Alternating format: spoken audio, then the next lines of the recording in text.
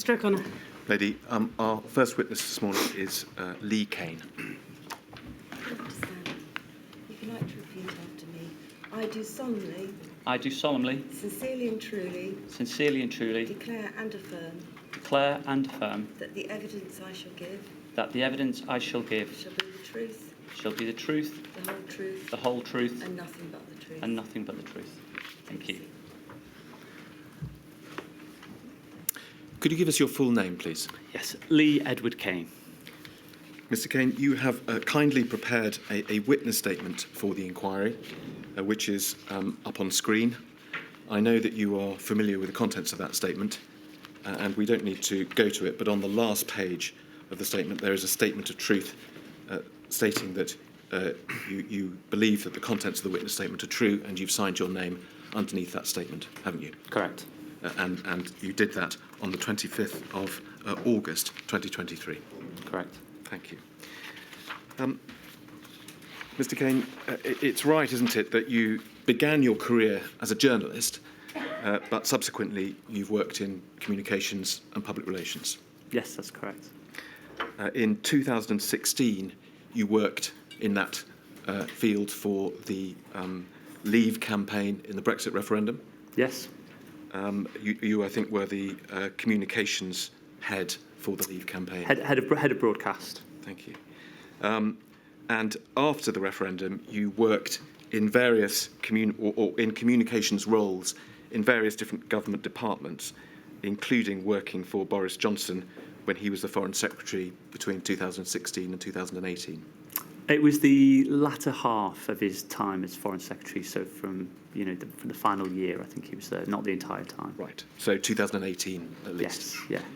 Yeah. And then when Mr Johnson became Prime Minister in July 2019, following Theresa May's resignation, you were appointed as his Director of Communications at Number 10. Yes, and I'd worked as well with him while he was on the backbenches during that sort of period in between. Between 2018 and 2019? Before he went back into Number 10, after he left the Foreign Office into Number 10. And then from July 2019, you held that post of Director of Communications until you resigned in November 2020, so 18 months or so. Yeah, just a bit short of that, correct. And if we look at your statement on that first page that's on the screen at the moment, Mr Kane, at paragraph 3, you refer to your position as Director of Communications, and you say that you were one of the Prime Minister's most senior advisors. As Director of Communications, tell us in a few sentences what was your responsibility? Did you in fact have responsibility for communications across government, or was it something less than that? No, I think it's your broad role and remit is to provide political advice to the Prime Minister within the sphere of communications, and it's quite nebulous to some degree what control and authority you have over the wider government machine. There is an executive director. When I was there, there's a gentleman called Alex Aitken who oversees the GCS, which is the Government Communications Service. So that is all of the departments and the ALBs and the budget and the marketing, all that side of things, and the civil servants would normally report into Alex. And we would work together on various issues, but as a sort of, it's quite unclear who's in control of certain elements, but mine would be more the political, but also more of a sort of counsellor to the Prime Minister as well. Yes, well, you use the word political, and as we'll come to see, your role was certainly not limited to, shall we say, presentational matters. You were advising him on what his strategy should be, not just how it should be presented. That was broadly correct. Give us a sense, Mr Kane, of your personal relationship with Mr Johnson in 2020. You say you'd worked with him for some years by then. Was he a friend of yours? I think he was my boss, so friend is it would be presumptuous for me to say, but I think we were close. We would speak pretty much every day, and I think I had a good understanding of him. I think part of what I brought to the Downing Street operation, having worked with him for quite a long time, was just a good understanding of how he would react to information, and you get a sort of simpatico almost, the relationship between a special advisor and a principal. I want to, Mr. Kay, to take you through some of the events of 2020 in a reasonably chronological way. And if we can start, please, by looking at page 4 of your statement, starting at paragraph 16. And you make the point here that although, as you say, there was an awareness of COVID-19 early in January of that year, it was only one of many issues discussed inside Downing Street, and you say it was a low priority at that point. And then if we can look at the next paragraph, paragraph 17, you talk about various other issues that had some prominence in January and into February: Brexit, 5G, reshuffle of the cabinet, HS2, and so on. So can you give us a sense then of where COVID fitted into the hierarchy of concern in January and February of 2020? I think it was it started off from a pretty low base, I would say. Number 10, there was always decisions to be made over, what will be the priority issues. As you can imagine, only the most difficult issues are dealt with in number 10, because if they were soluble, they would be solved at a departmental level.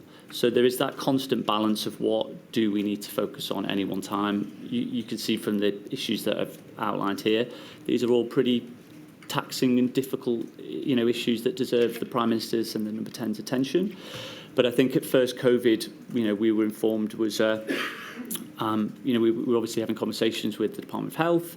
The view was the UK was incredibly well prepared. There had been a decade of pre-preparedness, and we were, amongst the best in the world to deal with a pandemic, and it was being monitored closely by officials in the Department of Health. So I think it was quite rational at that point to assume it would be a departmental lead, and they would continue to inform us as and when was required, when it needed more attention. I think, and you can see it goes up the sort of agenda in number 10 as we move through January and into February. Yeah. Clearly, we got that assessment wrong, but I think you can probably see why we made the judgments that we did at the time.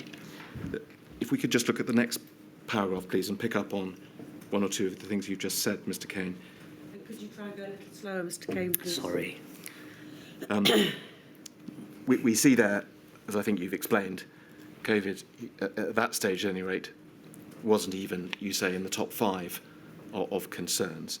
But you go on to say, as I think you've just indicated, that officials at the DHSC were confident of the strength of the UK's pandemic preparations, and the general view was that it was something that could be dealt with at departmental level.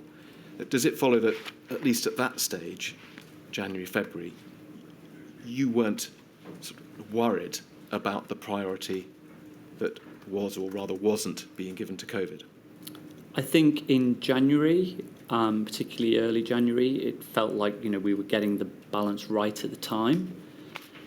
I think as we moved into late January and early February, I think it became clear that we didn't particularly have that balance. But then I think it becomes the focus from what I saw yesterday was quite a lot on individuals, but I think the actual institutions, the organisations within the Cabinet Office and and the Department of Health, the feedback was we are well prepared to deal with this and things are in hand. The question of whether number 10 should have been kicking the tyres more and checking those issues if they were in place, I think is a valid one. But I think we were probably complacent to the fact that the work was being done elsewhere when obviously it was not. You've mentioned a couple of times, and you refer here to officials at the Department for Health providing that assurance, talking about the plans and so on. Was it just officials, or was it the Secretary of State, Matt Hancock, as well?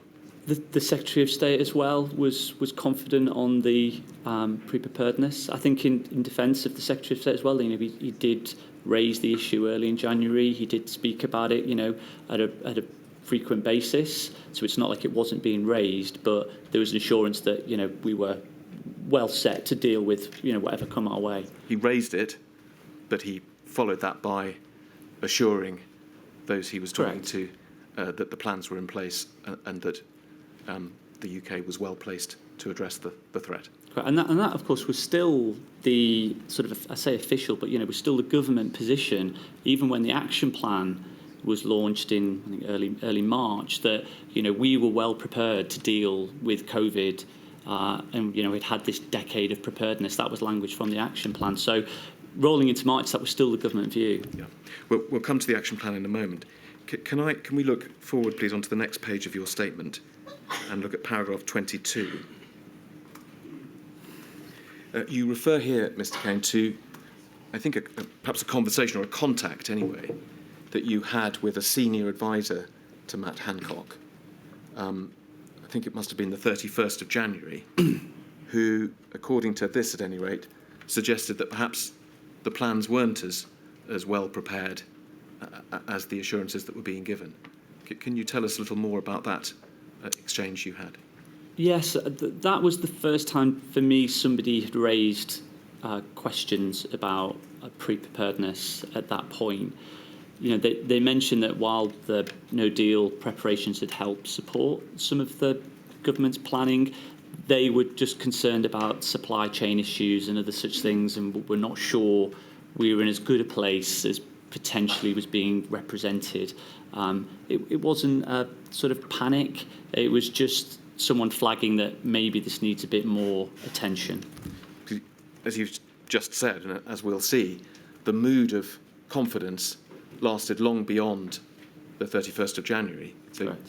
Did you do something about this warning that you've been given or not? So at that point, and I can't quite remember the beginning dates, I started to host a sort of cross-Whitehall meeting with the communication professionals, which we would invite departmental heads and arms and body heads like the NHS to come into number 10 and just raise the sort of issues that they were getting, because I think part of the problem the communicators were feeding into me was we're being asked a lot of questions by the media, and we don't really have any answers to many of these questions.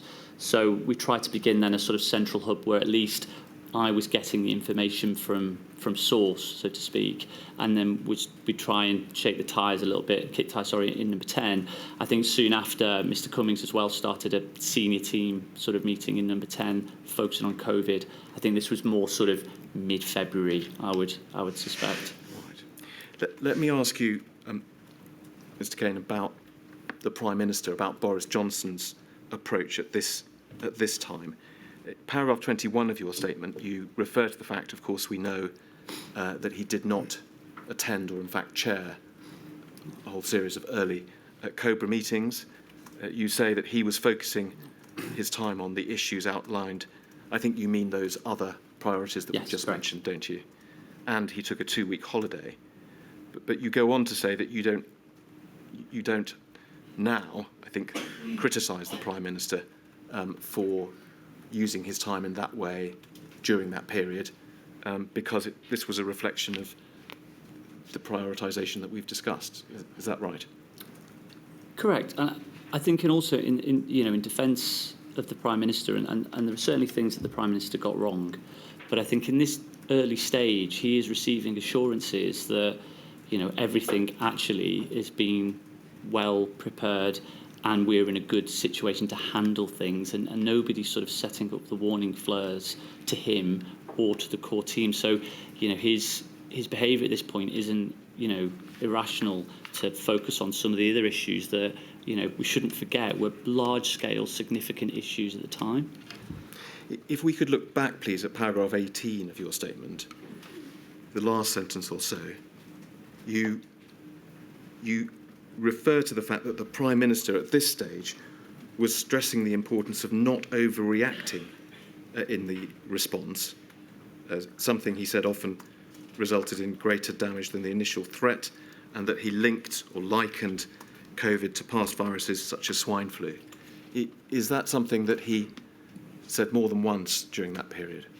It was. I think he was alive to the fact that previous health issues that had sort of taken hold, in years gone by, had proved to be sort of not as first anticipated. And I think he was worried about the government being swept up in a sort of media hysteria and overreacting and causing more harm than than he would otherwise. And I think that, he has a certain colourful phrase of language sometimes, but I think it was right and proper that we were looking to provide challenge to what potential options were at that point.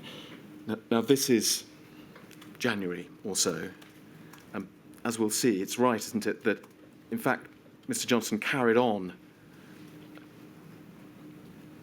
stating that he didn't want to overreact to COVID for some considerable time after that, even when perhaps other indicators were that this challenge was going to be more serious. Yes, that's correct. Let's just look, if we can, at INQ 0004813, please. It's a lengthy document. Thank you. Page 49 of that. So we see here, this is let's say a month on. It's the end of February, and it's a message from you to a number of people within Number 10, including Boris Johnson. And we see towards the bottom of your message, you're saying the PM should chair a COBRA every Monday with Hancock and officials doing the rest of the week. Can we take it then that some time has passed and you are now saying things are more serious, we've got to move up through the gears? Yes.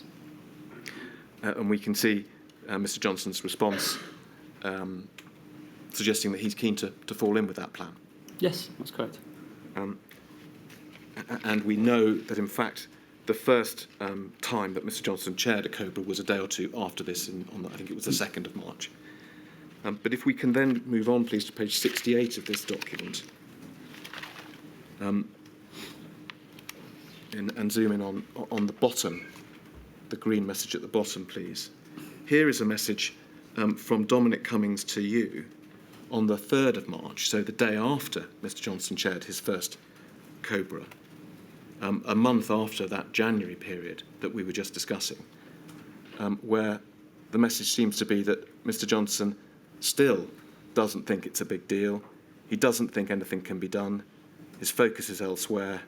He thinks it'll be like swine flu.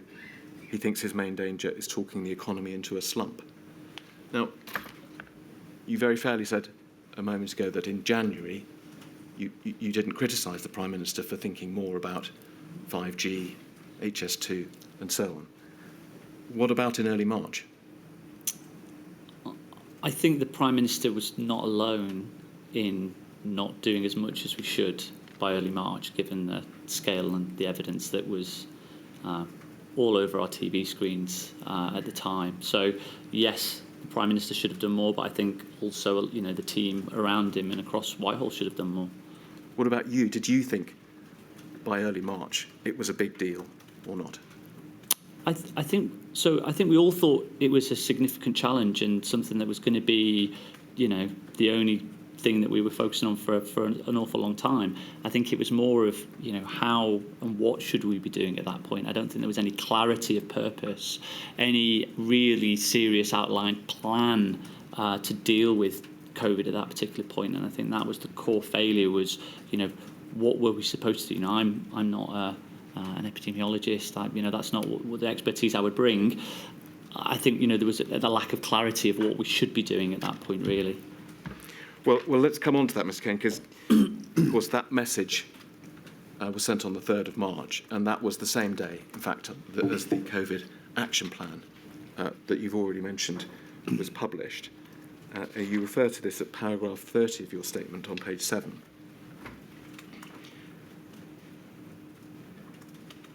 I think it's fair to say you're quite dismissive of this plan in your statement, Mr. Kane.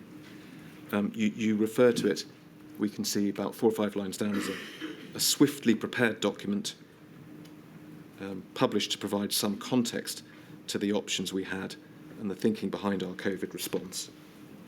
But then a few lines further down, you said many in government, including senior officials and politicians, repeatedly referred to the action plan as the actual government plan to manage the pandemic. This was surprising, as the document had little detail and was clearly only useful as a communications device. Now, you, of course, were the Director of Communications. At the time, in early March 2020, did you see it as just a piece of PR, or did you think that it was actually the plan? I mean, anyone who reads the document, will see that it's not a plan to deal with COVID.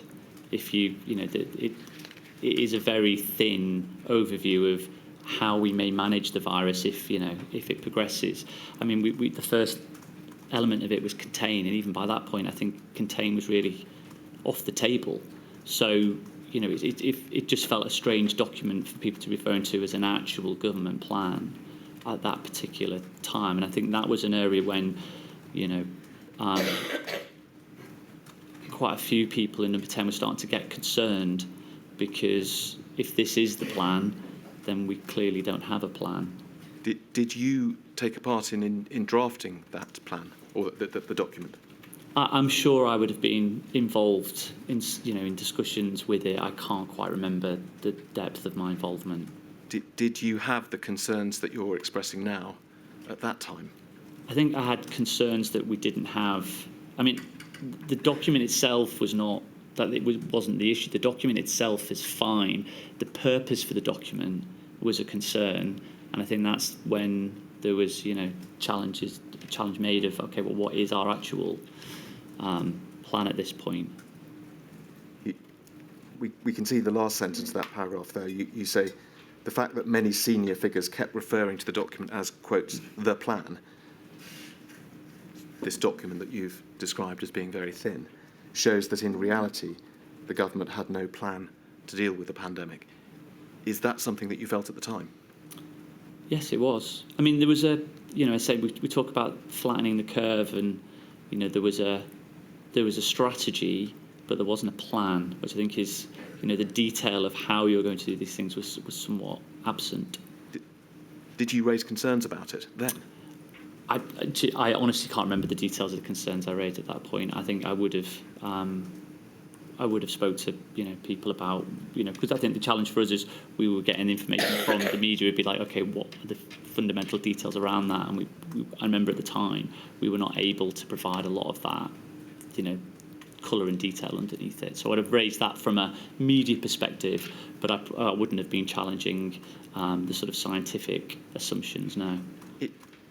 It was at around this time, and we may hear more detail later today, that Dominic Cummings was demanding to see the plans, calling particularly for the Department of Health to provide these pandemic plans that everyone had spoken so much of.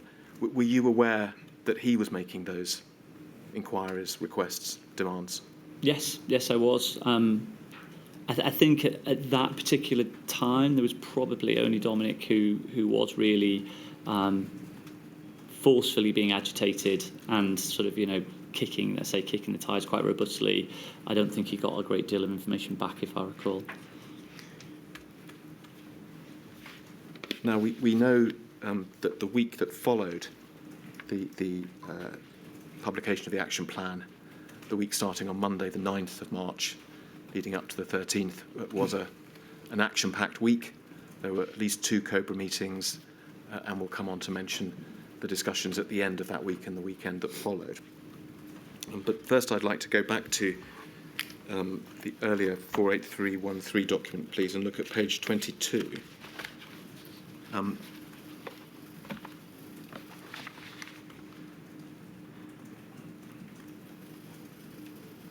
Yes. Thank you. So this is a text or a WhatsApp sent by Dominic Cummings to Boris Johnson on the 12th of March, so the Thursday of that week, where he says, "We've got big problems coming. Cab off. Cabinet Office is terrifyingly shit. No plans. Totally behind the pace.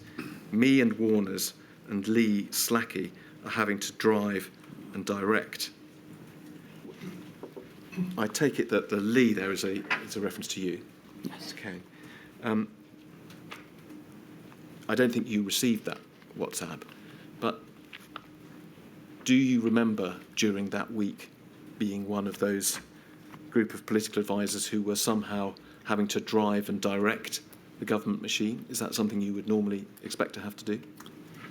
I think that the communication side drove a huge amount of the government machine during my entire time. Often, actually, in terms of looking at areas of policy, it's often comms colleagues that can find the holes and see where the problems are, because you get an understanding of where journalists will look and where things might unravel.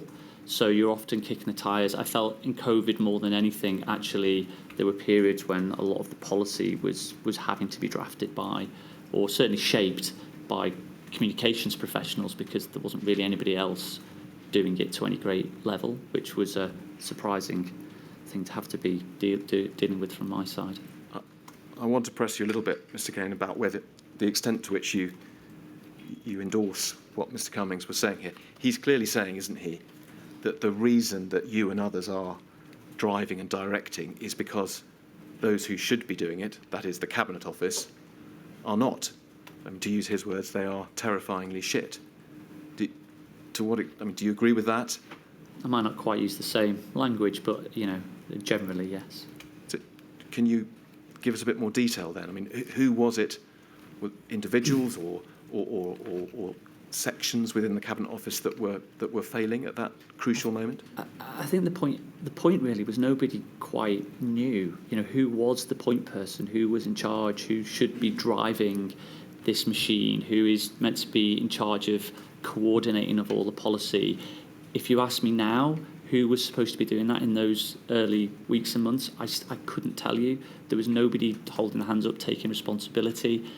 It would move around, and it fundamentally, like all problems, comes into number 10 and a small group of people who have to make the best of things. Well, just finally on this, presumably the Cabinet Secretary would usually be someone who would take a lead in responding to a developing crisis. Mr. Cummings makes no bones about his views about Mark Sedwell's conduct at this stage. He says he's out to lunch, he hasn't a Scooby what's going on, and his own officials know that. What do you say to that? I always had a good relationship with Lord Sedwell. I think he's a incredibly talented official. I wouldn't have known where the responsibility came for who should be doing X in the Cabinet Office. I would be looking probably a lower level, DG level, maybe for someone to lead that. So, I couldn't really comment on that. But overall, is this fair? You may not use those words. You perhaps didn't have as much to do with Lord Sedwell as he is now as Dominic Cummings. But the general theme of lack of leadership, chaos, if you like, is one that you agree with. Yes. Let's move on. I want to ask you about the discussions around the first lockdown decision. And if we can start by going to page 8 of your witness statement.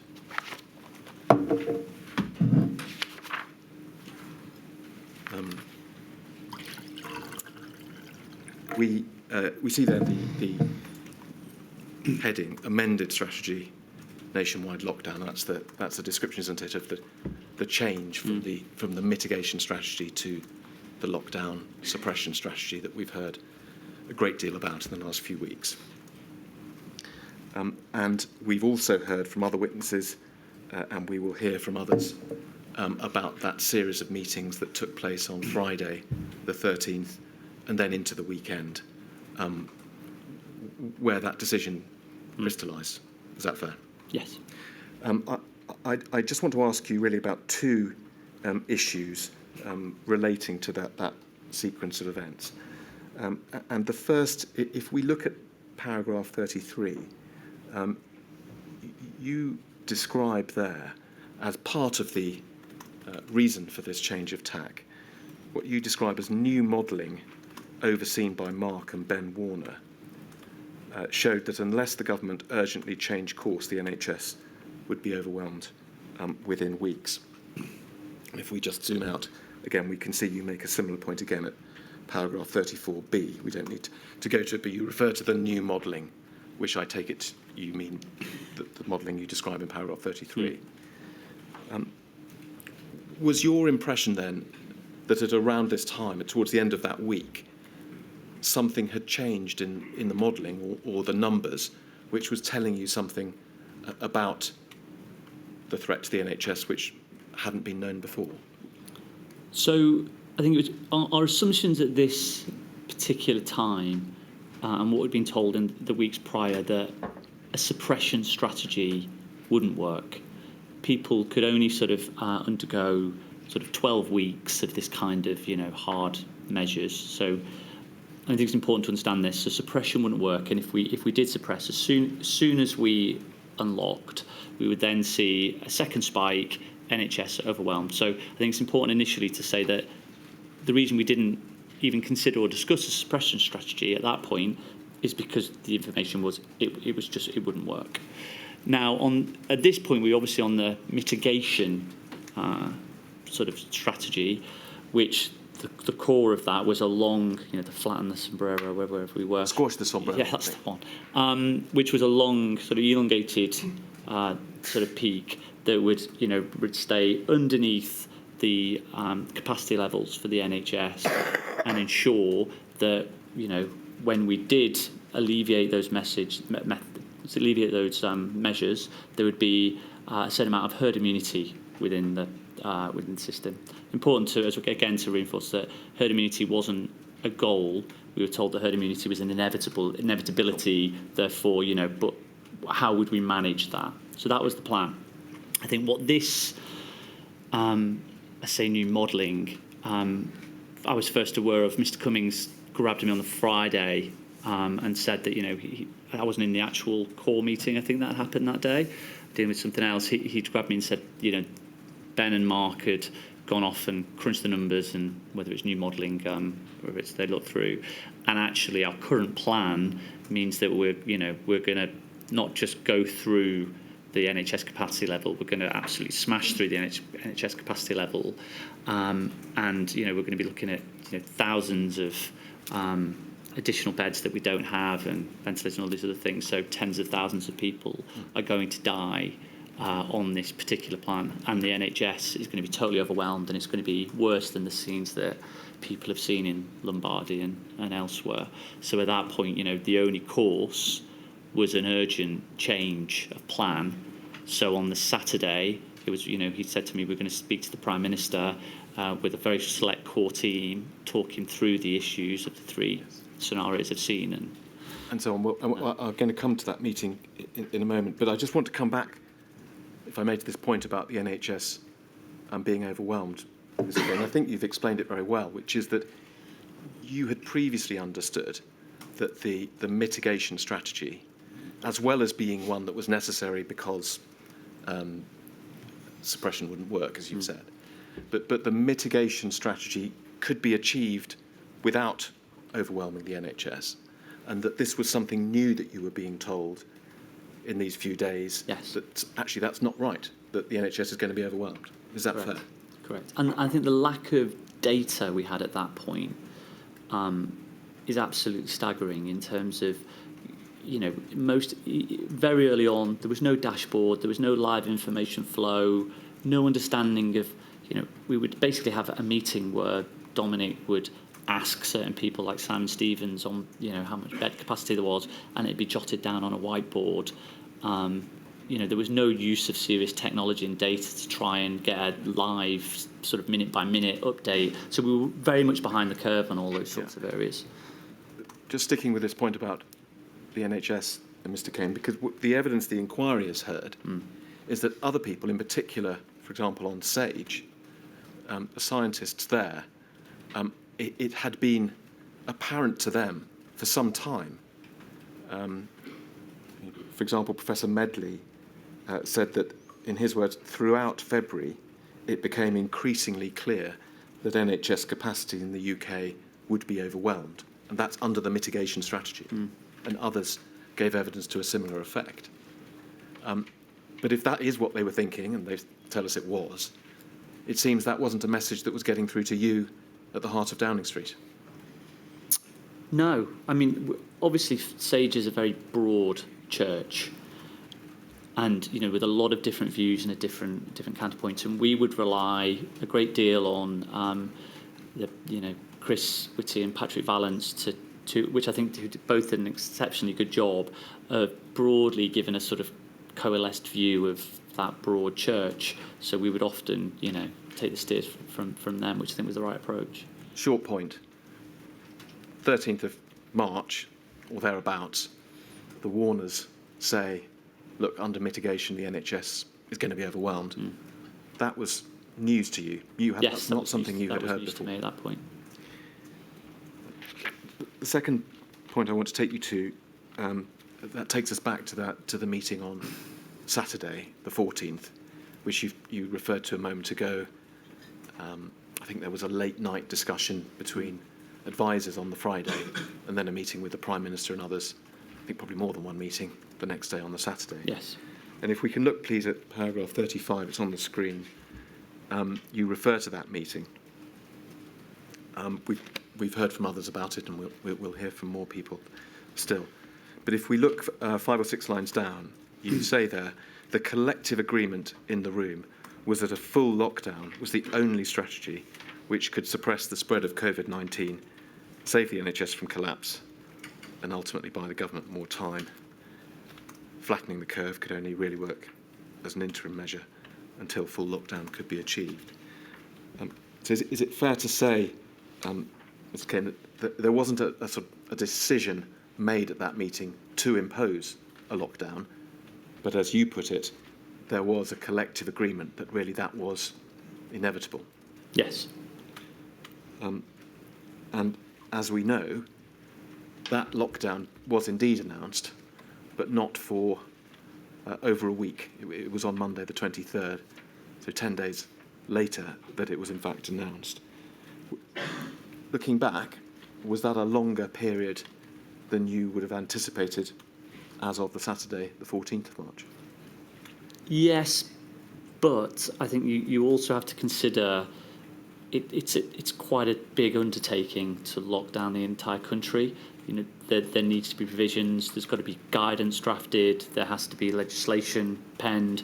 You have to be able to take people with you. The cabinet have to have agreements. So there's an awful lot that does have to happen in that space. All the communications we had to plan. So while it was longer than we would like, I think there is a justifiable reason as to why it has taken that time. There's a lot to do, and I'm going to bring you to these points in a moment. You've described many of the things that had to be considered, and the wheels of government perhaps don't necessarily turn as fast as you would like. But also it's important to say that this was a very grave decision to take, and so the damaging effects of lockdown had to be considered as well. Is that fair? Let's look, please, at paragraph 40 of your statement on page 10. You do say in the first sentence there, the implementation of the policy, and that's the lockdown policy, isn't it? Yes. The implementation of the policy was delayed. And then you go on in the rest of that paragraph to make very much the point you've already made about the wheels of government turning and all the things that had to be put in place to achieve that decision. I want to ask you about what is perhaps another theme, though, of your statement, which is that another cause of that delay, if we want to call it that, was indecision on the part of the Prime Minister. And if we go to paragraph 42, please, so it's, we already have it. You say another challenge was that the Prime Minister would occasionally oscillate between lockdown and other potential policy options, a recurring theme during the critical decision points of COVID, and to some degree understandable given the gravity of the decisions. You say he worried about the impact on the economy. We've already seen that. And then you say this in the next paragraph: the system works at its best when there's clear direction from number 10 and the Prime Minister. These moments of indecision significantly impacted the pace and clarity of decision making across government. What were the Prime Minister's concerns around this time, Mr. Kane? I think they were similar to the ones we've raised earlier on, is the government overreacting and will the cure be worse than the disease? I would say that it's pretty easy for advisors like myself to say Prime Minister should have done X, the Prime Minister should have done Y. I do think that this was probably one of the biggest peacetime decisions in recent years that Prime Minister's had to undertake, and it clearly weighed incredibly heavy on him. And I think it's him and him alone who has to take that decision. So it is understandable that he wrestled with it. I think. So I have few real concerns over this period of time. I think, I'm sure we'll come later to the summer and the second lockdown, where I think it's slightly more difficult to defend. Well, it's of course right that such a profound decision as locking down, with all of the damaging consequences that would follow, has to be carefully thought through. But it's right also, isn't it, that if one adds to that factor what your word oscillation, a degree of inability to take a decision, that can be a damaging thing, can't it? Yes, I mean, decisions can sometimes be worse than the wrong decision in certain circumstances, and I think indecision probably was a theme of COVID that people did struggle with inside number 10. I'd like to ask you about a WhatsApp exchange between you and Lee Kane that took place during this period, the week between Friday the 13th and... between myself and... Dominic Cummings. So it's 267920, please. Whilst Mr O'Connor's getting that document up, Mr Kane, do I understand from what you said earlier that you would defend the 10-day gap between the decision taken that there had to be a national lockdown and actually implementing that decision? Because I find that curious. As I said, I think it is longer than you would like, but I think it's important just to emphasise the amount of things that had to be done and the amount of people we had to take with us to deliver a nationwide lockdown. It's a huge undertaking, and to be honest, my understanding of government, that is government moving at a tremendous speed, which maybe says more about government than other things. But the machinery did feel like it moved quick for the machinery, but it's long. It's definitely longer than you would hope. Thank you. Let's look here, Mr. Kane. Let's not worry about the very top message, but second one down, there is a series of 4 messages from Dominic Cummings to you. And I think it's apparent that Mr. Cummings is in a meeting with Boris Johnson and Rishi Sunak. And he says, first of all, get in here, he's melting down. Before I go on, let's just note the date. So it's the 19th of March. So the Thursday of the week after that Saturday meeting that we were just discussing. Then he says, Rishi saying bond markets may not fund our debt, etc. He's back to Jaws mode wank. What does he mean by that? The PM at the time would refer to the mayor of Jaws from the film, who wanted to keep the beaches open. I think he had a routine from previous in his career where he would use that as a joke from one of his sort of after dinner speeches. But he sort of said, there's more harm coming. The mayor was right all along to keep the beaches open, because it would have been a long-term harm to the community. So it's a sort of reference to that. And then Mr. Cummings says, I've literally said the same thing 10 fucking times. He still won't absorb it. I'm exhausted just talking to him and stopping the trolley. I've had to sit here for 2 hours just to stop him saying stupid shit. And you say, I'm exhausted with him. There's then a gap for an hour, and it may be that there was then a press conference, because you then forward a tweet about someone who perhaps was watching that press conference, saying that they were confused by what Boris Johnson has said at it. And you say, as your message, no words. And then Mr. Cummings says, what did I say? It's only a matter of time before his babbling exposes the fact he doesn't know what to say. Now, the first thing to ask you, Mr. Kane, I think it's apparent from what you've already said that Dominic Cummings was someone you'd worked with for some time. You clearly had a close relationship with him.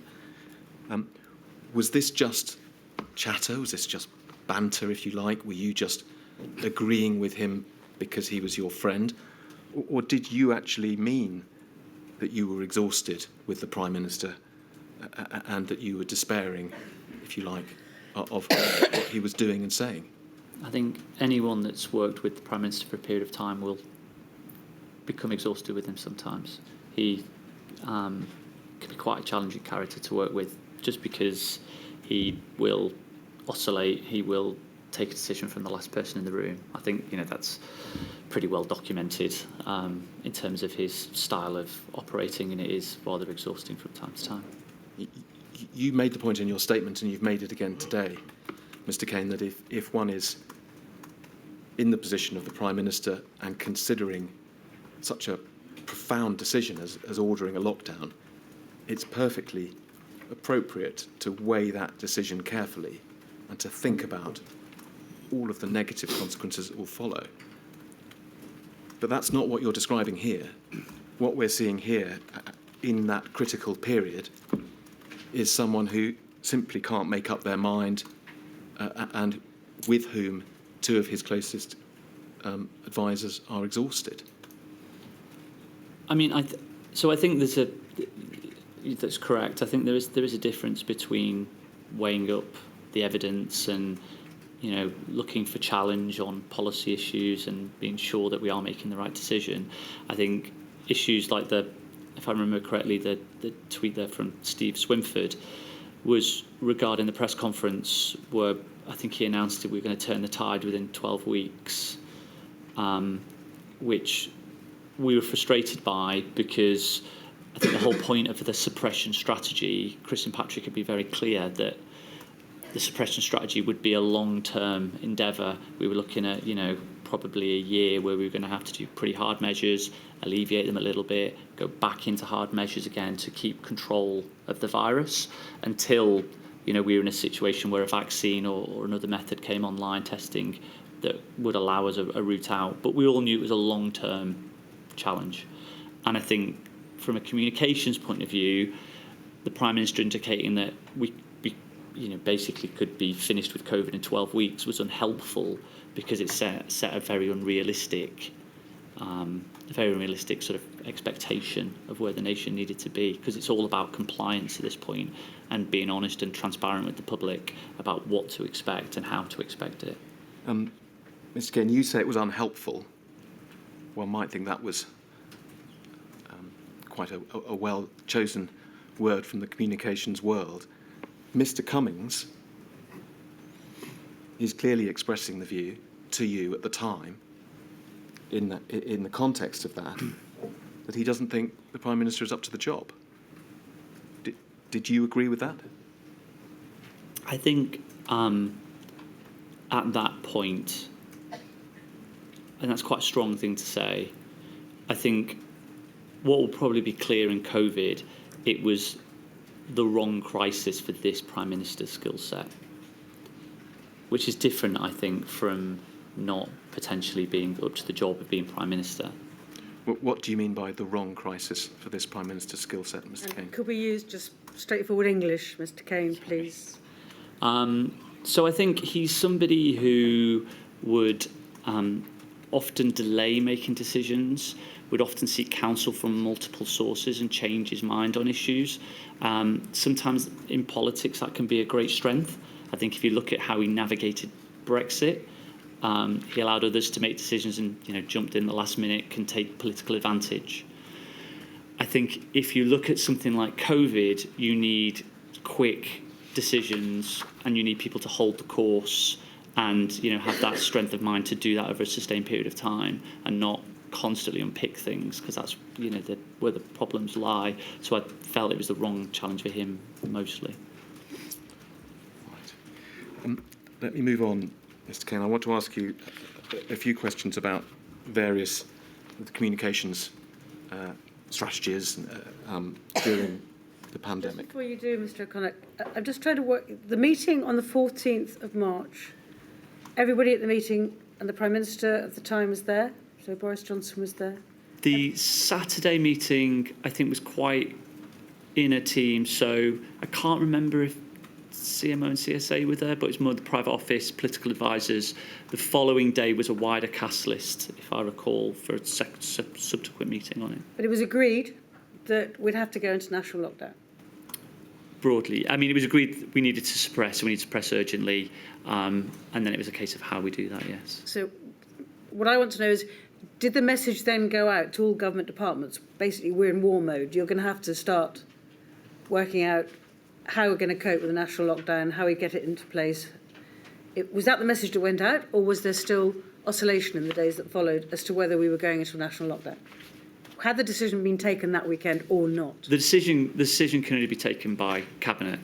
So I think it had to go through Cabinet processes before that could move forwards. But I still think there was a certain degree of uncertainty of exactly what it would look like.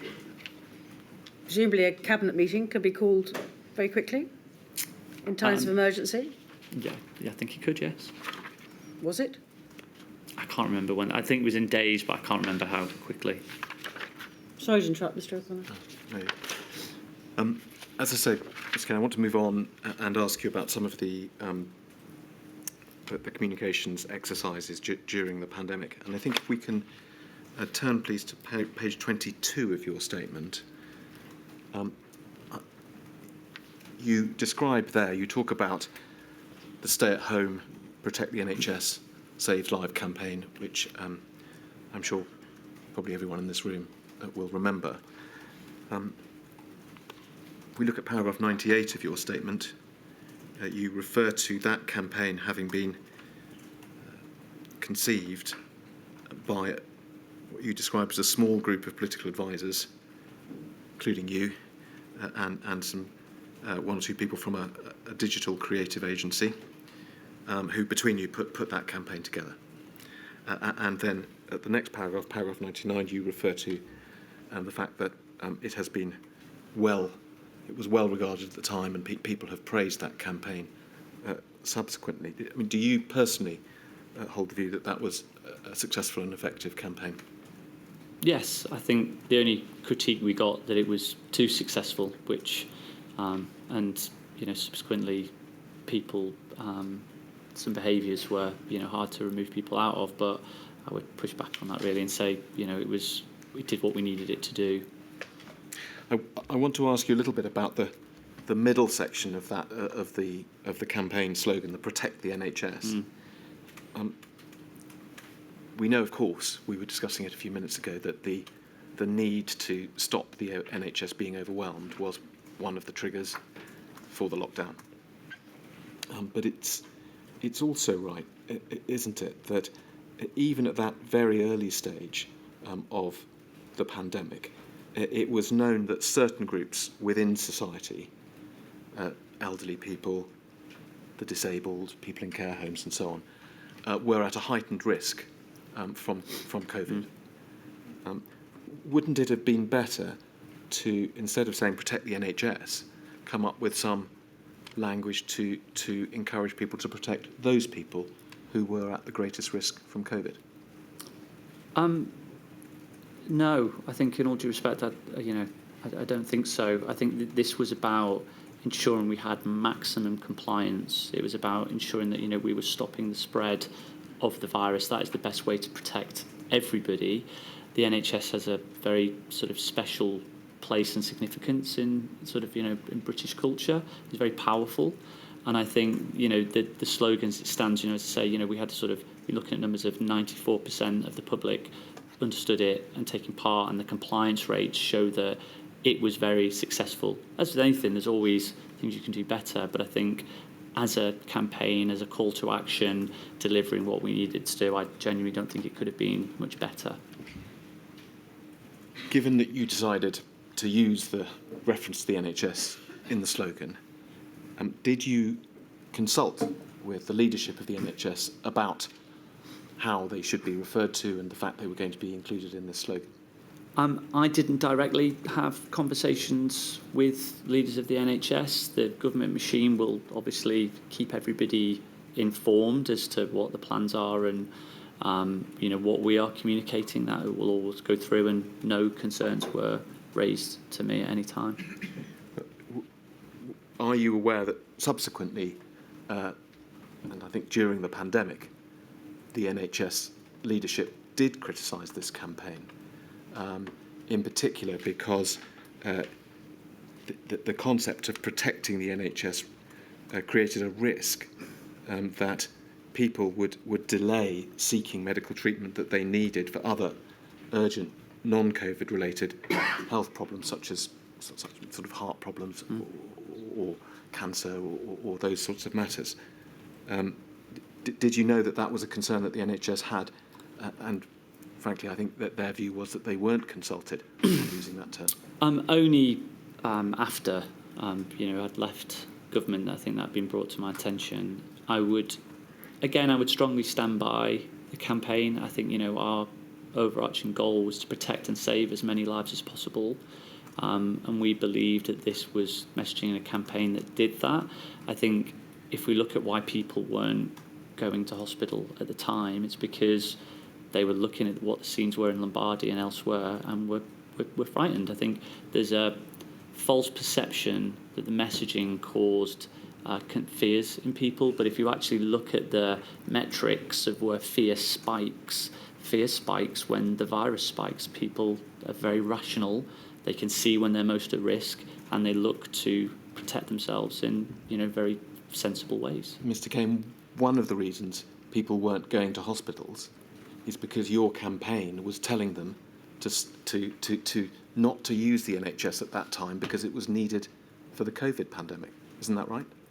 No, and I don't think that is what the campaign is telling people to do. And I think we were clear throughout COVID in interviews and other forms of messaging that obviously people with serious health concerns should seek help and go to to whether it's emergency care, wherever it is, as they would previously do so. What we were highlighting that there was a broader need for people to break contact. That was in order to provide care for those who needed it, and that would fundamentally save lives. And I'm very proud of what the team achieved during that period. We have evidence that in fact the NHS were so concerned about the impact of this messaging that they had to develop their own communications campaign, as it were, encouraging people themselves to come back to hospitals with non-COVID related issues. Were you aware of that? It was called the Help Us, Help You campaign. So we would have regular meetings with senior communicators from NHS England and from Department of Health. Never was this issue raised at any time with myself directly, and we say we would have these calls every week, if not multiple times a week.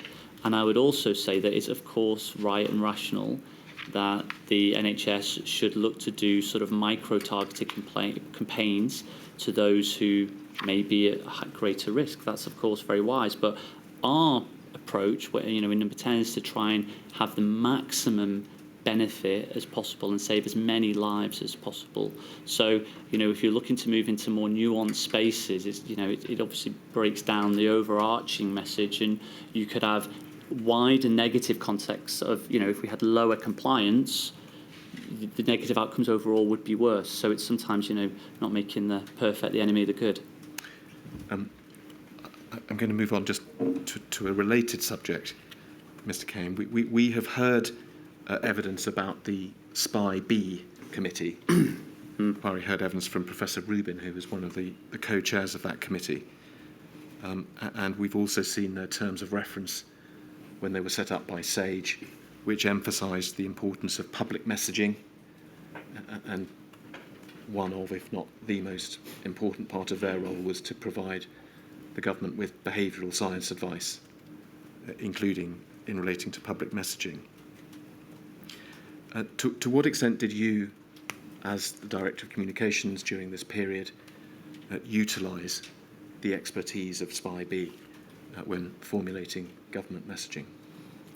I think the broad view was slightly questionable of some of the insights of SPI-B, so I didn't have a huge amount of dealings with them at that particular point, and the sort of dealings I did, I didn't find particularly helpful. We had a fast research loop that we would do via focus groups, via polling, things that we'd seen, we'd used pretty readily in political campaigning that was incredibly effective. Often they would be slightly different places to where Spy B were, and I would trust the judgment of the campaigners and the messaging people we used, which was some of the best in the world, if not in Western Europe, in terms of building the sort of messaging that we needed.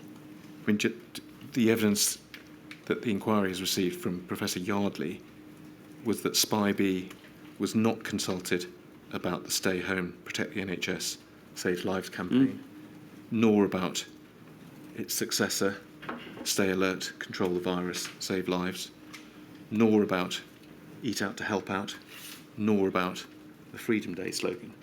So is it in fact the case that you simply didn't take their advice on any of these major campaigns during the pandemic? I think some of those slogans were ones that I myself didn't agree with and weren't particularly consulted on. So it's slightly different. But I think on the main government messaging, we, as I say, I've seen the critiques of the stay-home messaging, the critiques that we shouldn't use, some of the fear messaging, and they were at odds with the feedback we were getting from our own research, which I think the evidence of compliance and other things would suggest were correct. Mr. Kane, one of the functions of this inquiry is to think about future pandemics. We know that Spy B or a similar committee had existed in I think it was the 2009 swine flu epidemic. SAGE thought it was a useful body to reconstitute in 2020, as I've said, with messaging being one of its most important focuses. I mean, is your evidence to the inquiry that when the next pandemic takes place, we shouldn't bother with seeking advice from behavioural scientists about public communications and messaging? We should just rely on focus groups and experts in the communications field? I think that we should seek advice wherever we can get it, but I think we should also say that the behavioural science isn't always correct. I think there's different kind of messaging challenges. I think I spoke regularly with Chris Whitty and Patrick Vallance throughout this period. I would inform them about a lot of the communications. They would provide feedback. At no point did they say we should be taking on board some of the Spy B advice that was provided. And as I say, the things that I did see, I disagreed with. Now, if I got those things wrong, then that's my responsibility. But I fundamentally believe the messaging and the communications that we had were the right ones. I think the team who were part of those did an exceptionally good job. And I think there is government has some absolutely incredibly talented communicators that I was proud to work alongside.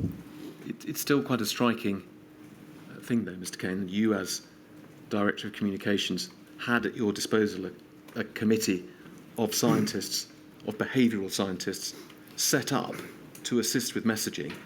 And I think the evidence you're giving is not that you engaged with them and had discussions with them and in the end perhaps disagreed with them, but that you just cut them out of the loop. I think it's wrong to say we cut them out. That they, I basically didn't have the discussions with them. Nobody approached me with advice or feedback. The feedback you're saying, nobody came to me with that feedback at the time. I was hosting, numerous messages, and the evidence that was presented to me, which was normally via email form or through, was at odds with the research that we were doing. And I think I would say to look at the outcomes, to look at the compliance, look at the evidence of the strength of the campaigns, and I would stand by those campaigns being incredibly effective. As I say, the Stay Home campaign, was seen as one of the most powerful public health campaigns in modern memory, with 94% of people understanding and complying with the messages that it sent. And that framework it gave us, I think, went a long way to saving a significant number of lives, and I'm very proud to have been part of it. Mr. Kane, I'm going to move on. So just a couple more issues around communications. Firstly, I want to ask you about the extent to which you considered communications across the UK as opposed to England. Of course, we're focusing on 2020 and the messaging during the pandemic. Did you regard it as your role to be thinking about communications across the UK or communications in England? Or did you not really think about the difference between those two things? I think you would broadly look at, across the UK, and, that's where I think part of the work with Alex Aitken, who focused a lot more on the paid advertising, for example, where I think that your paid media is slightly different from your earned media. The earned media we would focus predominantly more on the Prime Minister and England, where the paid media would be more of a UK-wide approach, which Alex would lead and push through. The challenge is, I assume you're moving to actually become more about politics than communications quite often. And I think that's where the challenges in this space really came. Well, let's look at a document, Mr. Kane. It's 214168, please. I know you're familiar with this document. The context is it not, that as the first lockdown was being eased, at least in England, and the stay-at-home message that we were just discussing was being replaced in England by the stay alert message, there was pushback, at least from Scotland and Nicola Sturgeon's government, to say they didn't want that message to be used in Scotland because it didn't, in fact, reflect their public health decisions that they were taking in Scotland. Is that a fair summary? Correct. And what we see here is an email responding, if you like, internally. So it's from Alex Aitken, who you've mentioned, to Martin Reynolds, but we can see you're copied in on the response just above it. Describing this problem, and if we cut down to the headline, which is a point 9 in bold, recommendation, brackets for ourselves, despite the objections from Scotland, run the campaign nationwide and work with the devolved administrations to deliver the most effective campaign and deconflict if necessary. Was that what you understood? Yes. The sort of the policy to be? Well, so there's different things. We're talking about the messaging and the policy.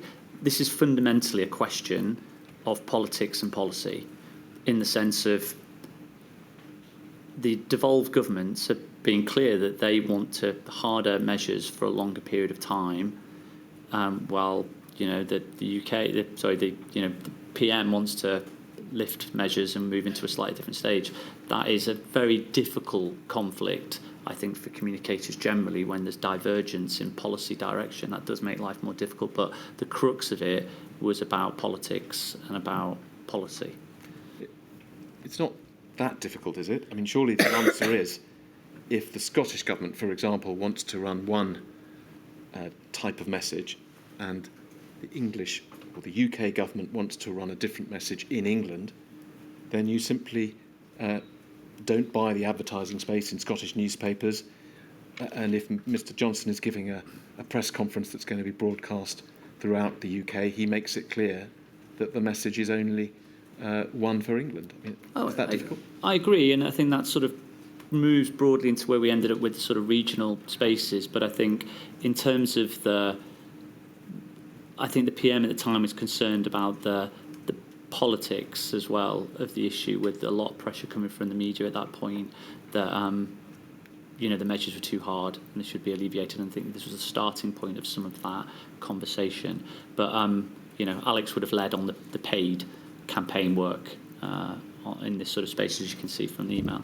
The appearance from point 9 there, Mr. Kane, and you were, as you've said, involved in the politics as well as the communications.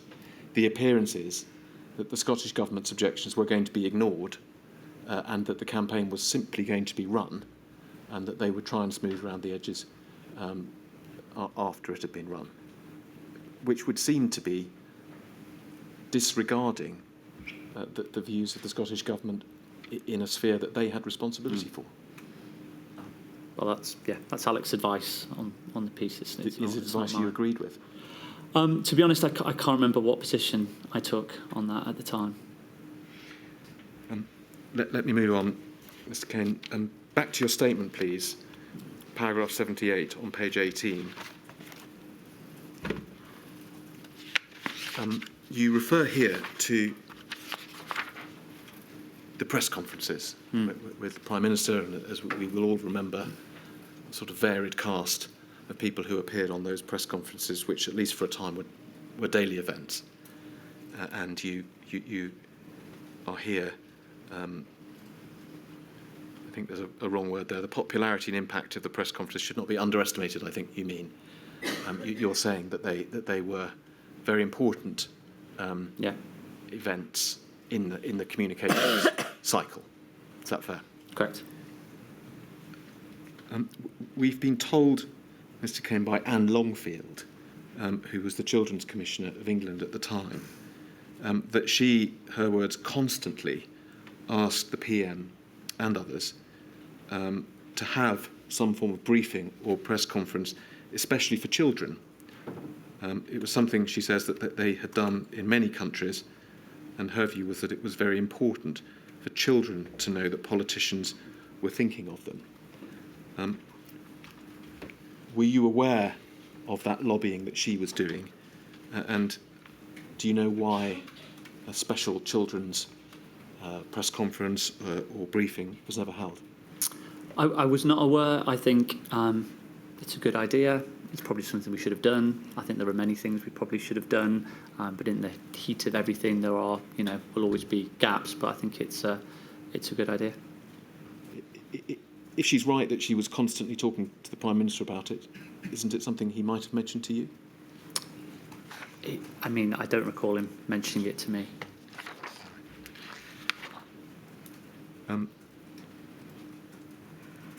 Lady, I'm about to move on to another topic. I wonder if this is a good moment to take a Yes, reasonable break. of course. I hope you're warned, Mr. Kane, that we take a break every so often for everybody's sake. I shall return at past.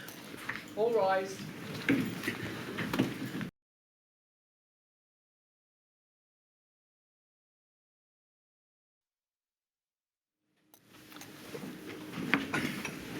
Mr. O'Connor. Lady. Mr. Kane, one more question, if I may, on communications before I move on. The stay-at-home campaign that we were discussing before the break created, did it not, an obvious problem or a risk in the field of domestic abuse, in the sense that those who were victims of domestic abuse and who, for obvious reasons, would not want to stay at home, would feel that they were being instructed nonetheless to stay in an environment where they were suffering abuse. Were you aware during the pandemic of suggestions that not enough was done by the government to speak to those victims and to make it clear that they were not expected to stay at home if they were suffering abuse? I think if I recall, there were questions raised by members of the media, and I think we tried to do a lot of the sort of micro-targeting of messages in the daily press conferences. It was a time where the media would come and air their questions, and then we could talk directly to people in huge numbers in their own homes about specific issues, and that is broadly, I think, how we used to tackle a lot of those things. There would also be individual departments that would lead on those issues that, again, as we saw earlier on with the Department of Health, that would target certain groups and certain sectors. They wouldn't necessarily come to my desk on those scale communication issues. They'd often be held departmentally, or we deal with them, say, by the press conferences. You mentioned press conferences, and I think one of the concerns at the time was that although Priti Patel, Home Secretary, was vocal about this issue, it was something that the Prime Minister, Boris Johnson, either didn't mention at all or certainly didn't mention enough during his press conferences when he had the opportunity to send that message. I think it would be unfair to criticise the PM on that particular issue. I mean, it would depend on if he'd been briefed, if there was something particularly we were trying to get across. There's obviously a lot of other issues at all similar times, and again, we'd expect it to be a more of a department-led issue. I think Bridget Patel did press conferences from time to time herself, and again, Chris and Patrick would also reinforce some of those messages at different times, as well as the micro-targeting. Looking back on it now, do you think more should have been said about this issue during the pandemic? I think there's a range of issues that we could have gone into more detail and tried to be more targeted, but I think we did genuinely the best we could with a lot of those issues in hand, because there was a huge amount to communicate to so many groups. It was a challenge to get your arms around it all from number 10. All right. I'm going to move on, Mr. Kane, although not too far in terms of themes, to talk about some of the parts of your statement where you refer to a lack of diversity amongst core decision makers and some of the consequences of that. So if we can go, please, to page 28 of your statement, at the very top. So it's 121D, the top paragraph.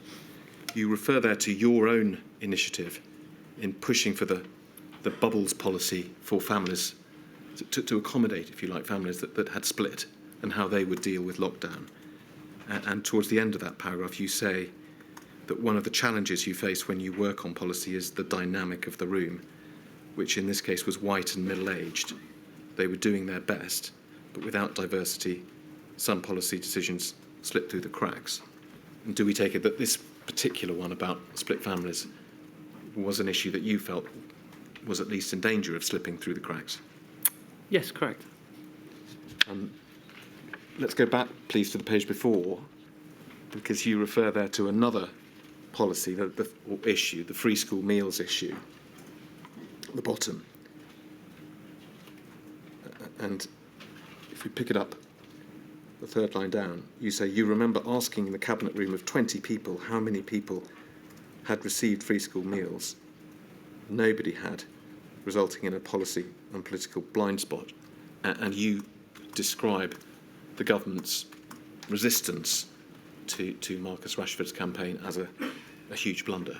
Can you expand on that? So I think, firstly, on the diversity point, I think, it's quite clear that there were challenges of gender diversity, socioeconomic diversity, and ethnic minority diversity at the very top of the PM's top team. And I think, as I say, this does have a challenge because people have their own lens through which they view problems through no fault of their own. It's just, a worldview or experiences that they've lived. But I think with the Marcus Rashford, it's a fantastic campaign. It was one that was obviously gaining huge amount of media attention. But there was a view from the PM at the time that we were spending huge sums of money, and we needed to have a bit more restraint on public finances. Now, this was of course, it's sensible of him to start looking at public finances and look at where we could, develop slightly more rigid structures. But I said to him at the time, I don't think hungry children is the place to start, just from a,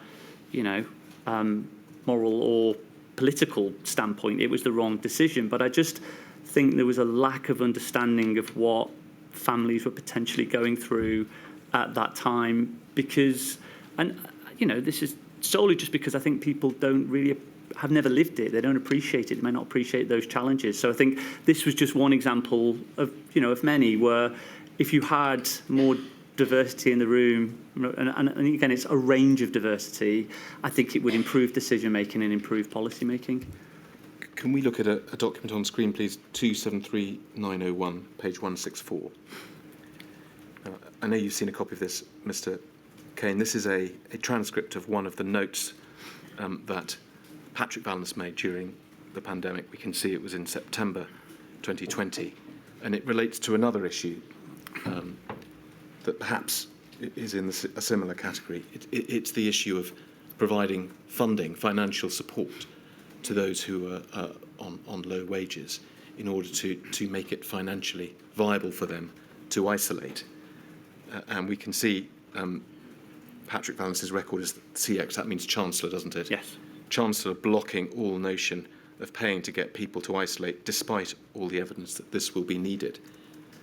Let me ask you two questions in all. One is, were you aware of this resistance, perhaps a bit like the free school meals issue, to providing this funding? And secondly, is it, in your view, a similar point where an issue fell through the cracks because of a lack of diversity in the room?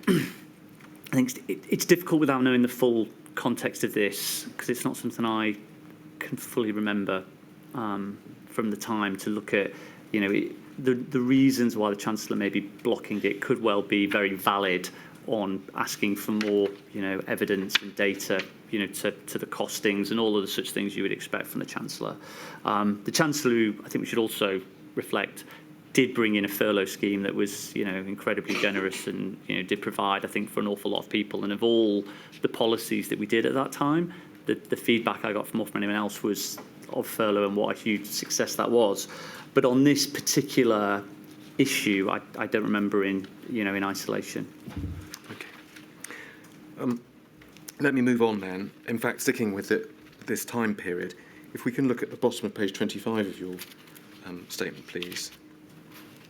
We see the title, Coming Out of Lockdown, and so we're in the summer of 2020. And it's a paragraph 116. You describe a tension between some advisors, officials and ministers who wanted to take a slow, cautious approach, and others who wanted to unlock much more quickly and get back to how life had been before the pandemic had started. And this is a theme in this part of your statement, how those tensions worked out. In the following paragraphs, I won't take you to them, but you describe, is this right, that the more aggressive approach of unlocking quickly was one that was favoured by the right wing of the Conservative Party, and also in the printed media. The Telegraph is an example you give. Is that right? Yes. But you also say that your own research showed that the general public mood was actually more towards the cautious end of the spectrum, the opposite to the view held by, on your understanding, the Conservative Party. And this was all fed into that tension that you describe at the bottom of that page that we're looking at. Is that fair? Yes. And was this one of the factors which underpinned the Prime Minister's indecision later in 2020, September, October time, about whether or not to have a circuit break lockdown? Yes, it was. I think the Prime Minister was torn in this issue. I think if he would have been in his previous role as a journalist, he would probably have been writing articles saying we should open up the beaches and, how we should, get ahead with getting back. And I think he felt torn where the evidence on one side and public opinion and scientific evidence was very much caution, slow. We're almost certainly going to have to do another suppression measure, so we need to have that in mind, to, media opinion and the bulk of, a certain rump of the Tory party was pushing him hard in the direction. So I think that was probably part of the reason for the oscillation, because, the rigid measures were very much against the sort of what's in his sort of political DNA, I guess. In your statement, you referred to two schemes, two policies over the summer of that year, the back to work policy and the eat out to help out policy, which were both trying to send the, shall we say, business as normal message. You're very critical of both of those policies now. Were you critical of them at the time? Yes. Can you tell us what you said and who you said it to? So I think, I and particularly the other communicators as well would just find it very, very difficult, because a huge part of what our role and responsibility is at that point is what are we signalling to the public. There's a huge amount of focus that goes on, particularly in Westminster, which is, what is being said, as apart from, how things are being said, rather than, what it is you're trying to communicate. And at this point of developing policy, we are indicating to people that COVID's over, go back out, get back to work, crowd yourself onto trains, go into restaurants and enjoy pizzas with friends and family, really build up that social mixing. Now, that is fine if you are intent on never having to do suppression measures again. But from all of the evidence we're receiving, from all of the advice that we were receiving, it was incredibly clear we were certainly going to have to do suppression measures again. We knew that all the way through. That was the strategy from the start. So to then move forward and say, hey, we're going to get back into work when business wasn't even asking for business, for people to come back into work. In fact, they were encouraging their employees to stay at home still. We developed all of these tools for remote working, but it was government seemed to be on its own demanding people go to work when, the research we had was saying people, were still quite cautious. Business were feeding back they didn't want to do it. The scientific opinion was people didn't, that we were going to have another lockdown. So to me, it made absolutely no sense whatsoever why we were talking about getting everyone back to work, and that was the stories that ended up being on the front pages, which was a cause of great frustration. We know that there were calls for a circuit breaker lockdown from September of that year. Were you a supporter of those calls at the time? I was, yes. We also know that that didn't happen, at least not in the first place, and that instead there were rules around tiering throughout the country and the rule of six and so on. Can we look, please, at 48313, page 54? This is an exchange between you, Simon Case, and Dominic Cummings, Mr. Kane. It's one the inquiry has seen before. It starts with Mr.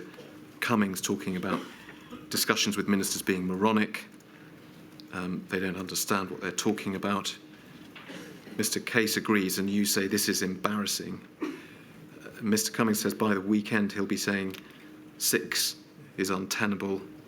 The total disaster. We've got to get everyone back to work. Was that a reference, do you think, to the rule of 6, or it's not quite? I think there was a discussion at the time we were going to do 2 households, a rule of 6. There was a sort of broad policy conversation, so I assume it's around those issues, yes. Just reading down, we see references then to, in fact, Mr. Johnson did change his mind again rather sooner than perhaps had been anticipated. You say, what's his issue? Christmas cancelled stuff. Is this another emergence of the, I think your word was oscillation, but the indecision that we were discussing before the break? Yes, and I think this point was what was probably these sort of months was when it was at its most pronounced, because he did not want to do any harder measures. He didn't want to go back into suppression, but I think most of the advisory team knew that was an inevitability. And I think the crucial thing was, I think you can forgive some of the errors in the first lockdown because things were moving at incredible speed. We were, the sort of building the train tracks as the train was moving in that first period, which meant it was, there was inevitably going to be mistakes. But I think we tried to learn as best we could. I think by the time we moved into this later period, I think the rump of number 10 felt that, okay, well, we've learned all these lessons from the first period of lockdown.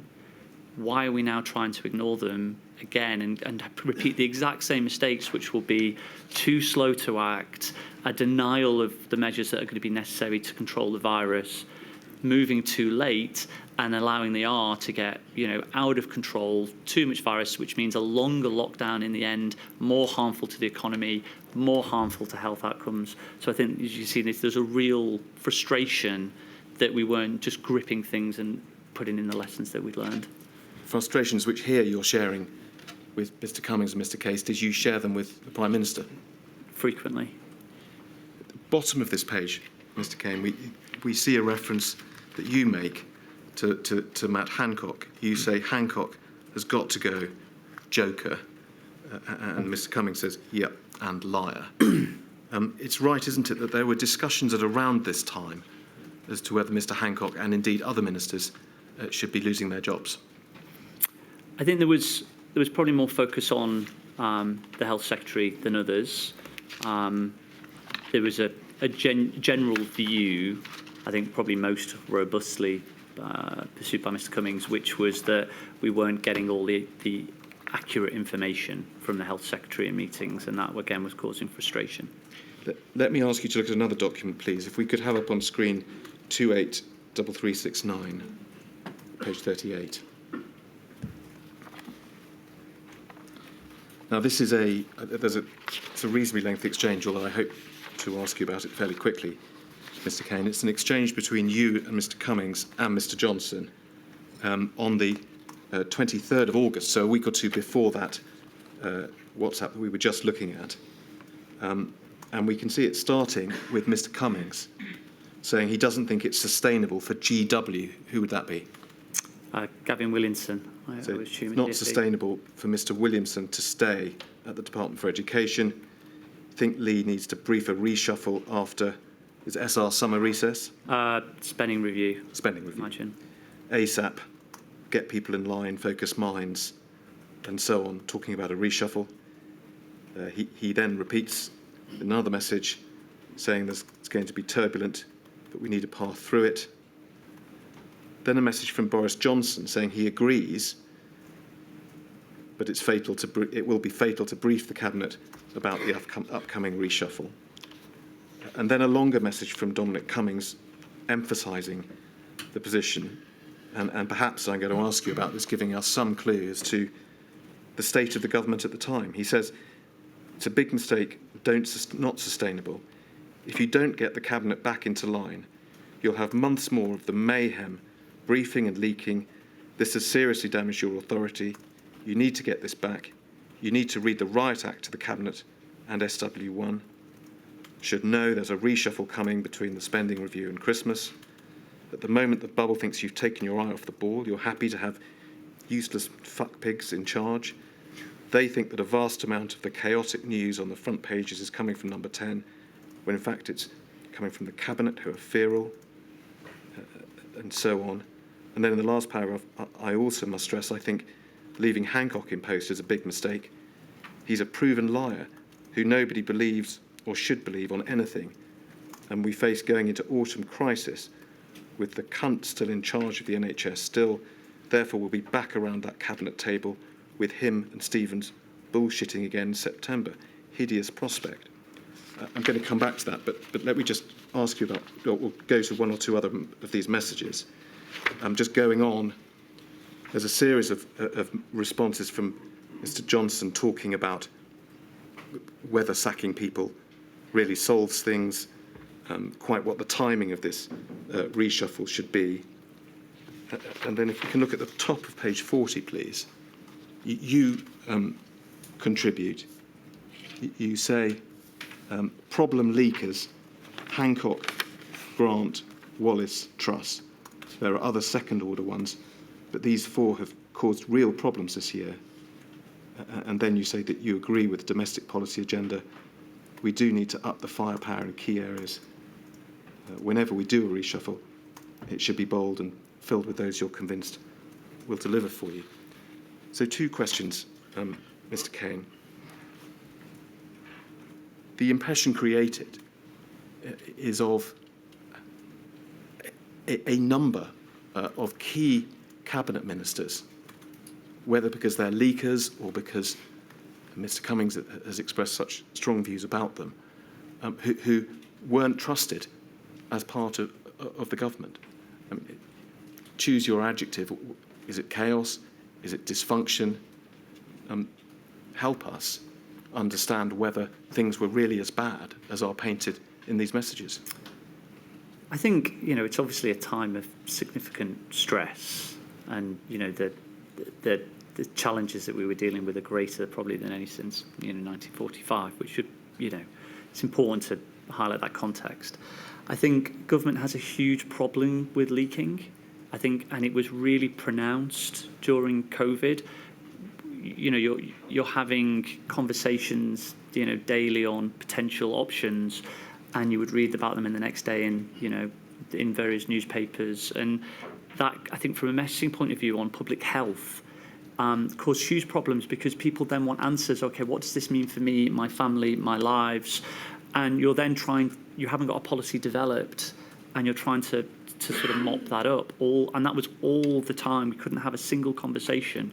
And I think that's because the sort of politics and the sort of knockabout view of sort of almost like politics as entertainment is now so entrenched in the relationship between the media and with the government. It's hard to stop it. And I think, you know, it's something you deal with as part of politics during normal days. I think in a crisis like this, it was one of the most difficult issues we faced was the constant leaking of stories. Second question. Reading through it, of course, these are private exchanges, and we must remember that. But the language that is used repeatedly about colleagues is rude, it is dismissive, it is aggressive. We will hear evidence of a so-called macho culture in Downing Street at the time. Is this a fair reflection of the culture? So first, I'd like to point out it's not, you know, not my language or what I would have used. I would say that, as I mentioned earlier, there is a problem in within Mr. Johnson's sort of senior team that there was a lack of diversity, and that was to say in gender, in socioeconomic, and in ethnic minority. And I think if you lack that diversity within a team, you create problems in decision making, policy development, and culture. So I think that's all part of the equation. But I think fundamentally, any number 10 is a direct reflection of the principle, and I think that's probably the case here. Right. And finally, Mr. Kane, I want to just ask you one or two questions back on the question of the circuit breaker lockdown. And you describe in your statement, I won't take you to it, the meeting that happened on the 20th of September, where Professor Hennigan, Professor Gupta, and others were brought in virtually to Downing Street to discuss. And you, in your statement, make it clear that you regarded at that stage it as essential that a lockdown should take place, but that the Prime Minister disagreed and emphasised the economic arguments. At around this time, a few weeks later, I want to take you to INQ 267902, please.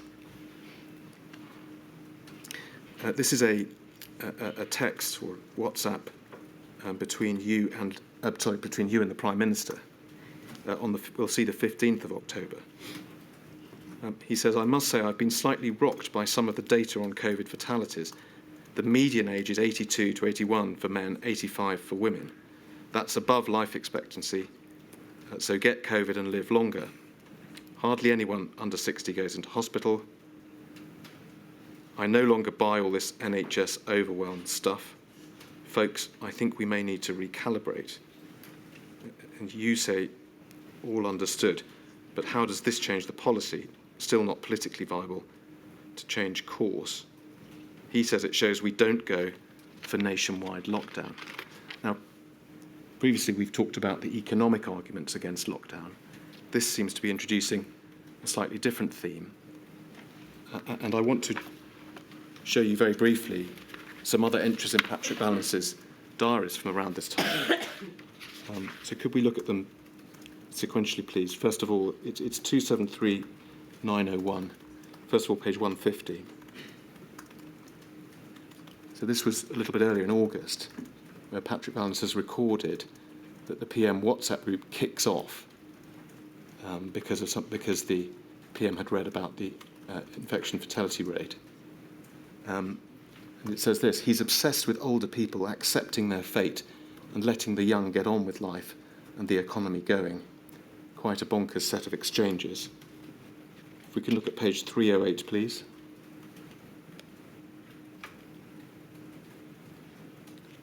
On a similar theme, picking it up a couple of lines down, PM says, his party thinks the whole thing is pathetic and COVID is just nature's way of dealing with old people, and I'm not entirely sure I disagree with them.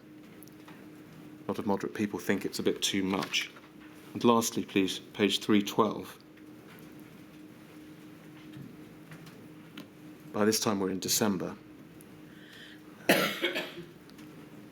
We see the Chief Whip says, I think we should let the old people get it and protect others. PM says, a lot of my backbenchers think that, and I must say, I agree with them. Now, the theme in those notes is similar, is it not, to that WhatsApp we looked at between you and the Prime Minister? It's not saying that the economy is the main argument. It's related, but it's different. It's saying, look, it's only old people who get this disease. Why don't we just let them get it so the young people can live their lives? Is that something which you think influenced the Prime Minister during this period? I think you could see from the evidence he was I think he was concerned about the damage on society as a whole, and he was trying to view it through that lens. I think some of the language is obviously not what I would have used, but for me the core argument was always the same, which was your choice is that we lock down and control the virus, and we do so as quick as possible to minimise cost to health and cost to the economy at the same time. The only reason you can start having any of these conversations is if you have no intention of bringing in further suppression measures, which for me was always morally and politically, a non-starter. It was never something any responsible government or any responsible Prime Minister could or would undertake. So I felt a lot of this was just noise and distraction. And when reality became clearer, as it would, he would, and did actually take out the measures responsible. I think some of it is important to focus on. I think he acted too late on some of particularly the later lockdowns, but he did actually do what I believe to be the moral and responsible course of action. It was just later than it should have been. Mr. Kane, thank you very much. Those are all my questions. Lady, there are, as you know, two sets of questions from core participants. There are. Mr. Metzer? Thank you, my lady. Mr. Kane, I ask questions on behalf of the long COVID groups.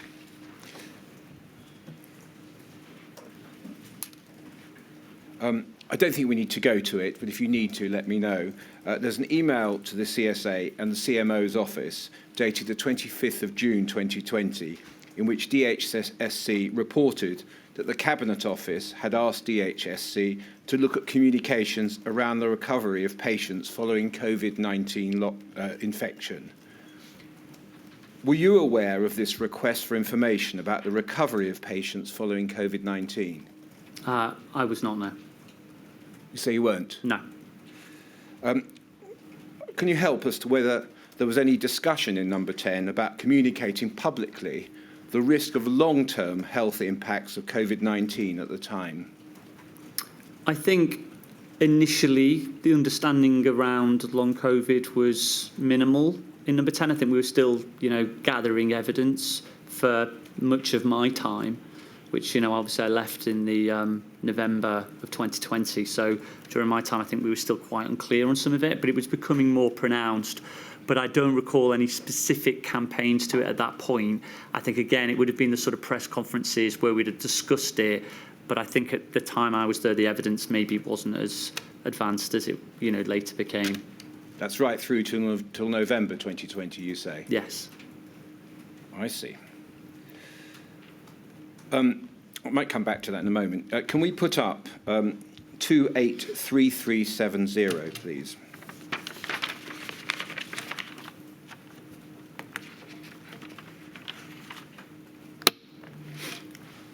On the 5th of July 2020, NHS England announced your COVID recovery service, online rehabilitation service. And Sir Simon Stevens said the service would benefit, in quotes, and it's there, tens of thousands of people who are suffering long-term effects of coronavirus. You've said today that you met with the NHS regularly, even many times a week. In any of those regular meetings, was this announcement ever discussed?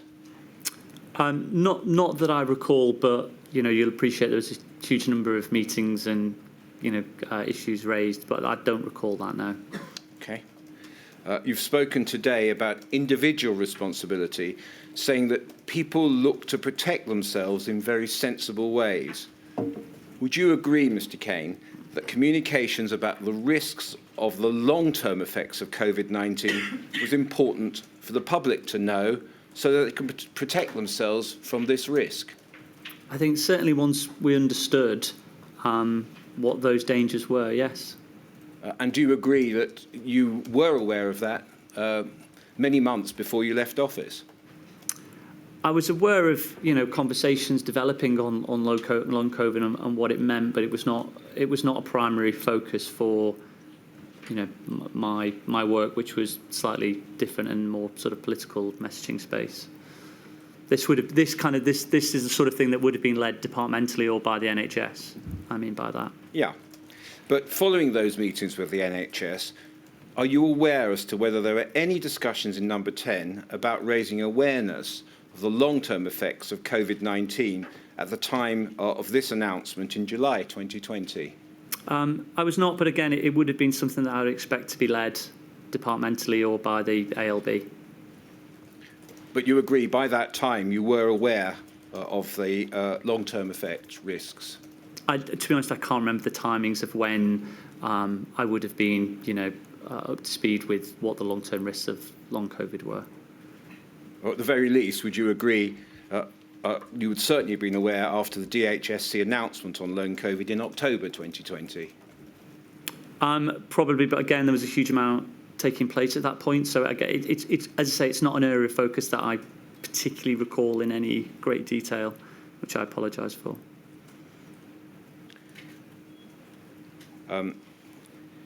At paragraph 89, page 20 of your witness statement, you said at the beginning of the COVID response, vital public health messages were distributed via a mixture of Department of Health, Department of Transport, or the Cabinet Office digital channels. Did the fact that different government departments were distributing public health advice result in inconsistent messaging?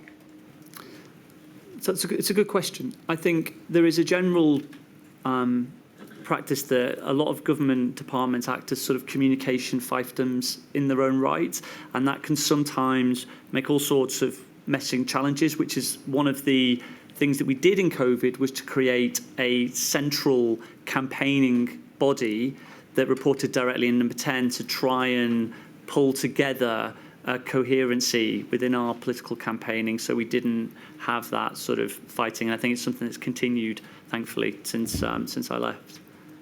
But the existence of that fiefdoms, as you've put it, would you agree, did have a genuine risk of inconsistent messaging? Well, I think we fixed that particular problem. I think that was something I was acutely aware of in part of the changes I wanted to make to the government communication system. So we did try and fix that with sort of command and control cabinet office centre that oversaw the campaigns as opposed to pushing them through. But that obviously came in sort of in the summer, I think, more in the sort of summer of 2020. And what was that central campaigning body? It's a group that's within the Cabinet Office that will consist of highly trained campaigning professionals who understand a lot of sort of newer media techniques. And the general thesis would be that departments themselves would have to pitch into that sort of central body to have campaigns they wanted to do green lighted, because the government spends hundreds of millions on campaigns, and 162 a year when I was there, most of which people don't notice. Metrics for measuring them are pretty poor, so we just wanted to professionalise that particular area. So do you say through that central body there are attempts to coordinate public health messages communicated by different departments? Correct. How were public campaigns on COVID-19 updated by the government as information became available? I think, as policies change, we would try to, make those amendments into our public communications. I'm not sure you've answered the question. How were the campaigns updated? Well, the policies, changes would be fed into the communications team. We would then look at, certain research, best ways to communicate them, and then make changes to, public announcements, to campaigns, whatever they were, as appropriate. So who, if anyone, was ultimately responsible for communicating through government messaging that there was a risk of long COVID? I think it would fall in between, the Department of Health and Alex Aitken within the Cabinet Office, or indeed the NHS. So there's the different areas would pick up different responsibilities. I'm not sure where the full responsibility would lie with that. It depends on the severity and how, I assume it would be in the Cabinet Office. So I do read between that there's a danger it would fall between and not be dealt with by anyone. I think, in the size and scale of government, that is indeed possible. And the last question I want to ask you, Mr. Kane, is in the absence of a clear coordinated communications plan on long COVID, do you agree that number 10 and the Cabinet Office failed to alert the public sufficiently about the long-term effects of COVID-19? I can only really comment during my own time, and I think part of the problem was just, developing the evidence stream. I think at the time, and the focus was on the live issue of dealing with the immediate response during my time. I think, I'm not sure how that subsequently changed as, I departed and the pandemic itself changed and our understanding changed. Well, certainly, would you agree then, by the time, until you left in November 2020, as you've said, you would agree that there was a insufficient failure to alert the public about the long-term effects?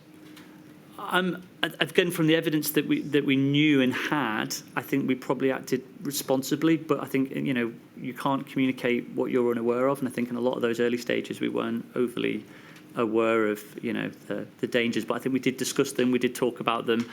They were raised within the press conferences. I think it was something that and those press conferences alone, we're looking at 10 million people watching every single evening, huge numbers. So these were issues that were raised.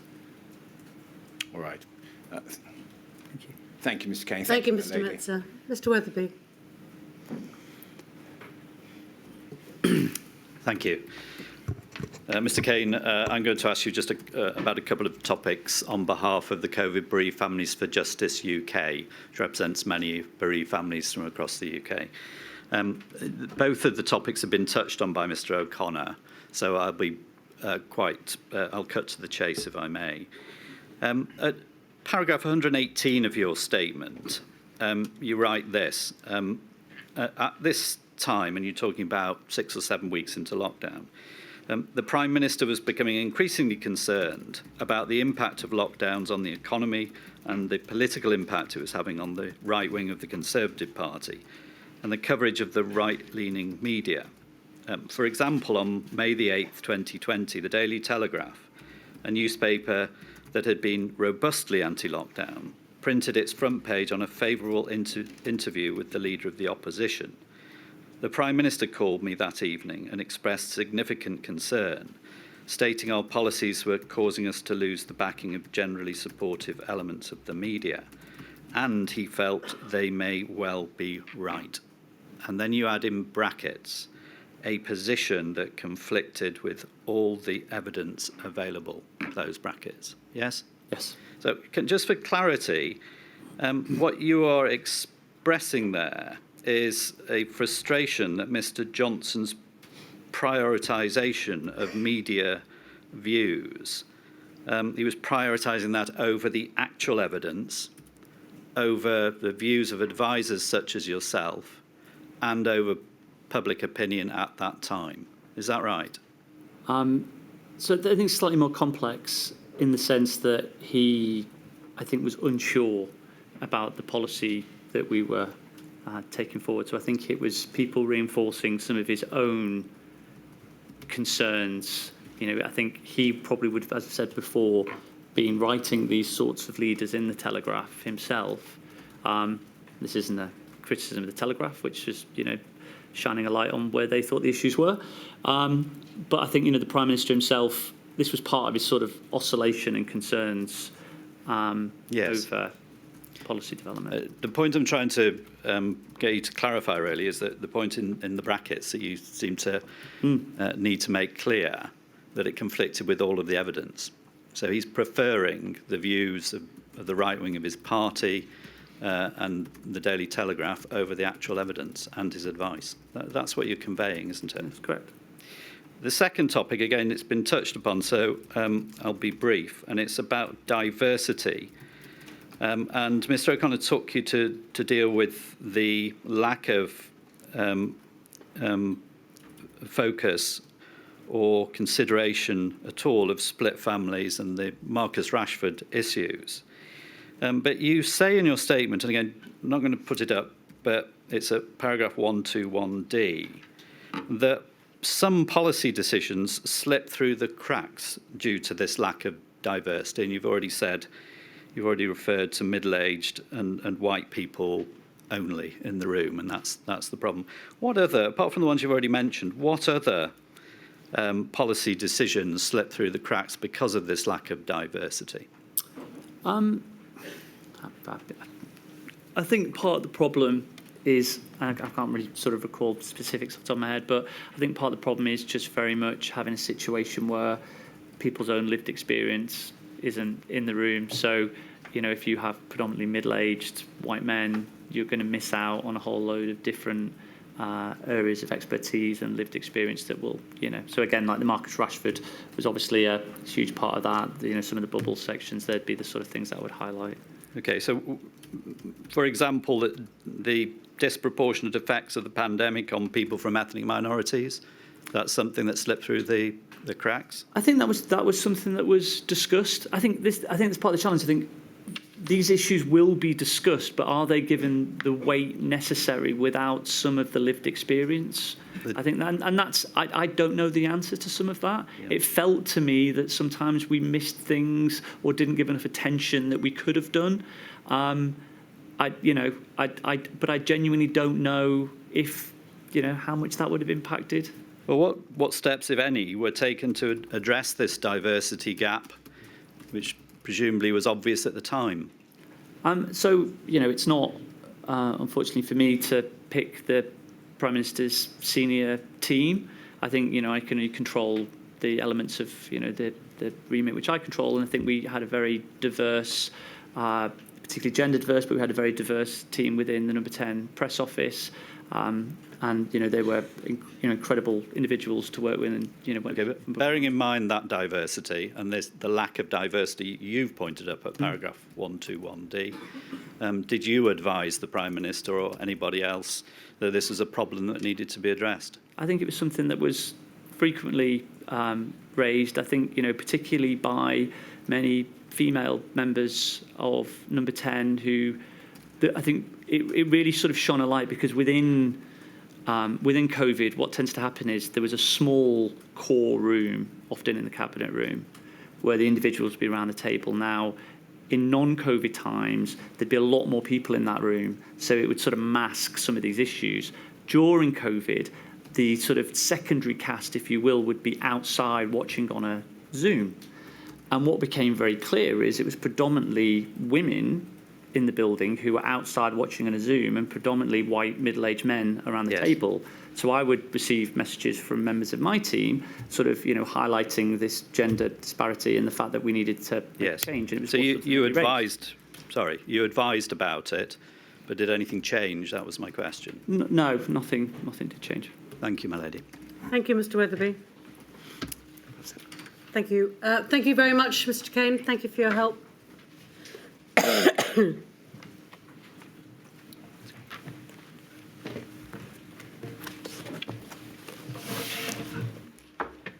Just so people understand, we'll probably have a shortened lunch because I think we've overrun a little with Mr. Kane. Thank you, my lady. That would be very helpful.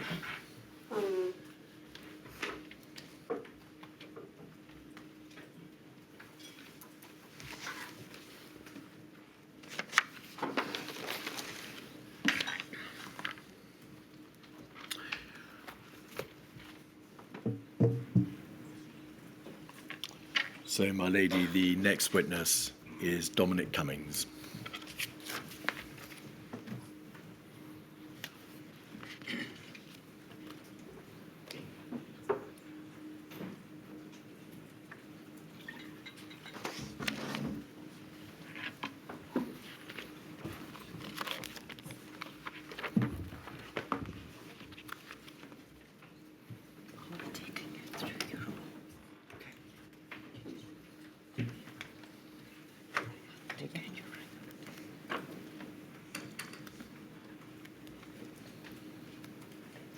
I swear by Almighty God I swear by Almighty God that the evidence I shall give that the evidence I shall give shall be the truth, shall be the truth, the whole truth, the whole truth, and nothing but the truth. and nothing but the truth.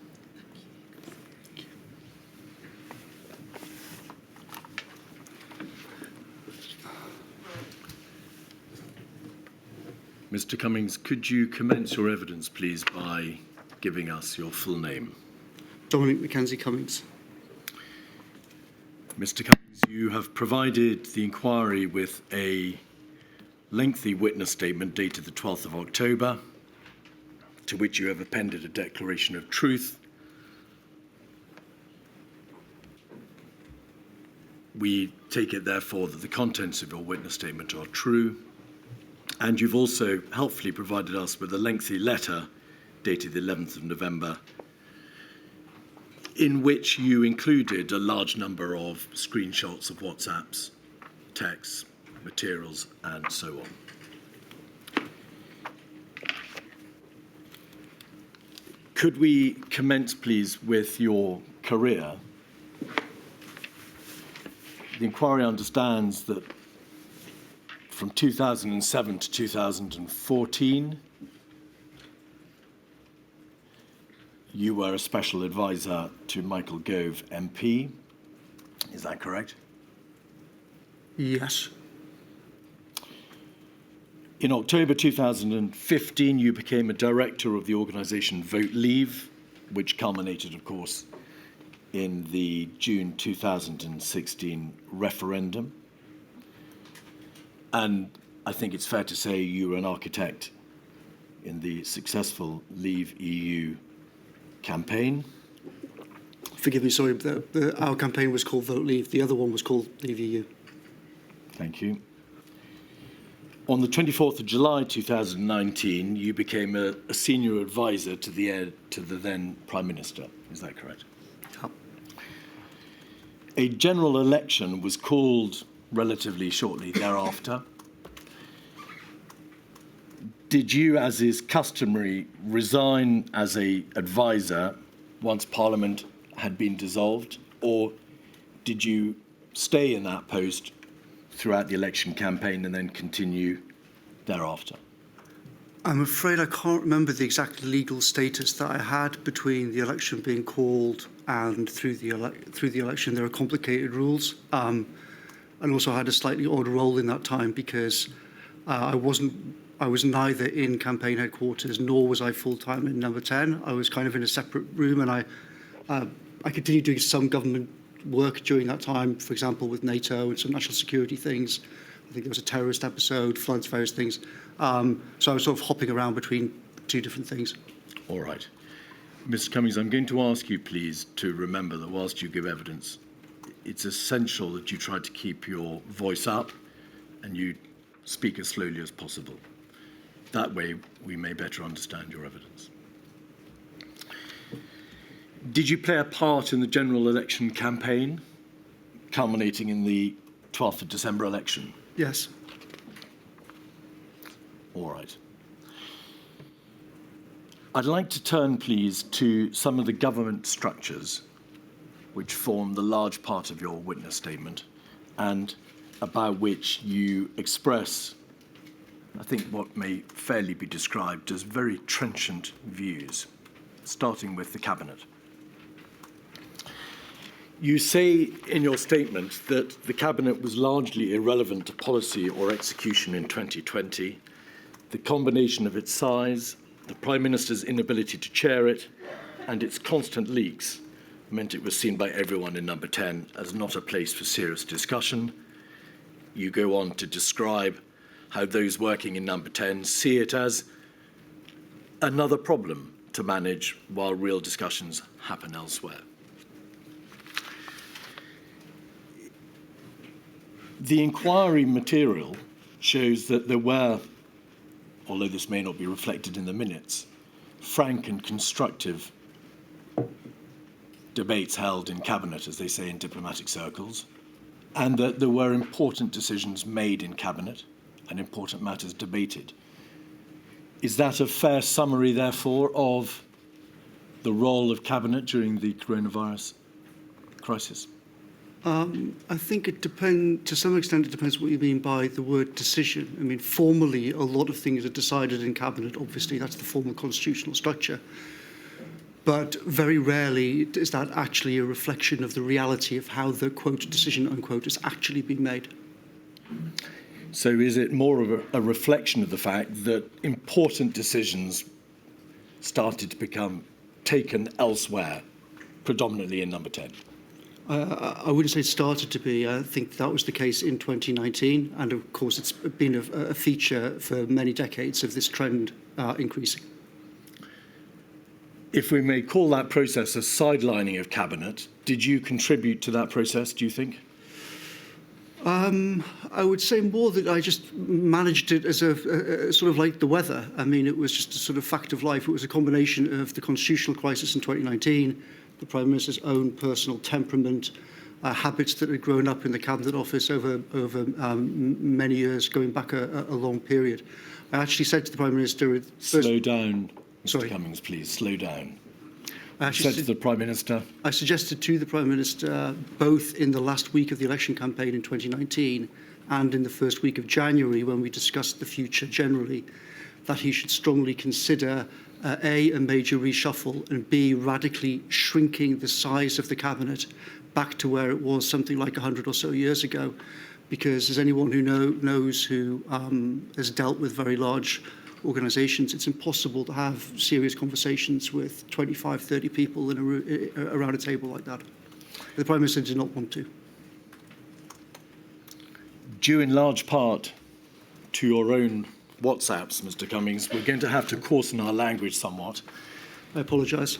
You called ministers useless fuckpigs, morons, cunts, in emails and WhatsApps to your professional colleagues. Do you think you contributed to a lack of effectiveness on the part of ministers and of the Cabinet? No, I think I was reflecting a widespread view amongst competent people at the centre of power at the time about the calibre of a lot of senior people who are dealing with this crisis extremely badly. Slow down, please, Mr. Cummings. Are you suggesting that your views expressed in those revolting ways were shared by others? Well, my appalling language is obviously my own, but my judgment of a lot of senior people was widespread. Do you feel that you expressed your views too trenchantly, that your opinion of ministers and of the Cabinet overstated the position? No, I would say, if anything, it understated the position, as events showed in 2020. Cabinet meetings appear, according to your statement and the material that we've seen, to have been, to some extent, scripted. But insofar as Cabinet committee meetings were concerned, they were very largely scripted. Ministers were given scripts to read out. Bullet points were written by officials who would exchange them in advance. And the conclusions were largely scripted in advance. Is that a fair summary of Cabinet committee meetings? It is. Obviously not always, and obviously there are exceptions, and there are some people who chaired Cabinet committee meetings who did an extremely good job. So I'm not claiming that this is universal. I'm saying that it was a general feature, and it was much more often true than not. You refer in your statement to Cabinet and Cabinet committee meetings being Potemkin meetings. What did you mean by that? They were Potemkin in the sense that they were for show, as part of the sort of show of the Constitution. That, unfortunately, a large part of how the system works is that ministers parade up Downing Street, the cameras click, people act like Cabinet is actually deciding things, but everyone behind the number 10 door actually near power knows that that's very rarely actually what's going on. That usually what's happening is that senior officials have actually decided what's happening, and the ministerial performance is often / usually a performance. Of course, that changes according to historical situations and crises, and sometimes Cabinet, even in 2019, 2020, became genuinely important. But I'm just trying to give a general picture. On the cusp of the coronavirus pandemic, where was power exercised? Where was the effective decision-making? By cusp, where do you mean, sorry? January, February. Well, it certainly wasn't in Cabinet. Where was it? Well, most power really is nominally in the hands of the Prime Minister and to a very large extent in the hands of the Cabinet Office. I would say the Cabinet Secretary is something like 10 times or 100 times more powerful than anybody else in the Cabinet apart from the Prime Minister. All sorts of elements of real power actually now in our system answer to him, but a large part of the performance and the media coverage is aimed at trying to cover up this fact and to try and portray the ministers as actually in charge. Over time, you recommended and you brought into effect two very important meetings, or two important processes. One was the 8:15 officials meeting, at which you and other officials discussed the day's events, resolved to raise important matters that needed to be debated. And then at 9:15 daily, there became meetings with the Prime Minister in his study or in the Cabinet room. Where did that take place?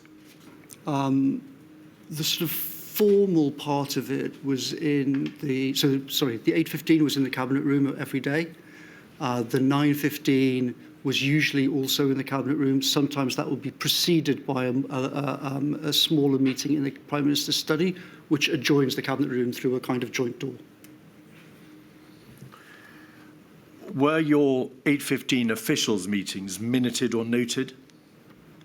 I'm not sure exactly what the process changed. Obviously, the 8:15 and 9:15 meetings I originally created out of the kind of air of disaster, and they were very informal, but they went through different iterations. So they became called different things, the 8:15 and the 9:15. I think there was at least 3 different formal iterations, and the bureaucratic processes will have been different for each one. I think right at the very beginning, at 8:15, there were kind of action points taken because it was very much an action-oriented thing. It wasn't any kind of formal structure.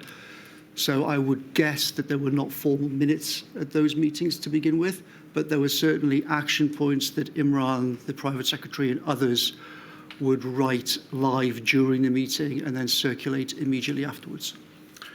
By and large, as you say in your statement, there was little transparency or visibility. Traces of discussions might only be in an email or WhatsApp if they exist at all. Is that correct? I think it's certainly correct about the very first part, as I said, when we just created the meetings, because they had no kind of formal position of any kind, though I don't think that's accurate about later on. The Cabinet Office, to which you've referred, you describe in this way, that it had more sand in the petrol tank rather than the Rolls-Royce gearbox, or gearbox it is often described as. What did you mean by that? Well, if you speak to many people who've knocked around the system for a very long time, the Cabinet Office over a long period of time has accumulated more and more power, formal and informal. It's become incredibly bloated. It's acquired huge numbers of people, huge numbers of teams, and particularly on the sort of deep state, national security side, crisis management, has become, in all sorts of ways, extremely opaque and effectively completely invisible to any political figure, including the Prime Minister. So it was extremely difficult to know in number 10 who exactly in the Cabinet Office was doing what, whose responsibility it was, who were we supposed to talk to get action, and that was critical in particularly in the first couple of months.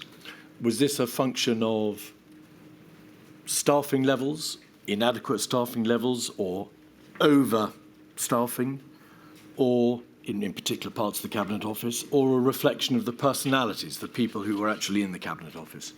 I think it was a mix, like all dysfunctional systems. It was a mix of a lot of the wrong people in the wrong job, decades of accumulated power, no real scrutiny and insight, a culture of constantly classifying everything to hide mistakes and hide scrutiny. Management was bad, incredibly bloated, with so many senior figures that they themselves, as Helen McNamara's statement makes clear, the senior people themselves didn't know who on earth was in charge of what. In your statement to the inquiry, you say that in 2020, a handful of senior officials were the wrong people for the posts. And this is in the context of your views on government generally, so not just the Cabinet Office, but number 10. This meant they were unable to replace other people who were wrong for their posts. However, it's the Prime Minister who is responsible for the wrong people remaining in crucial jobs. Were, in your opinion, the wrong people in those crucial jobs in the Cabinet Office? Yes, I think that there clearly were some people in the Cabinet Office who were in the wrong jobs. The Cabinet Secretary and I had quite a few frank discussions about some of these problems going back into 2019. He actually removed some of the people at my request and moved them on to other things, though, of course, Whitehall being Whitehall, they were often promoted rather than actually removed. So, yes, there were, I agree with the thrust of your question. Who else did you have in mind by that observation, that there were the wrong people in those jobs? Well, I think the Cabinet Secretary at the time himself said to me that he had never sought that job. And he had serious doubts about the wisdom of combining the Cabinet Secretary's job and the National Security Advisor job. I think that was correct. Mark was a very able diplomat. He had enormous skills in all sorts of ways. But the way in which the Cabinet Office has evolved. So, if we take it. Well, perhaps we'll pause there. We'll just stay on the issue of the Cabinet Secretary. Okay. That Cabinet Secretary, Mark Sedwell, now Lord Sedwell, whom you've described as a talented and able diplomat in all sorts of ways, you denigrated and insulted by your WhatsApps and text messages, did you not? I guess so. I'm not sure exactly what you're referring to, but it's certainly the case that I came to the view that he did not have visibility of the fundamental disasters that were unfolding inside the Cabinet Office. You used obscenities to describe him, and then in a series of texts and WhatsApps, you said he was off the pace. His staff knew he was off the pace. He was unable, essentially, to function at all as the head of the Cabinet Office. I don't think I actually said that he was unable to function at all, but the rest of what you said is correct. And this was not just my view. Part of what I was expressing to the Prime Minister was that other people in the Cabinet Office and crucial people in officials, not political people, in the Prime Minister's office had said to me, we fear that both the Cabinet Office has gone dreadfully wrong and that Mark doesn't understand just how badly wrong this has all gone. You were unimpressed by the Principal Private Secretary. You believed that he deferred too much to the Prime Minister. He didn't force him to face up to hard choices. Is that correct? Yes, I think that one of the I think so. That role is highly, highly underrated. I think in understanding how government really works. It's an extraordinarily powerful position in all sorts of ways. Again, much more powerful really than anybody in the cabinet apart from the Prime Minister. It's a critical role. My view was that a role like that in a country like ours should be filled by one of the absolutely most able people that we can possibly muster in our country. And I made that argument to the Prime Minister before January, during the election actually, about making a change in January. I lost the argument. Slow down, please, Mr. Cummings. Slow down. You lost that argument. I lost the argument. I made it again after the first wave, and I lost the argument again. Your views on the Secretary of State for the Department of Health and Social Care are very well known, and we'll be looking at some of your remarks about him in due course. But overall, the tenor of your statement, it's the effect, and this is to use your words,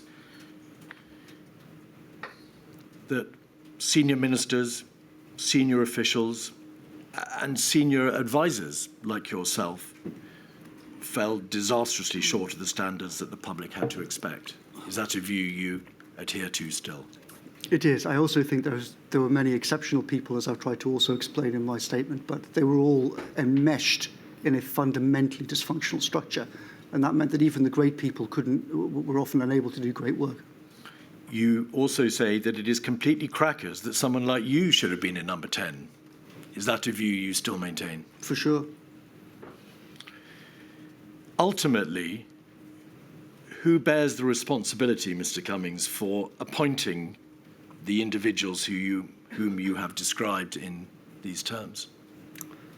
Well, lots of them obviously were appointed. Lots of the critical cabinet office roles were appointed before me and the Prime Minister arrived. The Prime Minister obviously bears responsibility for the Cabinet. He appointed the Cabinet in summer 2019. Contrary to all the media reports, I had zero involvement with that. I tried to get him to change it in January and failed. Tried to get him to change it in February and almost completely failed. Who appointed you, Mr. Cummings? Prime Minister. The inquiry has heard evidence that the Cabinet Office plays a vital role in government as the coordinating centre. It liaises with other government departments, it brokers issues, it resolves debates and issues between line departments. It is the hub of government. On your arrival in Downing Street in July of 2019, did you believe that the Cabinet Office was effectively performing that role? No.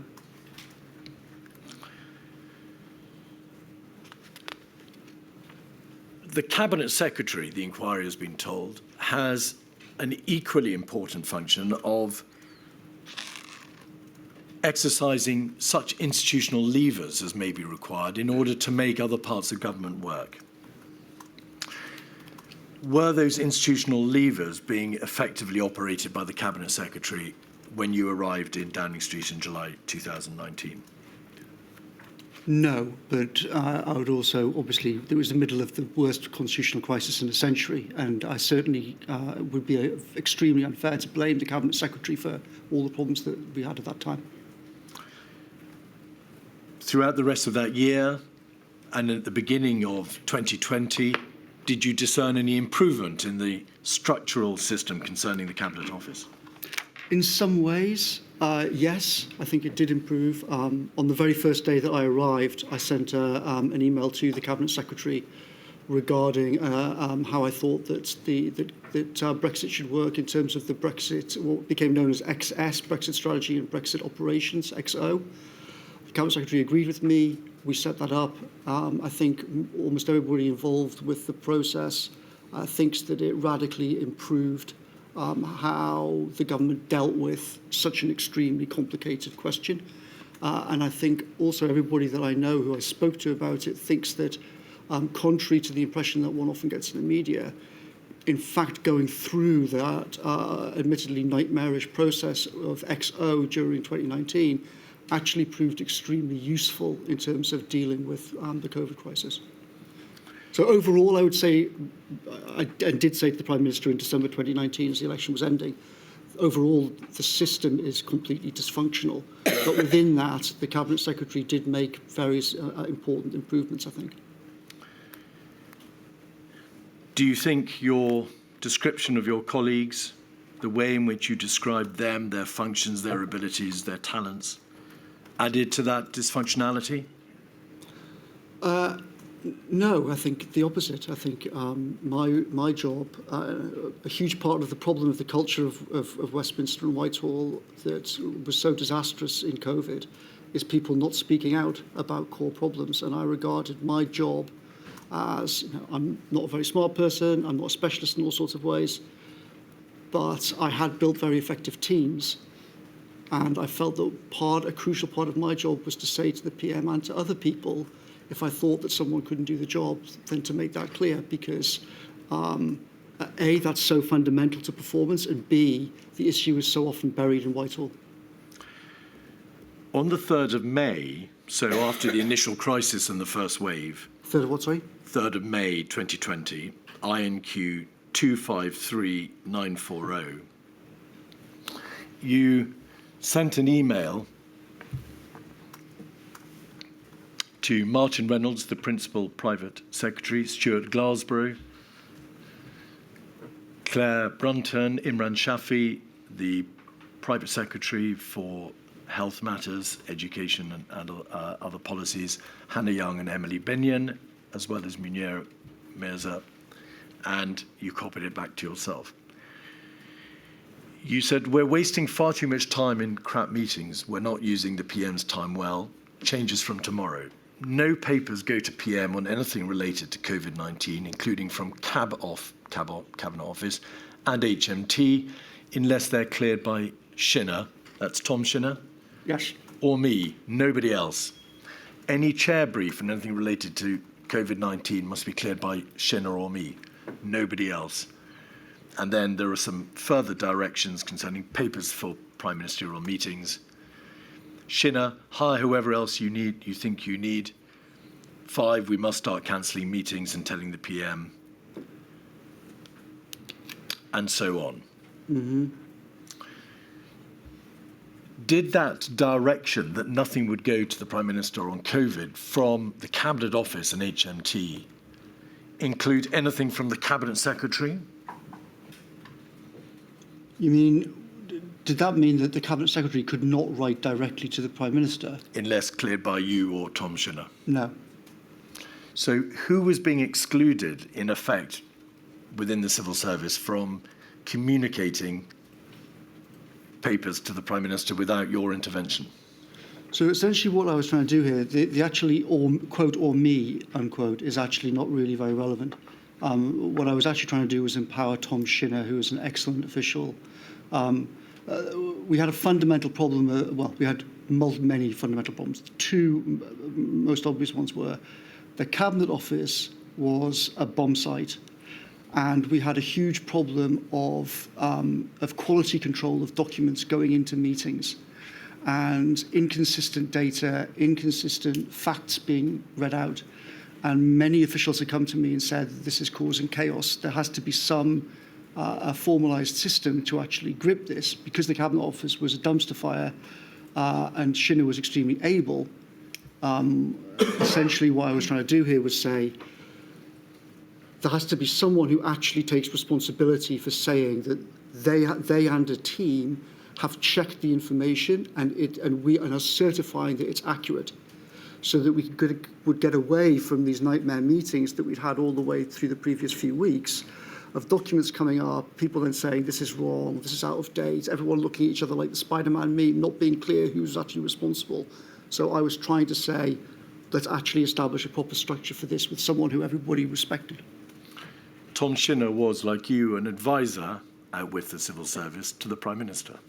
With respect, he was not really like me, no. He was an advisor insofar as he was not a member of the civil service. He was an advisor to the Prime Minister. No, with respect, that's not correct. What was he? He had been an official. He then left.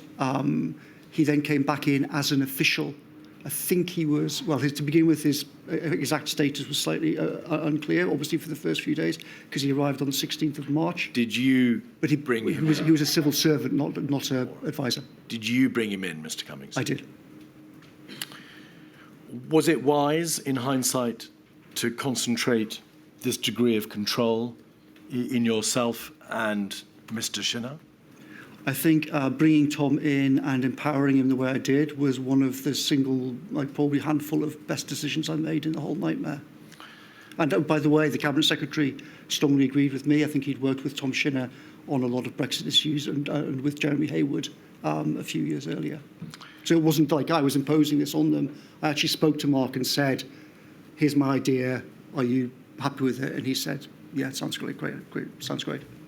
On the 15th of May, according to your statement, you had a long discussion with the private office in Downing Street to review what had gone wrong with the Cabinet Office. You raised issues about lack of coordination across Whitehall, the duplication of requests, in essence, a failure to grip whatever issues or problems confronted the Cabinet Office. What was your view of the private office within Downing Street with whom you were having those conversations? I think the private office, as I made clear in my statement, was in all sorts of ways absolutely excellent, and I think it had some of the finest public servants in the whole system. I think the country was lucky to have them. I think, though, that there was, I would say that there was one very obvious problem, which was that apart from the leadership of the private office, he was a notable exception. But there was a core problem, which is that private secretaries in the Prime Minister's office are generally quite junior officials. Quite a few of them are young women. And at that meeting on the 15th of May and on other occasions, some of the young women in the private office said to me that they thought that there was a serious problem with senior people in the Cabinet Office not paying attention to what they were saying, talking over them, generally just a bad culture of a lot of the senior male leadership in the Cabinet Office, which was something which I agreed with. Well, we'll be looking in due course at some of your emails and texts to other members of the team.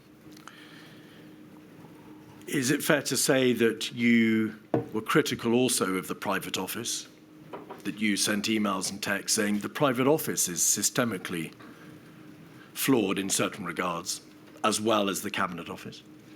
So I think two separate things. I was generally highly impressed by the private secretaries in the private office, who I thought did an absolutely extraordinary job.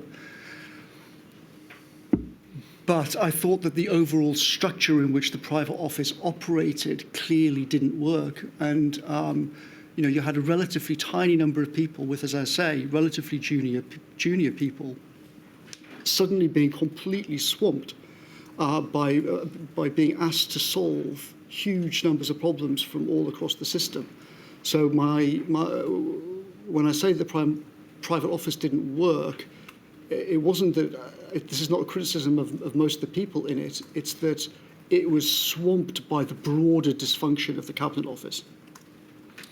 Could we have, please, the letter that you sent to the inquiry, 48313 at page 56.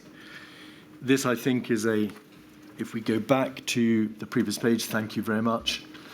We can see this as an email you sent on Monday, the 13th of July, right at the bottom of the page. It's a lengthy email, isn't it, Mr. Cummings, in which you set out your views on a number of different parts of the government machine. Yes. There had been for some time, you'd raised the issue in January of the overall structure of the government. You'd raised it again in May. You had repeatedly returned to this subject, and you returned to it in July. Over the page, on page 57, there are references to the Cabinet Office not working for anyone in the second paragraph. Yeah. Further down the page, you are critical, it's about halfway down, of COBRA and CCS. Is CCS the Civil Contingency Secretariat, and how it failed in multiple ways? Yeah. You are critical of the data system, correct? Yeah. Over the page, page 59, you are critical of institutional friction turf wars, the existence of blame games. Page 60, you refer to bloating, a copylist culture. 61,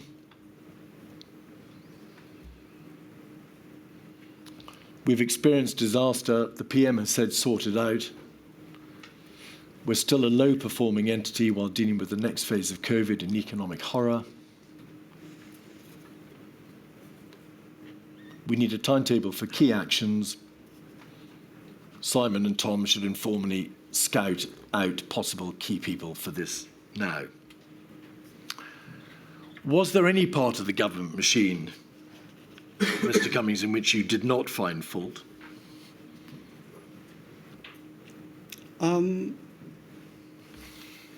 Well, in summer 2020, I spent quite a lot of time talking to British Special Forces, and I found that they were exceptional. Well, now, Mr. Cummings, you know perfectly well that this is evidence directed at the coronavirus pandemic, and we are debating the mechanics of number 10, the Cabinet Office, and the government response. They were isolated. So if you're asking purely about the number 10 and Cabinet Office system... I'm talking about the structure concerned with the response to the coronavirus pandemic. So I would say overall, widespread failure, but pockets of excellent people and pockets of excellent teams doing excellent work within an overall dysfunctional system. In your statement, you describe how, following this email, the Prime Minister, whilst initially agreeing with the sentiment of your trenchant views on aspects of the government machine, listened to use your word, pop-ins, and then got cold feet. What are pop-ins? So obviously the context for this document is it comes after 8 weeks of a nightmare situation kicked off by the PM. I do apologise, Mr. Cummings. What are pop-ins? Pop-ins are what people in private office refer to when the Prime Minister would make a decision about something. Some element of the system, often in the Cabinet Office, would not like what had been agreed. And in the best Sir Humphrey Westminster style, they would wait for me and other people to not be around the Prime Minister, and they would pop in to see the Prime Minister and say, "Dear Prime Minister, I think that this decision really wasn't the best idea. Very brave Prime Minister. Perhaps you should trolley on it." And this was a general problem. You should trolley on it. Meaning? Well, I'm just using the sort of generic term that we often used about the PM. The term you used and his Cabinet Secretary used and his Director of Communications used and other officials, no doubt, about his propensity to... Pretty much everyone called him the trolley, yeah. ...change direction. Cobra... If you're moving on, Mr. Keith, I appreciate that it's a little early, but I think we've had quite a long stint for... Yes, indeed. And Mr. Cummings, like me, does speak very quickly. So I think we'll take a break now. I shall return at 1:45. Thank you. All right.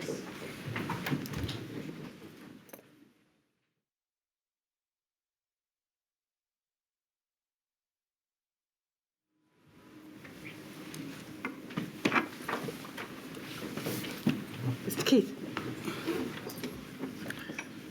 Mr. Cummings, Cobra. In your statement, you say Cobra works well where the crisis is not too big. And it became clear that less and less was done in Cobra from March, April, May onwards. Why was Cobra not effective in the context of the coronavirus crisis? There's multiple reasons. So one obvious thing was that So there's a terminology called strap, which I'll briefly explain. No, we're not going there. Okay. If you wish to refer to the fact that there are levels of national security sensitivity, just say there are levels of national security sensitivity. Okay. As you say, sir. So that's one problem, which means that both the data that goes into into Cobra is strictly controlled, and so is the hardware strictly controlled. So there were physical and data limitations on how Cobra worked entirely properly because of the requirement to keep the physical area secure from Russia and China and blah, blah, blah. Right. That was one. So that's a practical consideration. Yes. Also, it just didn't scale. Meaning? So it was used to dealing with relatively small things like floods, like terrorist attack with 5 people getting killed or something like that. But with a crisis like this, which is much more on the scale of a war, it was just it just couldn't physically, it couldn't function. Data-wise, it couldn't function. All the systems going in and out of it didn't scale. Was the Prime Minister rather averse to attending Cobra on account of its physical location? It's hard to say. I mean, he certainly preferred to be in his study, and he didn't like going to Cobra. I deliberately put the, so as I referred to earlier on, when we created the XS and XO structure, I deliberately put that in Cobra so that there were kind of live screens on the wall. We could record action notes in real time. It was just a more effective way of handling the ministers and handling the decision making. He wasn't enormously keen on it, no. Right. Cobra was still used from March 2020 onwards, despite the institution of the 9:15 daily meetings in Downing Street. Was an important part of the continuation of the Cobra system the fact that it allowed the devolved administrations to take part in the process? Correct. I mean, my sort of impression / memory is that from roughly speaking mid-March, the main function of Cobra after that was actually the sort of the process, rather Potemkin process of handling the DAs. In fact, I'm not sure if I even went back to Cobra for COVID after something like the 12th or 15th of March. You ran down the Cobra system, Mr. Cummings, because your view was that with the devolved administrations party to that process, there was an unacceptable risk of leaks. You were violently opposed to the fact that the media was briefed afterwards, and you were against, therefore, the continued use of Cobra as a crisis resolution machinery. I'd say that that's overstating things. So first of all, I didn't have the authority to run it down and didn't run it down. I think it's more accurate to say that it was superseded by broader things. It was superseded by the 8:15 meeting that I started, the 9:15 meeting, how those two meetings evolved into the COVID task force. So I didn't run it down. It continued, and I'm sure in some ways it did a very useful work. And also, it's important to point out, unlike other parts of the system that I've been very critical of, the people who ran Cobra, in my opinion, did an extremely professional job. The problem was not, in this instance, similar to the Cabinet Office, where a lot of the people were unsuitable. The problem here was a much more structural one, that the Cobra thing just didn't scale to what was needed. Could we have page 22, please, of your letter to the inquiry, 48313? This is a message, a WhatsApp between yourself and Mr. Johnson, dated the 12th of March 2020. Sorry, sir, it hasn't popped up. I can't see It'll come. if it's important.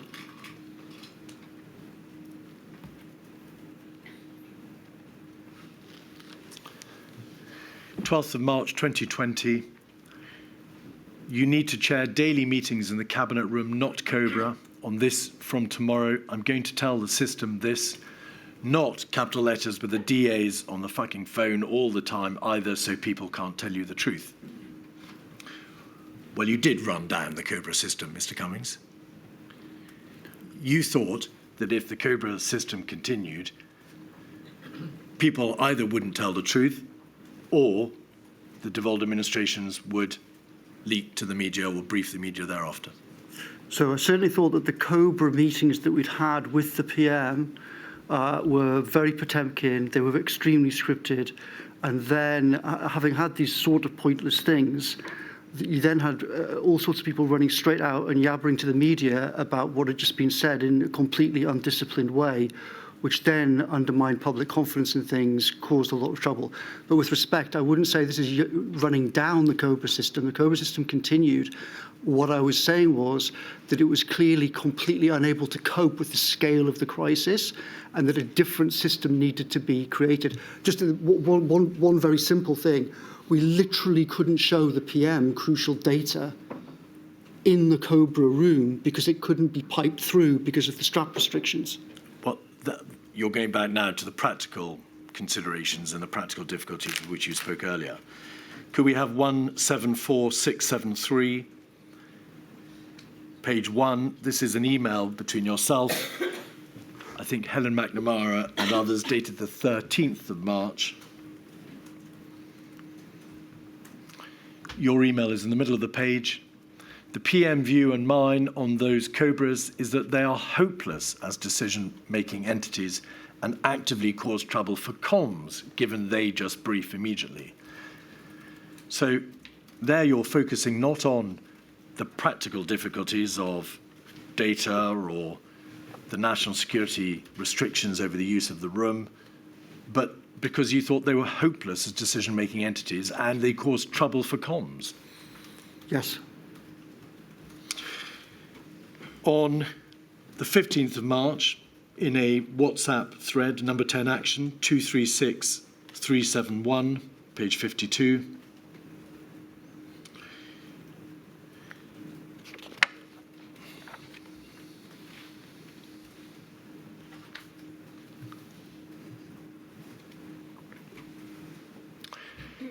this is a WhatsApp sent after Mark Sedwell, now Lord Sedwell, the Cabinet Secretary, had produced a note to the Prime Minister concerning the committee structure moving forward, the institution of something called ministerial implementation groups and the 9:15 meetings. PM, it would be good if you could sign off the note from Mark Sedwell on moving to the next phase, structures, etc., ideally before the meeting this PM, so we could get things moving on that. Dominic Cummings, can you send on WhatsApp my work computer battery flat? I can't recharge for an hour. The draft I saw looked okay, as it was basically drafted by us. Who is us? I'm not sure exactly, but some combination, I think, of me, Imran, Ben Warner. Except it's still too keen on COBRAs with DAs. The PM daily meetings must be in the cabinet room with spider phones and screens, not in COBRA where nobody can take laptops and phones. So there is a clear reference to the practical considerations, but also you were not keen on the devolved administrations being concerned in and attending COBRA. No, that's not. They're different issues. If you're having meetings to actually figure out the truth, then meetings like that have to be conducted in a very different way. They can't be one of these things with 50 people on a video conference with the DAs when things immediately... Those DA meetings were not meetings to try to figure out the truth about hard issues. They were meetings as part of the kind of performance and coordination and the constitutional function. And my concern was that even at this late stage in the crisis, a lot of people in the Cabinet Office were still fixated on the kind of Potemkin, maintaining the Potemkin aspects rather than actually getting to the heart of things. And we couldn't get to the heart of things in that room because you literally couldn't take in the information and show it to the PM and have a proper discussion about it. Why did you want Michael Gove to be in charge of regular devolved administration updates and not the Prime Minister? I thought Gove would handle it 10 times better. Handle what 10 times better? Handle the process of dealing with the DAs. You know, and also bear in mind that as I said before, the whole XSXO structure, Michael Gove had more experience of anybody. Slow down, please, Mr. Cummings. Michael Gove had more experience of anybody in that room, the Cobra briefing room, because he was in there literally daily from July, August, September, etc., all the way through 2019. So I knew that he understood the whole rhythm, the process, the structure, the staff, and it just seemed like an obvious sort of way of divvying up responsibilities. Mr. Gove was the Chancellor of the Duchy of Lancaster, was he not? Yeah. Was he the Prime Minister? Was he what, sorry? Was he the Prime Minister? Obviously not. No. Did you not want the Prime Minister to be in a meeting room with the devolved administrations, the constituent parts of the United Kingdom? I thought it preferable to have the Prime Minister actually focused on the impending catastrophe that we faced on that day. And I thought that, generally speaking, him talking to the DAs did not advance any cause. The devolved administrations had an entitlement, surely, to be able to confer with the Prime Minister of the United Kingdom in the face of this unprecedented crisis. They did, and they did confer, but generally speaking, it was better for them to confer either with officials or with Michael Gove than with the PM. Was number 10 any better? You describe it as a hopeless structure for dealing with a major crisis. What did you mean by that? I mean, I don't know how much detail you want me to go into. Well, be succinct, please, Mr. Cummings. Why was it a hopeless structure? Well, number 10 is not configured to be the nerve centre of a national crisis like COVID. Because of the absence of personnel or the absence of structure that allows people in number 10 to liaise with all the other parts of government? In every way, physically, in terms of in terms of the physical layout, and the lack of the proper rooms that you would have for a crisis centre, in terms of the personnel, in terms of the power, as I've tried to explain. Real power on these things is almost entirely in the Cabinet Office, not in number 10. So number 10 was just completely unsuitable for this. That's why I tried to change it in January and try to change it again in the summer. In paragraph 301, you say, as with the Cabinet Office, its problems and lack of specialist skills combined with its responsibility for human resources and recruitment, there were problems with the number 10 structure. You brought in friends or colleagues, Tom Shinner, who may have been a member of the civil service, but he was also an advisor, Mark and Ben Warner, Demis Hassabis. Why didn't you approach the relevant parts of the Cabinet Office and number 10 and say, we need other people taken from other parts of government and brought into number 10? Why was it necessary to have your friends, your colleagues, put into number 10? Well, I did do exactly what you just asked. What you said, why didn't I do that? I literally did do that at scale. I spoke to the Cabinet Secretary about it, the Deputy Cabinet Secretary, multiple other people in the Cabinet Office.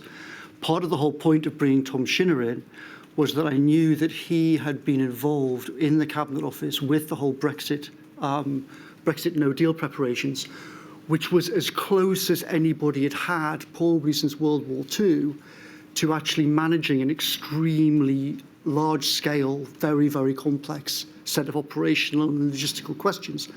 I knew also that Tom had because of this, and also because of some other aspects of his career, which I won't go into, extensive networks across the system, into the military, into all sorts of things. So he was perfect. He was much better placed than me or anybody else really in number 10 to know, oh, we should call General so-and-so and get him to help with this. We should get so-and-so in to help with that. So that was the logic behind bringing Tom in. Was Mark Warner a member of the civil service? No, Mark Warner was is a CEO of an AI company, but he was working at that time with Simon Stevens and Patrick Vallance on data issues around the NHS completely fortuitously. So it obviously made sense, given that him and his company were kind of embedded in the NHS structure. And so sorry, just to make it completely clear, Mark and faculty got involved with the NHS and data before COVID ever started. So they were already in there working on these issues. So it obviously made sense for us all to kind of integrate. And then they helped build the dashboard. Was Ben Warner a member of the civil service? He was a special, well, I think his status at this time was actually, might not have been officially confirmed, but he became a SPAD. When you asked him to join Number 10, did he come from the civil service? He did not. Did Demis Hassabis come from the civil service when you asked him to attend SAGE and to assist you in your hour of need? He was CEO of DeepMind. He was a very different category of person. Was he a member of the civil service? Of course not. No. Neither was Tim Gowers. He was Professor of Maths at Cambridge. A number of witness statements before the inquiry refer to the fact that there was a dysfunctionality, a lack of a proper working relationship between the Cabinet Office, Number 10 and other departments. There was a lack of clarity about who was leading. There was an overall absence of a sufficiently organised response. Nobody knew, in essence, who was in charge. Who do you go to in order to get decisions out of the government machine? Would you agree with those sentiments? That was a general description, 2019 and 2020. I would say it improved, obviously, once the COVID task force was created. That brought in a lot more clarity and the kind of COVID-S, COVID-O. So things certainly improved from the summer, partly thanks to Tom and Helen McNamara and others. But certainly until we did that, it was extremely chaotic. You attempted, according to your statement, to bring about a major reorganisation in the layout and the structures of Number 10, initially in late January. Early January, first week of January. All right, well, late January is taken from your statement. You then returned to this subject in May, and we know, of course, that there were changes to the Cabinet Office structure and to the committee structure in Number 10, or the meeting structure in Number 10. Did you, in general terms, have success in your attempts to reorganise the structures? I would say generally failure with pockets of success. So I think we managed to create the Number 10 data science team, which I started working on in the first week of January. It was obviously interrupted by the COVID first wave nightmare, but we created that, and that proved really critical. It brought in crucial different skills, crucial different people with a very different mentality to the civil service. So that was a I would say a rare success. Sorry, but if just pause there, please, Mr. Cummings. So in relation to the establishment of a proper data science team and a process, a system for getting in data and disseminating it around Number 10, yeah, that broadly worked. And we know, of course, there was a dashboard and there was a 10DS team set up. yes. In January, there was some scepticism about the whole thing in the Cabinet Office and resistance, but once everyone had gone through February, March, April and the nightmare, then actually resistance completely flipped, and the Cabinet Secretary and many other senior people actually completely supported doing it. Were there substantive changes to the personnel in Number 10 or the Cabinet Office, the human resource side? Yeah, there were huge changes in the Cabinet Office, and core teams that were put in charge of COVID were repeatedly created, repeatedly dissolved. We were repeatedly told in Number 10 that they'd had burned out from stress and they'd gone. So yes, there was, I would say until by September, that was a little bit more stable. The task force structure existed. People had a much better sense of what their job was. It was still dysfunctional in various ways, but it was much different than it had been in May. What about the Department of Health and Social Care as the lead government department? Your statement states that the DHSC was overwhelmed by the scale of the crisis in February to May. It couldn't build capacity on testing, on drugs, and was bad at asking the Cabinet Office for help. When it became apparent that the DHSC was unable to discharge the heavy burden placed on it as the lead government department, why were changes not instituted Well, I think the Cabinet Office was, remember, the Cabinet Office is responsible for dealing with a problem like that, and the Cabinet Office itself was overwhelmed. It was overwhelmed by the crisis. It was overwhelmed by its own staff being out with COVID. It was overwhelmed by internal ructions about how the hell this had all been allowed to happen. So I think the Cabinet Office was slow in getting to grips with the problem of the Department of Health. I think, though, also undoubtedly, I'm afraid, that the story that the Secretary of State for Health kept telling us around the Cabinet table contributed to that. As the Cabinet Secretary himself said, Hancock has not been clear in asking us for the help he needs, and that's contributed to the problem. So I think, as they say in Moscow, everyone's white and everyone's unhappy. This was one of those examples that the Cabinet Office had serious problems, the Department of Health had serious problems. The coordinating mechanism to solve that itself had crumbled under the pressure. It is very obvious that there were a large number of criticisms made by you of the Secretary of State for Health and Social Care, Matt Hancock. We'll look at some of those observations later. Where did you or Number 10, however, suggest structural changes to the lead government department, to the DHSC, changes in the way in which it operated in order to ensure a better service in the face of this crisis? Where is that debate? Where were those changes proposed? So also bear in mind, in April, when we really started to discuss this, I discussed it with the Cabinet Secretary. Of course, the PM had just nearly died and was off in Chequers. So discussing it was inevitably very tricky. But I talked to the Cabinet Secretary in April about these issues. We discussed the possibility of splitting up the Department of Health in various ways. Formally, informally, we discussed creating various task forces to take critical work away. And of course, we actually did that. In an ironically odd way, the scale of the nightmare in March, April actually made it much easier for us to make such a monumental decision as taking vaccines out of the Department of Health and creating a separate task force. Similarly on testing. To pause you there, I'm going to ask you please to try to keep your answers a little more concise. I appreciate it's difficult.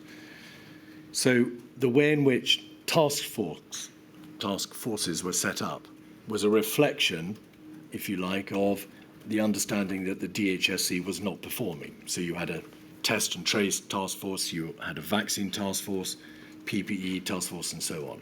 Yes. Is that correct? Correct. But to be fair, not just that they were that they were performing poorly. It was a once-a-century event, and they were clearly overwhelmed. And I think even if you imagined everything had been working 10 times better, there would still have been very powerful arguments for having specific task forces aimed at specific things. All right. The inquiry's heard a great deal of evidence about the workings of SAGE, and the majority of that evidence has been received from members of SAGE, its constituent parts. From the viewpoint of Number 10, did the SAGE government liaison, the process by which the government received advice from SAGE, work well? So I think SAGE did a brilliant job at coordinating scientific expertise. I think Patrick Vallance did a brilliant job in chairing it and organising it. But I think that the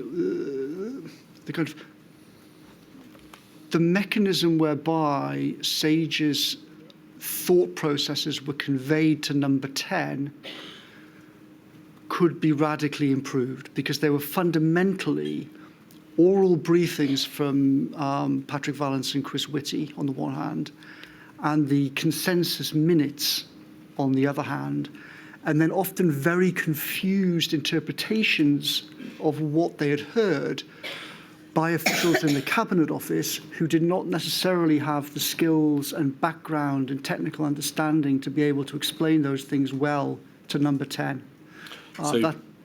Pausing there, just to split those answers up, please, Mr. Cummings, in relation to the reporting system through the Chief Medical Officer and the government's Chief Scientific Advisor, were those briefings by them to government recorded, or were they oral?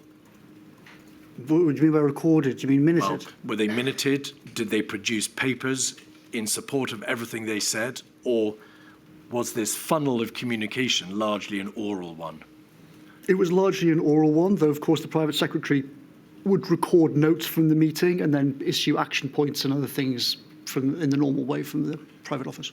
The SAGE minutes were, as you've described them, consensus documents, and others have described them similarly. Did number 10 get a proper understanding of the width of debate that had taken place before SAGE and of the nuance of these extremely difficult and complex issues?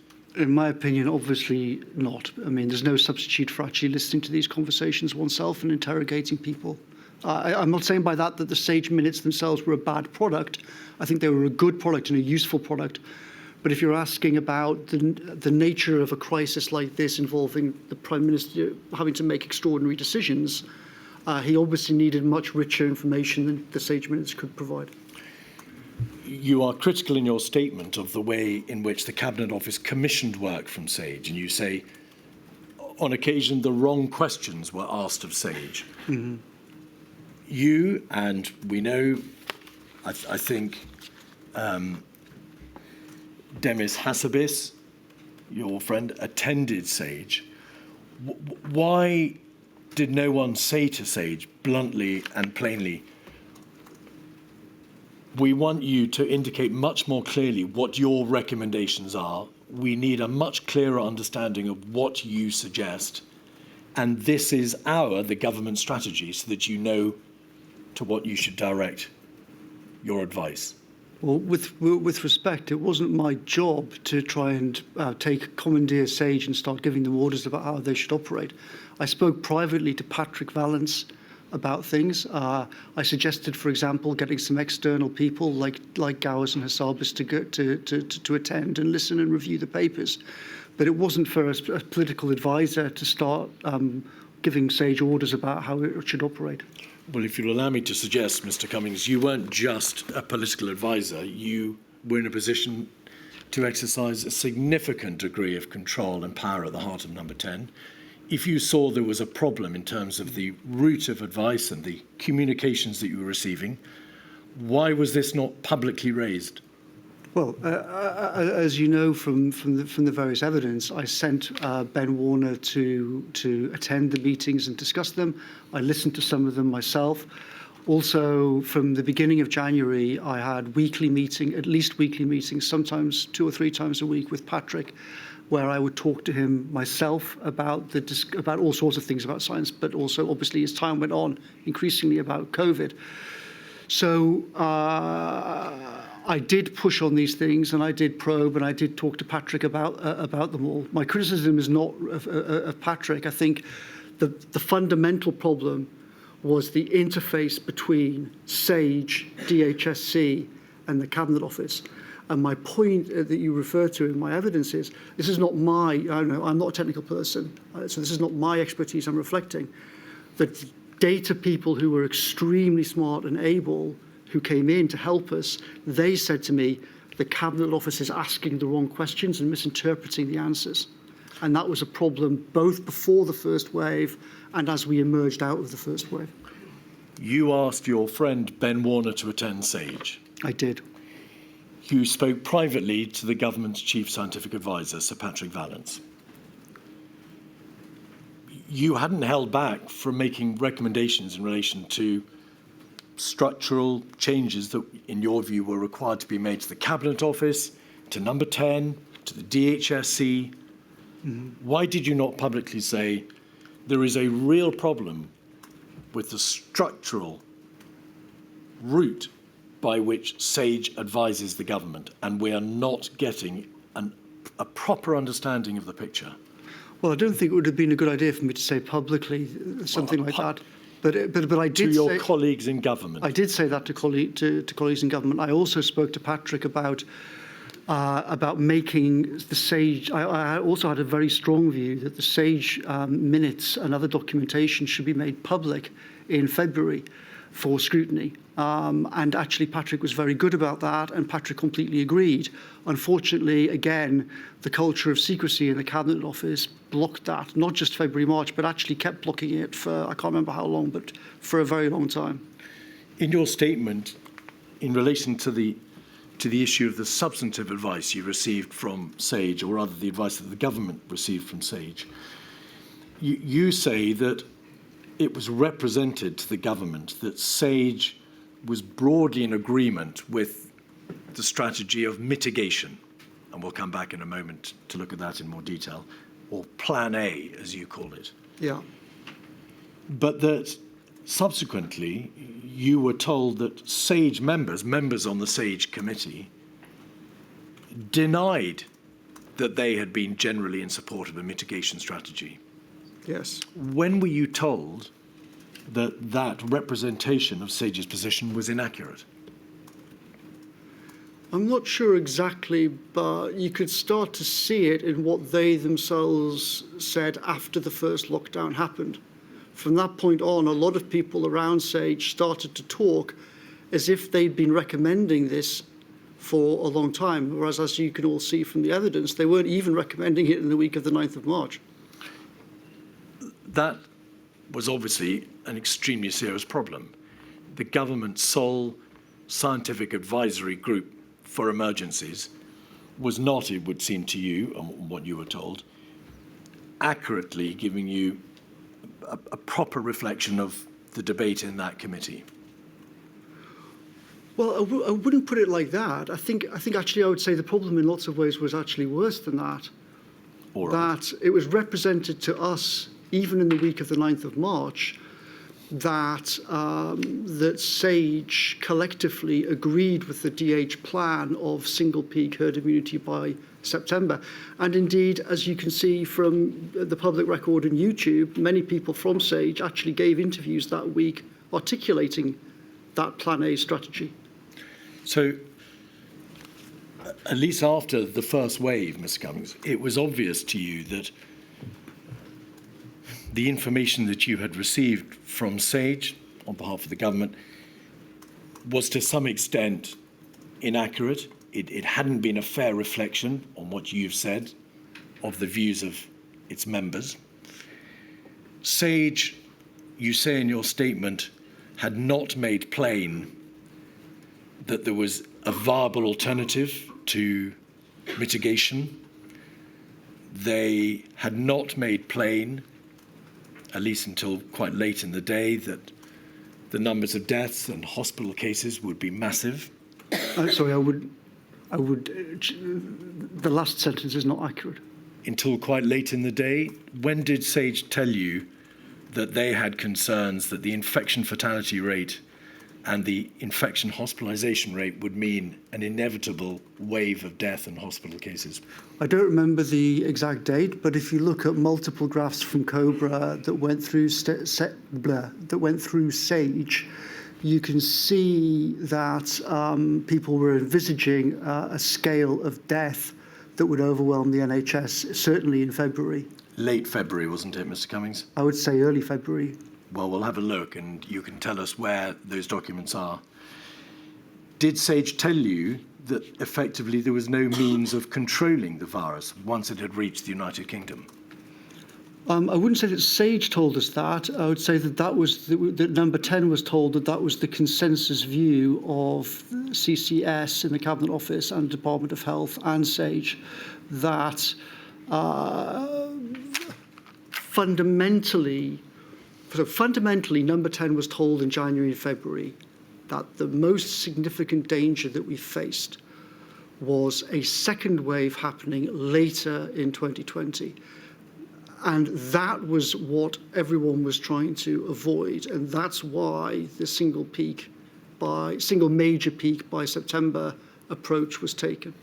We'll come back to that doctrinal debate, that strategy. But I'm asking you, Mr. Cummings, why, if it had become apparent to you that you had not been able to understand accurately what SAGE believed, or you had not received a fair reflection on what SAGE was debating and what it thought, why, after the first wave, did you not bring about changes to the SAGE structure and the advisory structure in the way that you had advocated for the Cabinet Office, the DHSC, Number 10, the Civil Contingency Secretariat, and so on? Well, I literally did. I mean, we created the data science team, and part of the whole point of the data science team was that you had actual, very deep technical experts that could red team and explore what SAGE was saying and give the Prime Minister advice on what was coming from SAGE, how to interpret it, potential problems with the advice that was coming from SAGE, etc. And that team actually did that job. Excuse me, that was data within Downing Street. You set up the 10DS, the 10 data system, or 10 Downing Street data system. Mm-hmm. What changes did you advocate or propose in relation to the constitution of SAGE and the means by which it informed government of its advice? So the main thing that I personally did was to institute the 10DS data science team, because that was the exact appropriate kind of thing that Number 10 needed to interpret these scientific and technical questions with skills, with tools that didn't exist at all in January, February, March in Number 10 or the Cabinet Office. I did not regard it as my job to tell the SAGE people and Patrick Vallance how to manage SAGE. My view was that Number 10 and the Prime Minister's Office critically needed deep technical, scientific and data science skills and tools right at the heart of power that could interpret information coming in not just from SAGE, but from everybody all around the whole system, including Test and Trace, including the Joint Biosecurity Centre, and dozens of other entities. All right. We're going to move on to a new issue, which is the consideration of vulnerable and at-risk groups in the course of the decision-making between February and the lockdown decision of the 23rd of March. Can you tell the inquiry, please, to what degree the position of vulnerable and at-risk groups was considered by decision-makers in Downing Street during the run-up to the decision to impose a national lockdown? Could you say exactly what you mean by vulnerable and whatever it was? I'm sorry. Yes. Persons who would be potentially vulnerable to the impact of a lockdown, members of minority ethnic groups, people who are vulnerable in terms of socioeconomic deprivation, victims of domestic abuse, people for whom there was plainly a case to be made that they would require specific consideration in terms of what the impact of the lockdown decision would be. I would say that entire question was almost entirely appallingly neglected by the entire planning system. There was effectively no plans or any plan even to get a plan for a lot of that. As you could see from the evidence, one of the most appalling things of the whole enterprise in lots of ways was on the 19th of March when we realised that there was essentially no shielding plan at all, and the Cabinet Office was trying to block us creating a shielding plan. I think there was a brilliant young woman in the Number 10 private office called Alexandra Burns who tried to raise warnings about things like wives who are being abused and children in care and a lot of similar things, and I don't think the system ever properly listened to her. Do you recall when the Prime Minister was advised of the risk of long-term sequelae arising from COVID infection? So I don't know what sequelae means. Consequences. So persons who suffered from what is now known as the syndrome long COVID. When was it first understood that there could be long-term health problems, health conditions associated with it? It was obviously discussed in January in general terms, in the sense of Patrick and Chris and others saying to us, of course, we don't know what the long-term consequences of this might be. They essentially said, there's kind of problem A, how many people it just kills immediately, but then there's problem B, what the long-term health consequences may be. At the moment, obviously, by definition, we've got no data and information on that.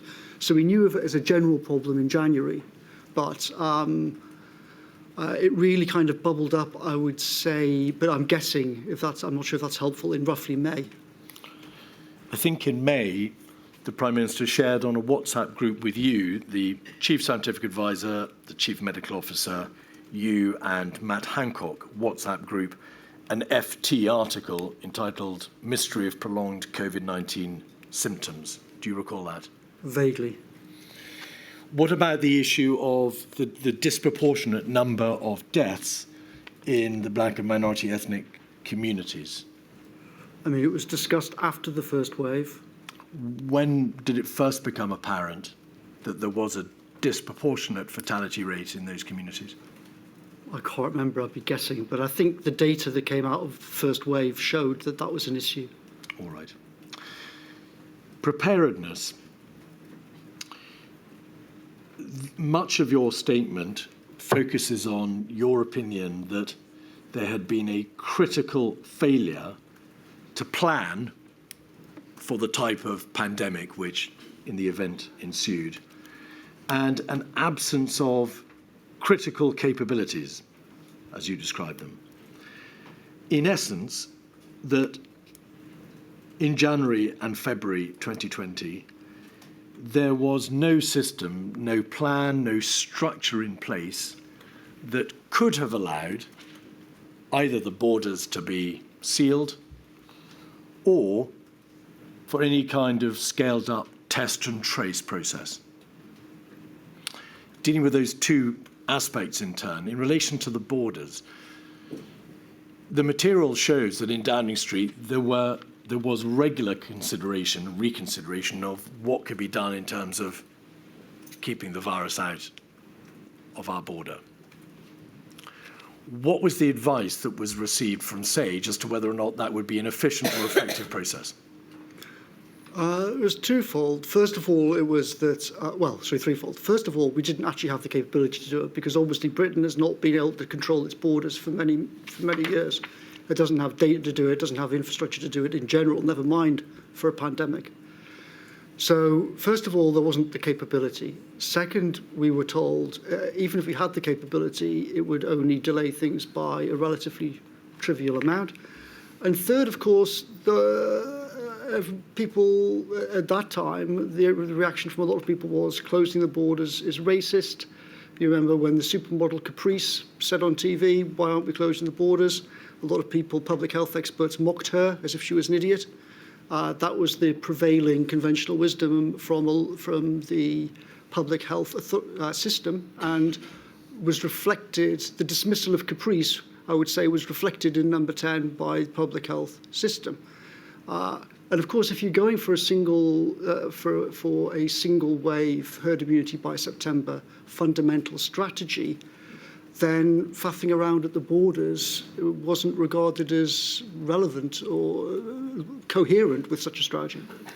By that, do you mean if the strategy of the government was to accept that by mitigating the worst severity of that first wave of the virus and thereby allowing a proportion of the population to become infected nevertheless, there was no point in trying to shut our borders because part of that strategy entailed allowing part of the population to become infected. Is that correct? That's what the Prime Minister and I were told. Yeah. But SAGE and NervTag specifically advised the government against border screening because they took the view that it would be ineffective. You can't test in the absence of a testing system for asymptomatic patients. You can conceal your symptoms. You may even become infected on a plane and no symptoms will show until after you've arrived. So did the government not appreciate that in practical terms, such a step would be extremely difficult to put into practice? Well, yes, we would I'm not sure if I've misunderstood, but one of us has misunderstood. We were told that it was impossible. We were told the British state couldn't do it in January. We didn't have the infrastructure to do it. They didn't have the tests to do it. Didn't have any of the things that you need to do it to control the border. But at the same time, it wasn't regarded as a big problem, given that people didn't want to control the border anyway. Is that fair, Mr. Cummings? SAGE and NervTag produced papers which were sent to the government and which you presumably saw, setting out why, in practice, screening, restrictions, or even an elemental quarantine system would not work in practice. It wasn't a doctrinal position, was it? No, well, I think that obviously if you're just saying, do you actually control the borders, does that solve the problem? Of course the answer is no. And if you're looking at just at the specific issue of what the effect of controlling the borders would be, then of course the answer is clear, and what Serge and Nervtag said makes sense. But that's obviously not the real question. The real question is, should you have the capabilities like Singapore or Taiwan to combine actual serious border control with a domestic test and trace regime and the data to support it and all the other things you need to support it, and then roll out mass testing? If you had the capability to do that, which I very strongly suggest this country ought to acquire, then obviously controlling the borders is a critical issue. Mr. Cummings, without a scaled up test, trace, contact, isolate system, shutting the borders will not suffice of Correct. itself. So the problem here was not that there was a doctrinal decision not to consider shutting the borders. It was that in practice it would do no good, and without a test, trace, contact, isolate system, and there was none, it would never work. Correct. Is that the nub of the issue? It's half of the nub of the issue, but the other half of the nub is that if you regard the whole thing in a fatalistic way anyway, which DH and the Cabinet Office and Sage did at the beginning, and you think that there is no effective alternative to herd immunity, if you say that at an overall conceptual level, there's either A, shape a curve towards herd immunity, or B, try to build your way out of the problem. The entire system in January, February, early March thought that the only plausible approach to this was to shape the curve of herd immunity. No one thought it was really practical to build our way out of the problem. The fundamental U-turn that we shifted to was to try and build our way out of it instead of fatalistically accepting. The material shows that you spent a great deal of time in April, May, June, trying to get on top of the test problem. Yeah. At what point in January and February, or indeed even March, did the penny drop in the government that the absence of a scaled up or significant test and trace system effectively meant there was no means of controlling the virus once it had reached the United Kingdom? Well, of course, until the week of the 9th of March, the entire system was just sort of rolling along the single peak strategy by September. And there were conversations and references before that week to, we've obviously got to do more testing. But that wasn't that was more just sort of, we need more tests for the NHS and maybe a few thousand and blah, blah, blah. It wasn't conceived, testing wasn't conceived at the end of February, beginning of March, in the context that it would be seen in April, May, June, i.e. scaling to hundreds of thousands, then millions, then potentially tens of millions. I think what really brought it home, certainly to me in the PM, was when we were suddenly told in that week of the 9th, and it was one of the things that involved pennies dropping, that essentially testing had been stopped. 12th of March. Yes, if you say so, but I know it was around then. And so that we can understand the importance of this issue, is it your position that if there had been a sophisticated, competent system for test, trace, isolate in existence or brought into existence in January, February, March, and other countries, the inquiry is aware, did precisely that. South Korea is a very good example. It may not have been necessary to go the whole hog and to mandate the imposition of a national lockdown, because the means of controlling the virus would have been at hand with the test and trace system, and therefore no need to control it with a lockdown. Yes, my view is that what ought to have happened is that as soon as the first reports came at the end of December, on roughly New Year's Eve 2019, we should have immediately closed down flights to China. We should immediately have had a very, very hardcore system at the airports and borders. And there should have been a whole massive testing infrastructure ramping up, both for test and trace in a kind of conventional sense, but also a manufacturing and industrial capacity system to manufacture the rapid tests at scale. I mean massive scale of tens of millions a week.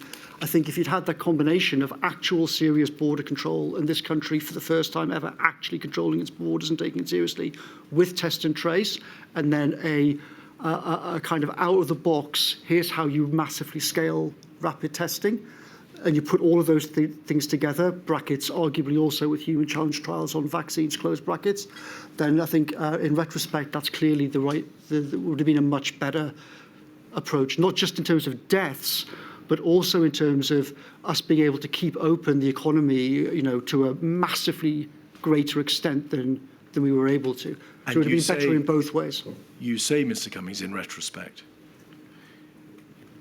no one, not even you, with your keenness to ensure that the government system could be made to work efficiently, appreciated in February, March, that without such a scaled-up test and trace system, the options for the United Kingdom government were going to be extremely limited indeed.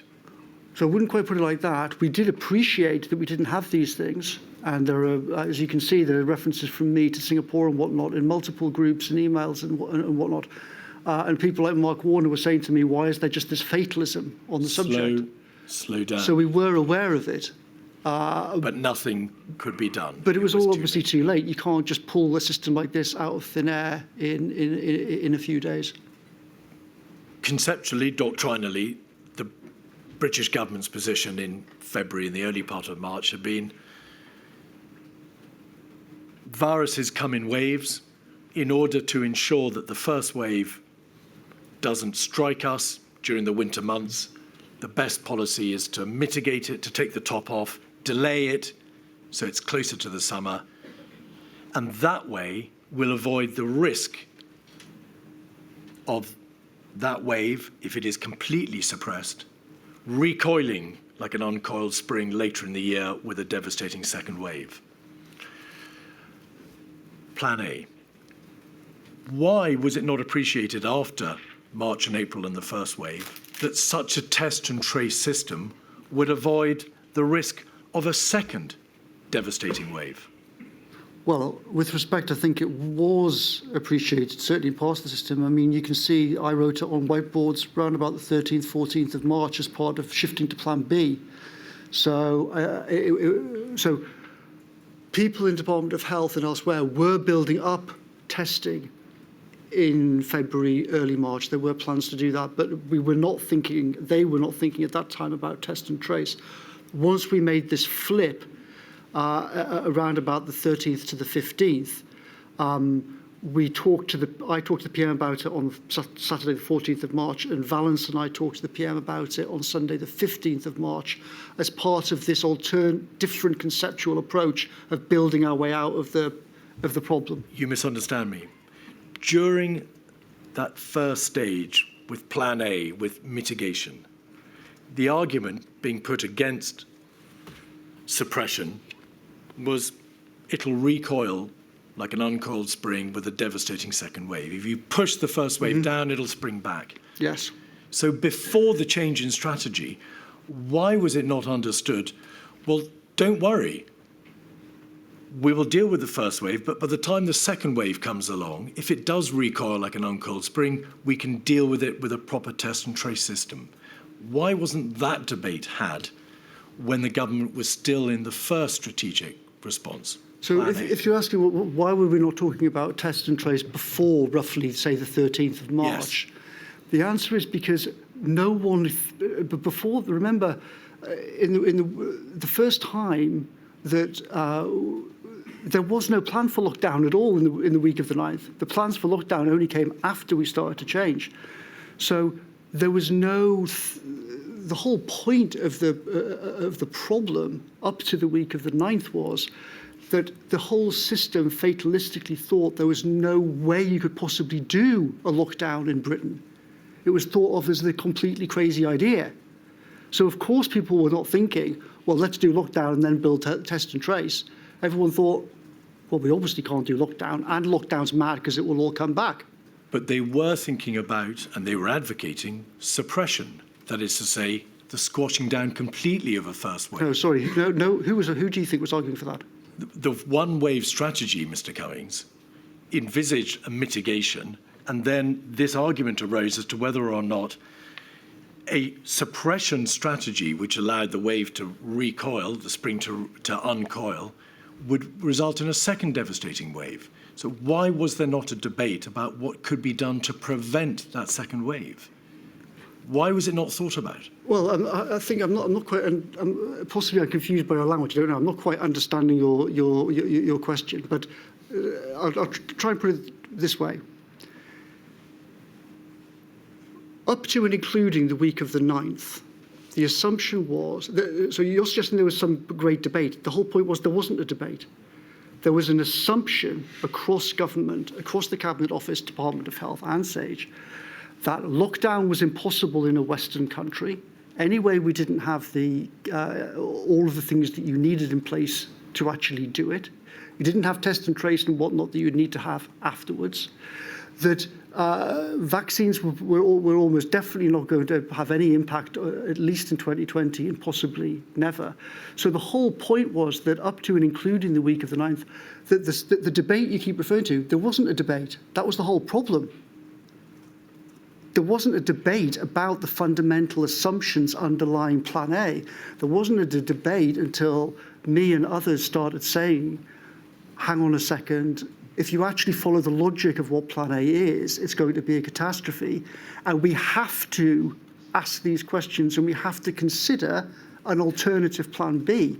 But before that, there was no debate about this. It was just assumed. There was a debate at the scientific level between mitigation and suppression.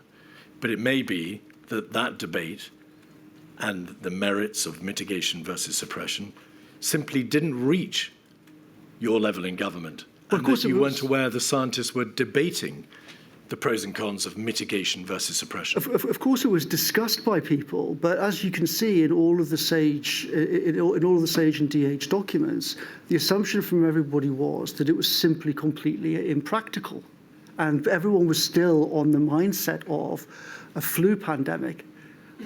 So, of course, there were debates, in one sense going on, and there were scientists, et cetera, et cetera. But the core of what we were presented with in number 10 was there is unanimity between the Cabinet Office, Department of Health and SAGE behind the propositions that the real danger is a second wave in the winter, and therefore you have to manage a single peak strategy so there's herd immunity by September. That was the core argument that we were presented with. And that was never really properly. The first time I actually really saw that being tested was on the 18th of March when Demis Hassabis said to SAGE, essentially, I think this whole plan is mad and you should immediately lock down, like now, this hour, tell the PM to do it immediately. And that kicked off various discussions. And the consequence of the absence of debate, the failure to consider any alternative, the failure to consider strategic options other than mitigation and squash the sombrero, was that there was a woeful absence of plan, any sort of written document for dealing with controlling borders, protecting care homes, shielding, quarantine. Correct. I mean, I would say it's actually worse than that and sort of doubly ironic because if Plan A had been what ended up being Plan B, i.e., we'd actually got on top of it and controlled it, and you had a test and trace infrastructure and everything else, then there would actually be a much stronger argument for saying, well, a lot of the shielding stuff we don't need, a lot of this we don't need, a lot of that we don't need, because we've actually controlled the virus. Mr. Cummings, please slow down. you're making it extremely difficult Apologies. to record your evidence. And to be fair, No, sorry, just to finish that point, because it's Yes. important. The situation is worse than what you're describing, because if you are not going to control the virus, if you are not going to have test and trace, if you are just going to have single peak herd immunity by September, it actually makes the lack of a plan for shielding and care homes and everything else even more crackers. Do you see my point? yes. And to be fair, you texted Mr. Hancock on the 23rd of January about the existence, the whereabouts of pandemic plans and preparations. I think you asked to what extent have you investigated preparations for something terrible like Ebola or flu pandemic, and you were reassured that there were full plans up to and including pandemic levels prepped and refreshed. It became obvious, and it's obvious from your statement, that you appreciated that there were no plans of the type that you've described. By the middle of March, so 16th of March, a week before the national lockdown, had number 10 still been provided, or had it been provided in any way, with departmental plans, Cabinet Office plans from line departments dealing with these various aspects of a coronavirus pandemic? Essentially, no. There were odd dribs and drabs came in. You can see from various evidence of texts and emails from me. After talking to Hancock, I pushed on some of these things through February. Imran did as well from private office. But we gradually became aware through the course of February that essentially what Hancock had told me on the 25th, sorry, correction, just on the date, by the way, the inquiry and I have wrongly changed the date from the 25th to the 23rd of that text message. So my statement is now wrong, but it should be 25th, but we'll correct that afterwards. But yes, during the course of the 25th, in the course of February, we realised gradually as we pushed and probed and asked questions for these plans that they fundamentally didn't exist. And on the 16th, I think you're probably referring to a shocking email in number 10 that says, essentially, the Civil Contingency Secretariat says that these plans are not even held centrally at all. So it turned out, to our horror, that the system that we'd been told repeatedly in number 10, trust the system, SPAD shouldn't get involved, world leading, best prepared in the world, blah, blah, blah. It then turned out that this supposedly brilliant system, the Civil Contingency Secretariat, had not even seen these documents at that time because they were not held centrally, which was, I mean, when that email was circulated, people thought it was almost like a spoof. All right.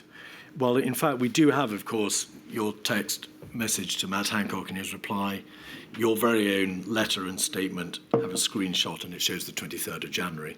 It says in terms 23rd of January 2020. It does. The reason for that is... To what extent have you investigated? It does. The reason for that is I was told by the inquiry I got the date wrong and I should change it from the 25th to 23rd. But I actually checked it and it should be the 25th. Don't trouble yourself. Your own screenshot provides the date of the 23rd of January 2020. So there were a number of COBRA meetings at the end of January and the beginning of February. I want to ask you about an important COBRA meeting on the 5th of February, 56215.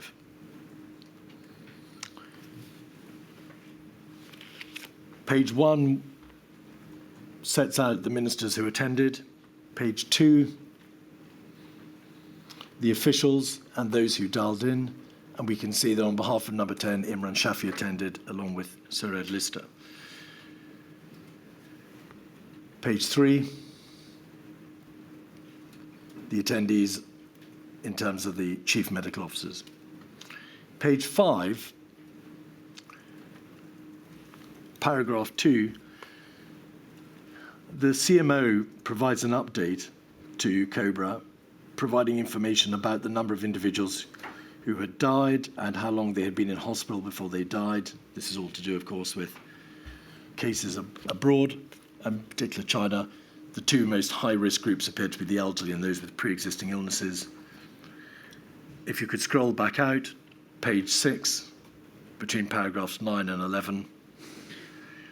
There was a debate about planning for a reasonable worst-case scenario.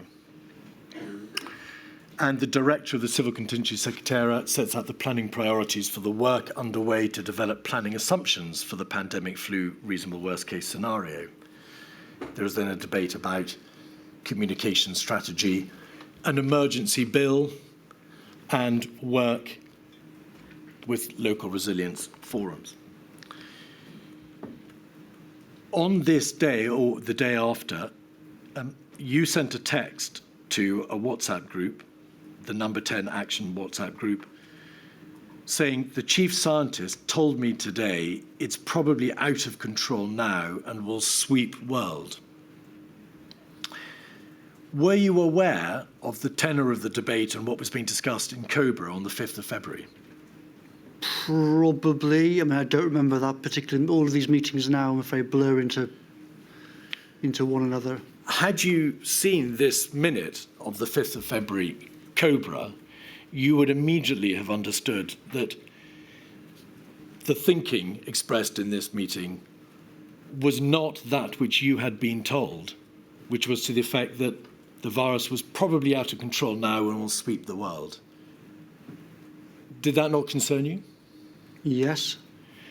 What did you do around the 5th and 6th of February to say, this Cobra appears to be proceeding on an incomplete, inaccurate basis? Mm.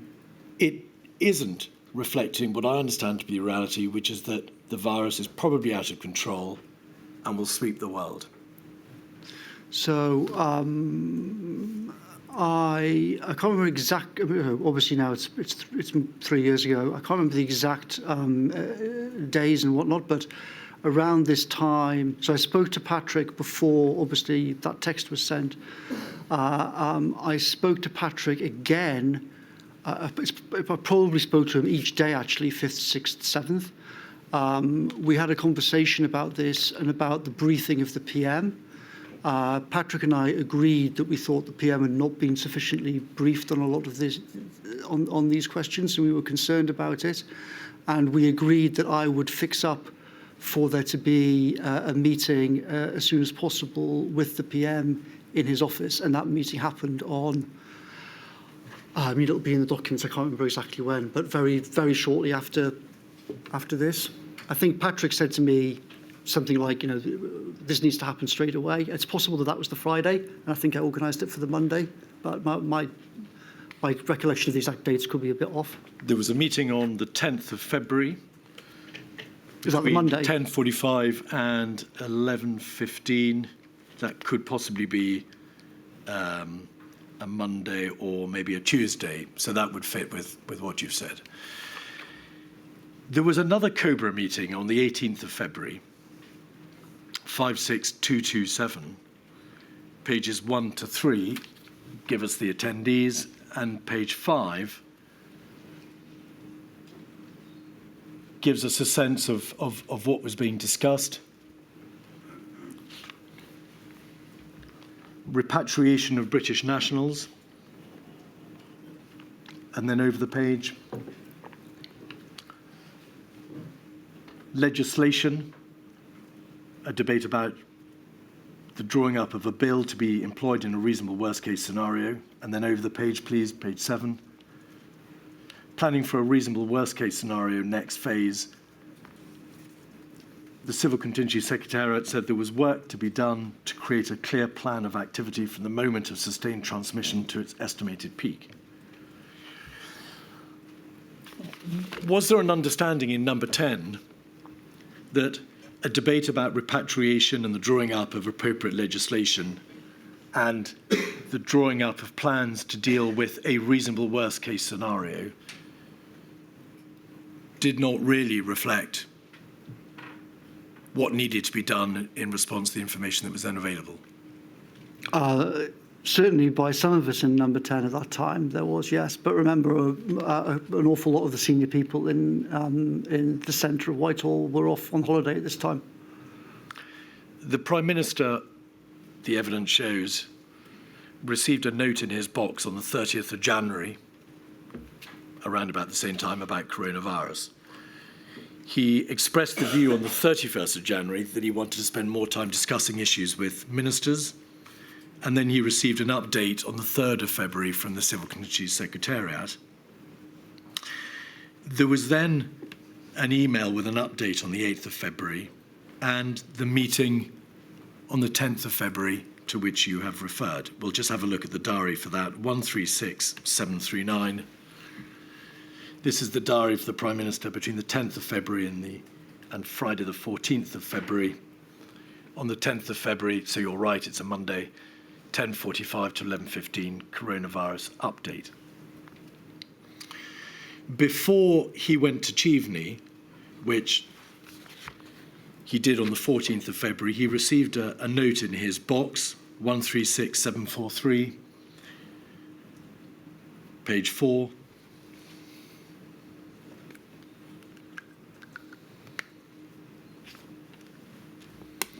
Coronavirus international response. Containment of the virus in China is a key part of preventing the spread of the outbreak to the United Kingdom. If what you were told by the chief scientist was right, the chief scientific advisor was right, Mr. Cummings, that there was an inevitability or a probable inevitability to the virus sweeping the world, then any debate about whether or not the virus could be contained in China was out of date.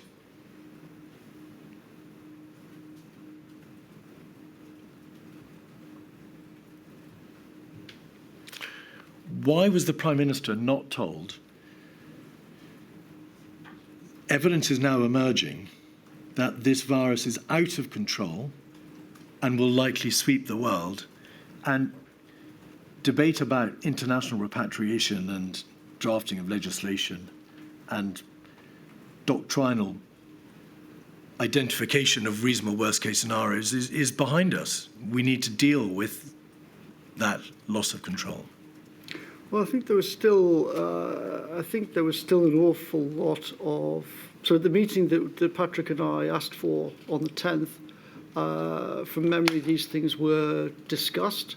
But remember, at that point, it was still not at all seen in Whitehall like this is going to be.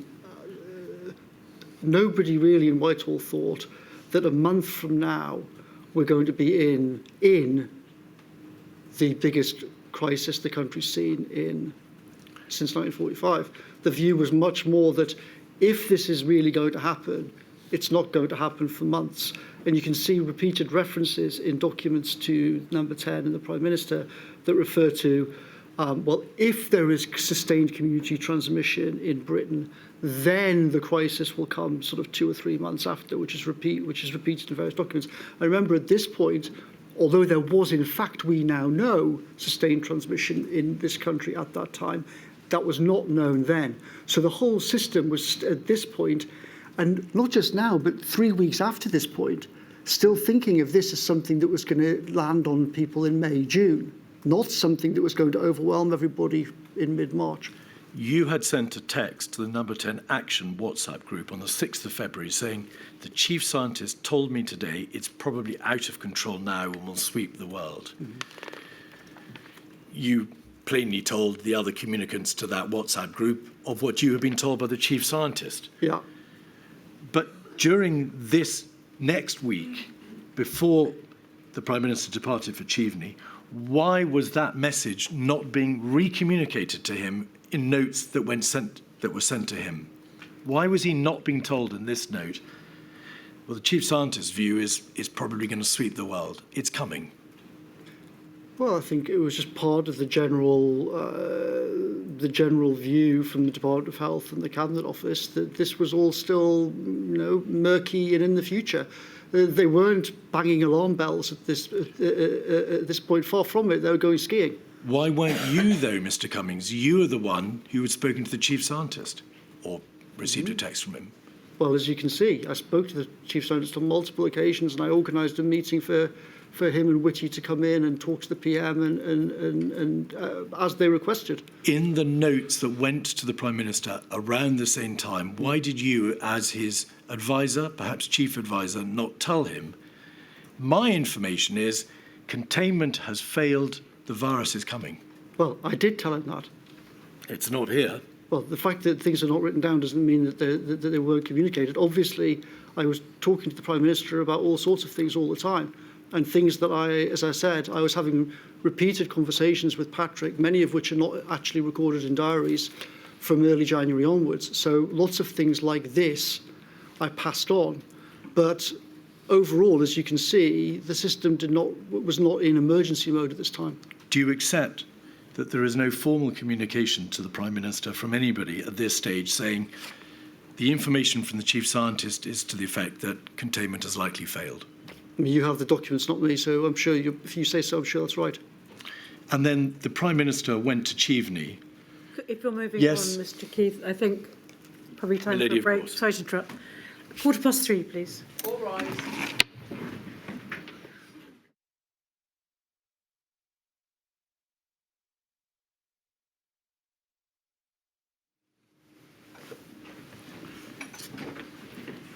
Mr. Keith.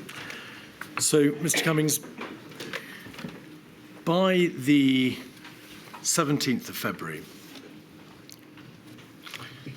some members of SPI-MO and SAGE were reporting the belief that there was already sustained transmission in the United Kingdom. On the 21st of February, news emerged of a cluster of locally transmitted cases in Lombardy in Italy, and a lockdown began there, you'll recall, of a number of municipalities. And on the 23rd of February, the DHSC reported 13 cases in the United Kingdom. The paperwork shows that the pace of the government tempo, the tempo of work in government, declined notably between the 14th of February and the 24th of February, which coincidentally is half term. Why was that?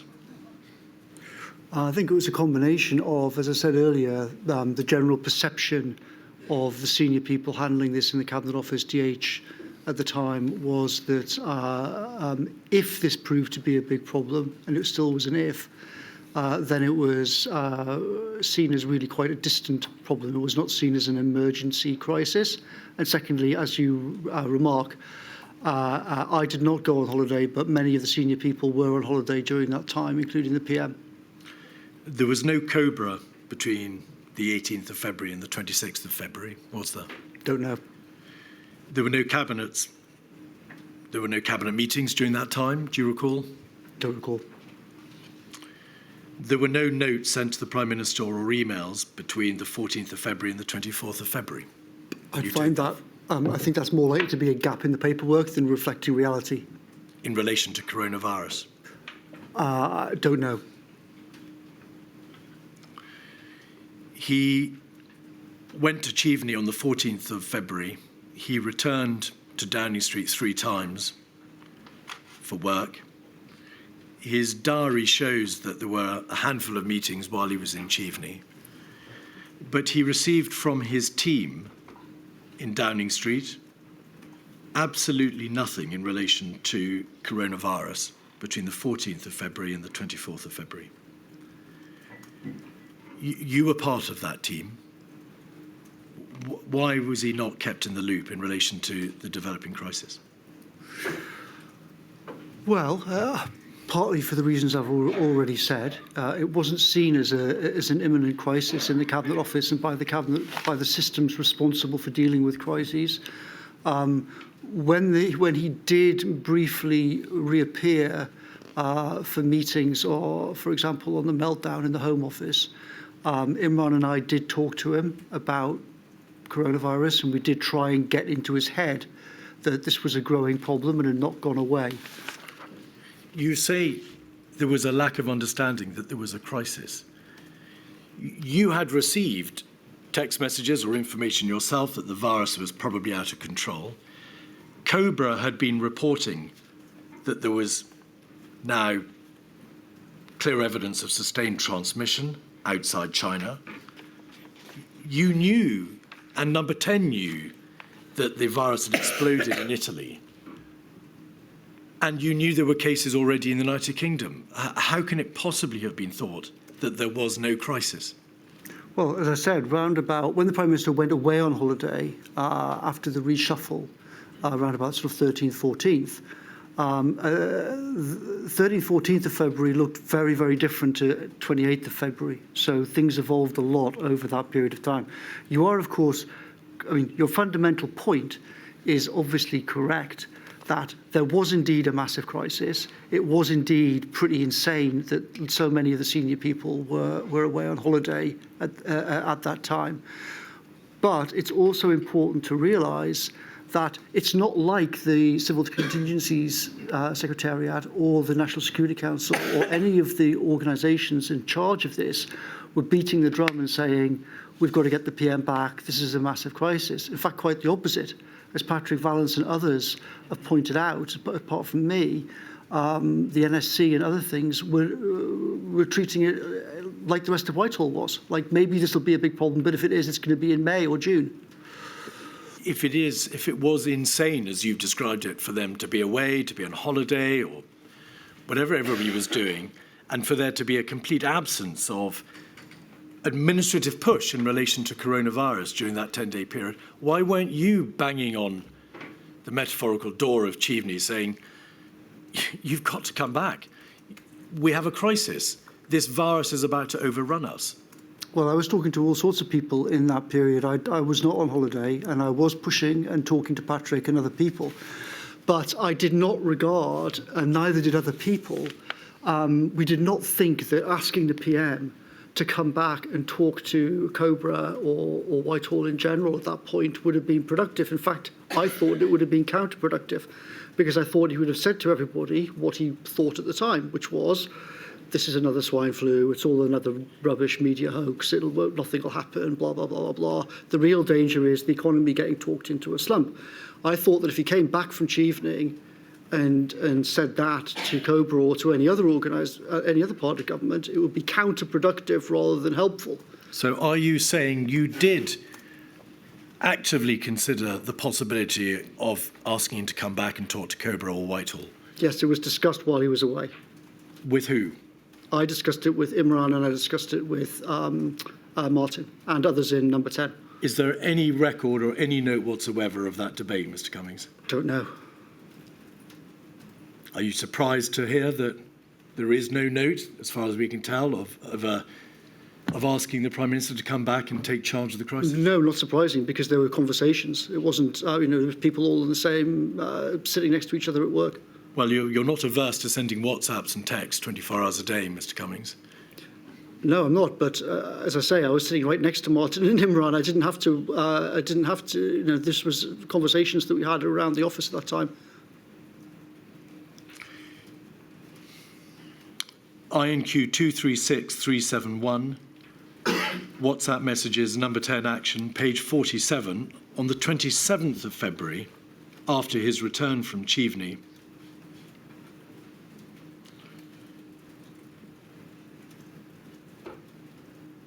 Mr. Johnson said,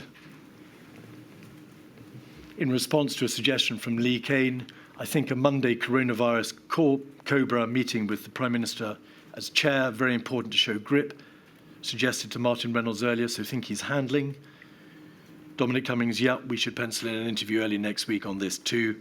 We've got to sort stuff out over the next few days, but Monday must be a new level. And Mr. Johnson says at the end of this particular thread, not sure if it can wait till Monday. There's no reference there to the possibility that he'd been asked to come back earlier, or that there should be a Cobra while he was in Cheveney. Is there? No. And he asked, or he said, I'm not convinced we're showing grip on Corona. We need to have a Cobra. Not sure it can wait until Monday. There had been 4 Cobras already, had there not? I don't know how many there've been.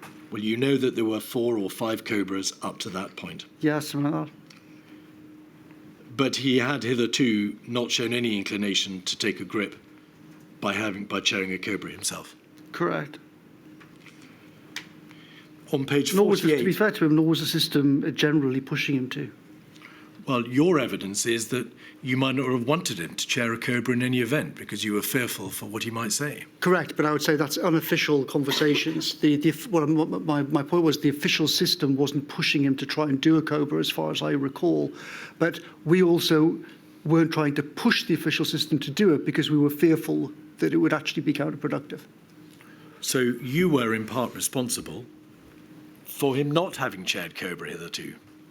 That's a funny interpretation to put on it, but Well, you didn't want him to. You were fearful of what he might do if he was allowed to chair cobra. as I said, the system wasn't pushing him to, and I didn't think it was wise to try and force the system to change its mind. I thought it would be counterproductive.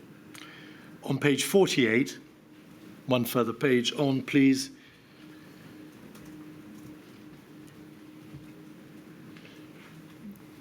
You return to your usual theme of Mr. Hancock is a know-nothing on comms, and he's totally failed with the Corona comms team. I'm having to convene meetings to sort shit out this afternoon. Mr. Johnson asked for a conference call at 5. Could you scroll back out, please? At the bottom of the page, Lee Kane, can we have a PM update call today? Mr. Johnson, frankly, there is no limit to the stuff I'm willing to do to show we are gripping this. By this time, Mr. Cummings, it was becoming apparent that there was a complete absence of planning or of significant plans. There had been, well, it was evident that there was no means of controlling the spread of the virus once it had reached the United Kingdom. It was plain that there was sustained community transmission from the number of cases the DHC were reporting by the end of February. Why was the Prime Minister left in a position in which only now he was saying there's nothing I won't do to try to get a grip on this crisis? Well, I think I've already explained a few, the fundamentals of this. The system didn't regard it as a crisis while he was on holiday. The system didn't push him to come back from his holiday. However, in the last week of February, everything started to move dramatically differently. As you referred to, everything kind of kicked off in northern Italy. And crucial in terms of the PM, the media suddenly were all over this, and it was suddenly dominating. And that meant that Whitehall in general then shifted. We in number 10 were starting to realise that all sorts of things were problematic. For example, PHE, the agency nominally in charge of dealing with this, had come to number 10 and to me asking for help with the communications plan for coronavirus. That's what that reference was to regarding Hancock and Co. So we were starting to, and also, as you know, there's an email from that on the 25th of February, I was saying, where are all of these red teams? Where's all of this testing and whatnot that Hancock promised us existed? Where are these documents? And we, number 10, was starting to get a feel for the absence of things and a feel for the fact that the first wave of all the communications plans was a nightmare, etc. Ms. Cummings, you say the system didn't push him to come back. The system didn't regard it as a crisis. The system didn't do that. But you were part of the system. Why weren't you pushing for these things? Pushing for what? For him to come back and take a grip on the crisis. I've already explained that I regarded him coming back at a time when the system was not pushing him to say this is a crisis. If he'd come back on the 15th of February, he'd have said what he'd already been saying in the previous 10 days, which is, this is all balls, it's all swine flu, the real danger is the economy, blah, blah, blah, blah. So that would have been, to me, highly counterproductive, given that me and Patrick and others were very worried about it. Of course, these things are a very fine balancing act. And you can see the problems we had on this with the handshaking, which happens, roughly at this time, where I tried to push him on handshaking, and then it completely boomeranged. So we had to be very careful in how we handled this nightmare problem. You say that there was a step change, or rather the system changed direction in the first week in March. But the government published on the 2nd of March a coronavirus action plan, Contain, Delay, Mitigate, which was described by Mr. Warner in an email to you and others that it wasn't a plan, it was a communication framework. Yeah. You understood perfectly well that it wasn't much of a plan, it was a comms plan, if it was anything. Did you alert people to the fact that a plan for contain, delay, mitigate was likely to be of little use given that containment had already failed? There were certainly, at this time, growing conversations, this time, i.e. when this plan was published. As you refer to, Ben Warner was immediately astonished when he saw this document. Other people in Number 10, similarly Imran and others. And this contributed to our growing sense that, hang on a second, we've been told that we're the best prepared in the world. We've been told that all of these things exist. This document is obviously pretty much a joke. Like, what the hell is going on? So yes, at that time, there was an exponential curve of the virus, but there was also an exponential curve of alarm in the PM's office and elsewhere in the system. Where are the emails from you saying, as the Chief Advisor of the Prime Minister, our sole and primary coronavirus action plan, Contain, Delay, Mitigate, is a joke? I don't know if there are such emails. During the course of that week, more and more evidence came to light, both of the spread of the virus in Italy, which had increased fivefold. More measures were proposed to combat the spread of COVID in the Lombardy and other northern provinces. And as you've described in your statement, Mark Warner and you debate on the 7th of March your incipient concerns about Plan A. On the 10th of March, so a matter of days after your concern had started to emerge about the whole strategic direction that the government had embarked upon, the Civil Contingency Secretariat prepared a note, 49583, in which the director of the CCS stated in paragraph 1, COVID-19 looks increasingly likely to become a global pandemic, although this is not yet fully certain. The note sets out the views of the CCS as to the need to have fast-track legislation to effectively manage the outbreak.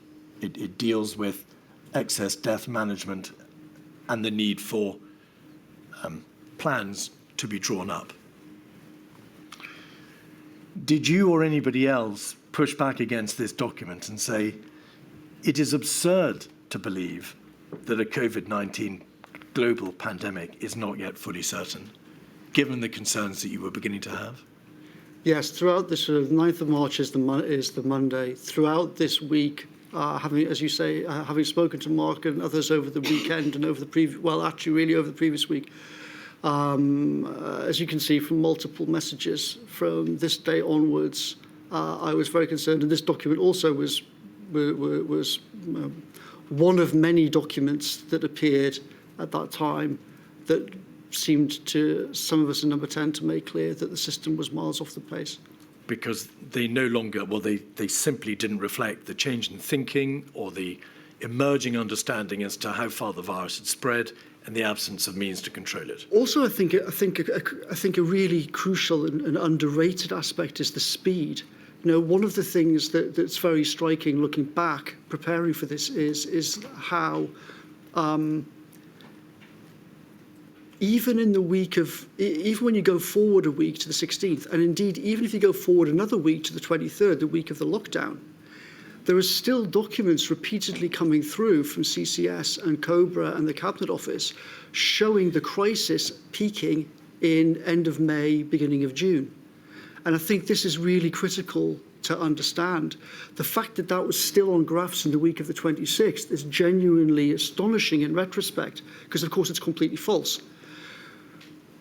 what a critical thing at this point on the 9th was that partly because Mark Warner, at this point, he had his data team embedded with the NHS, and they were getting better and better data out of the NHS.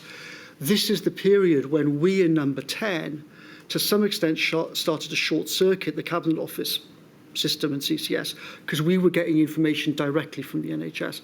And we started to realise, hang on, there is a fundamental mismatch between the shape of the curve that's coming out of these graphs coming from COBRA and the Cabinet Office, peaking at the end of May, June, and the information that we're getting from the NHS, which is showing that the crisis is almost upon us. So this was increasingly alarming all the way through this. On the 9th, I think it was, I asked Imran, again, this was not supposed to be a job for SPADS, and it was not supposed to be a job for number 10. And I said to Imran, please get in touch with Simon Stevens' office and get data directly from Stevens' office to here so that we can see what they're talking about. You can also see chatter between Warner and Patrick on this exact subject. Pause there. That's a very long answer. I'm going to ask you about Ben Warner. He received an email from Professor Neil Ferguson on the 10th of March, in which Professor Ferguson asked him to show or to distribute to the Prime Minister and Cabinet documents relating to the surge demand and daily number of deaths that were likely. So that was another source of information coming into number 10 at that time. Yeah. On the 10th of March, the Cheltenham Festival commenced. And on the same day, Public Health England data presented at SAGE suggested that the true number of cases in the United Kingdom, what was to be measured in the tens of thousands.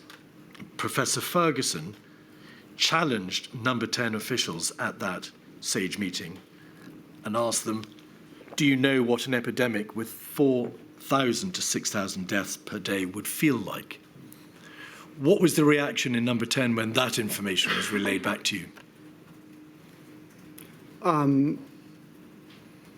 Well, it contributed to our growing sense that something had gone horrifically wrong in the communication between SAGE, DHSC, and the Cabinet Office about not just the scale of the problem, but the speed of the problem.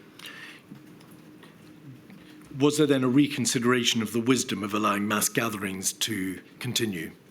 It was discussed in the context of the Cheltenham event, but again, the PM was advised at the time that banning mass events would.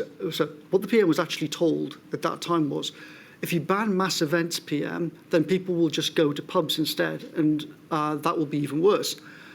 Of course, now the obvious question is, but why are they all going to pubs? But remember, there was no plan for lockdown on the 9th and the 10th of March. There was no plan for stopping all of these things. So if you're not going to close pubs, then you can see the kind of twisted logic of, well, don't stop things like Cheltenham or football matches and everything else. On the 11th of March, you sent a WhatsApp message, 102697, page 17, where you say in the middle of the page, I think it's really important that senior people understand and are able to discuss with Prime Minister this fundamental question. All sensible people can see the trajectory and how social distancing will be needed to flatten the curve. Very sensible people. People are saying the risks of delay are much higher than the risks of going too soon. And then you say in capital letters a little further down the page, why wait 5 days? Why not move now and flatten the curve earlier? Yeah. Was your appeal heard, Mr. Cummings? No. Why not?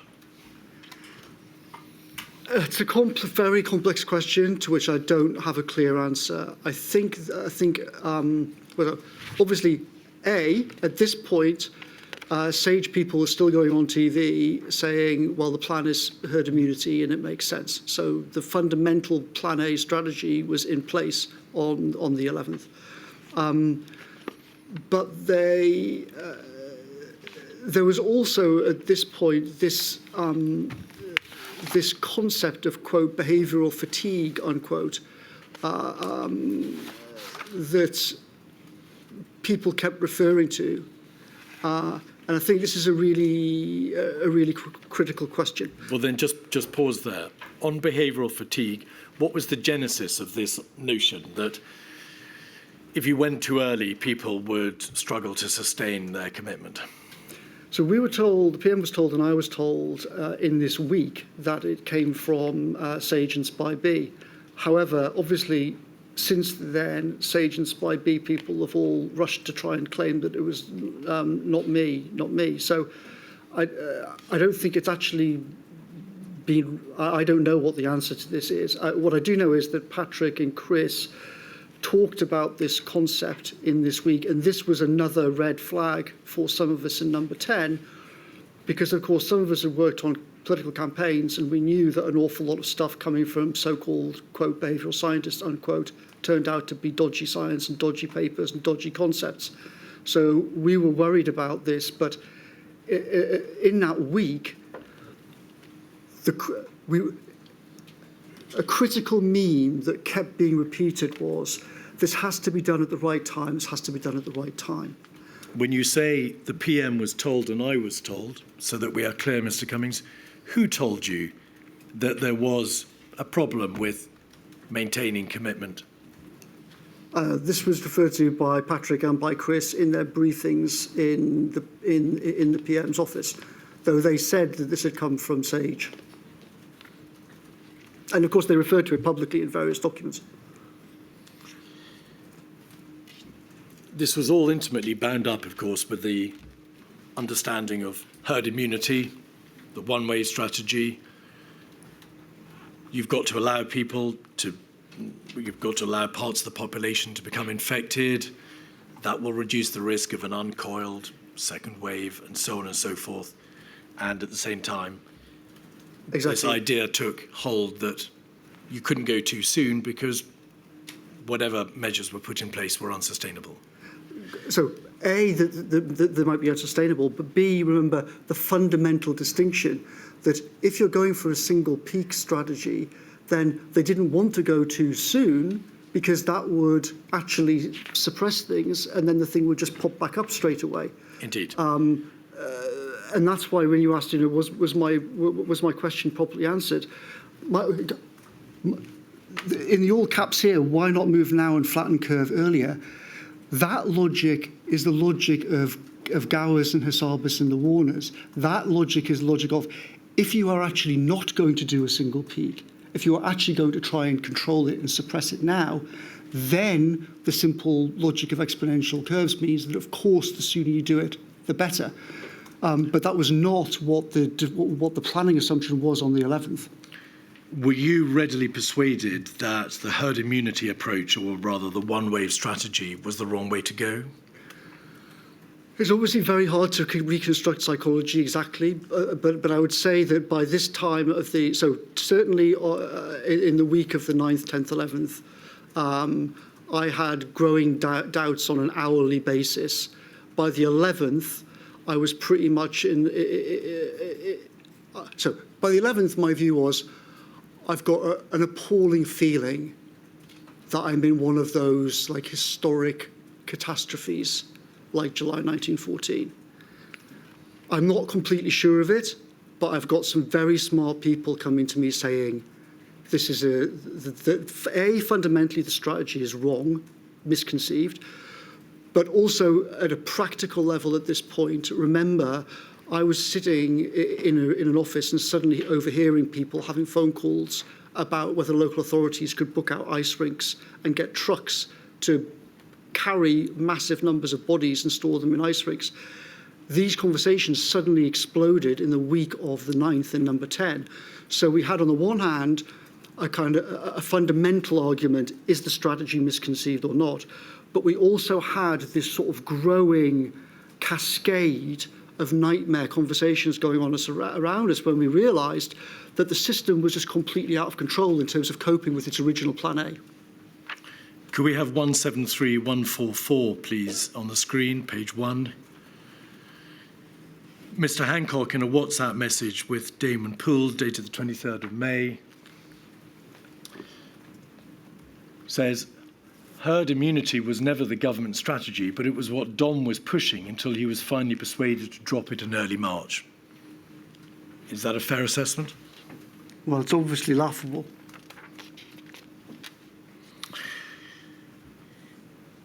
When did it become apparent that modelling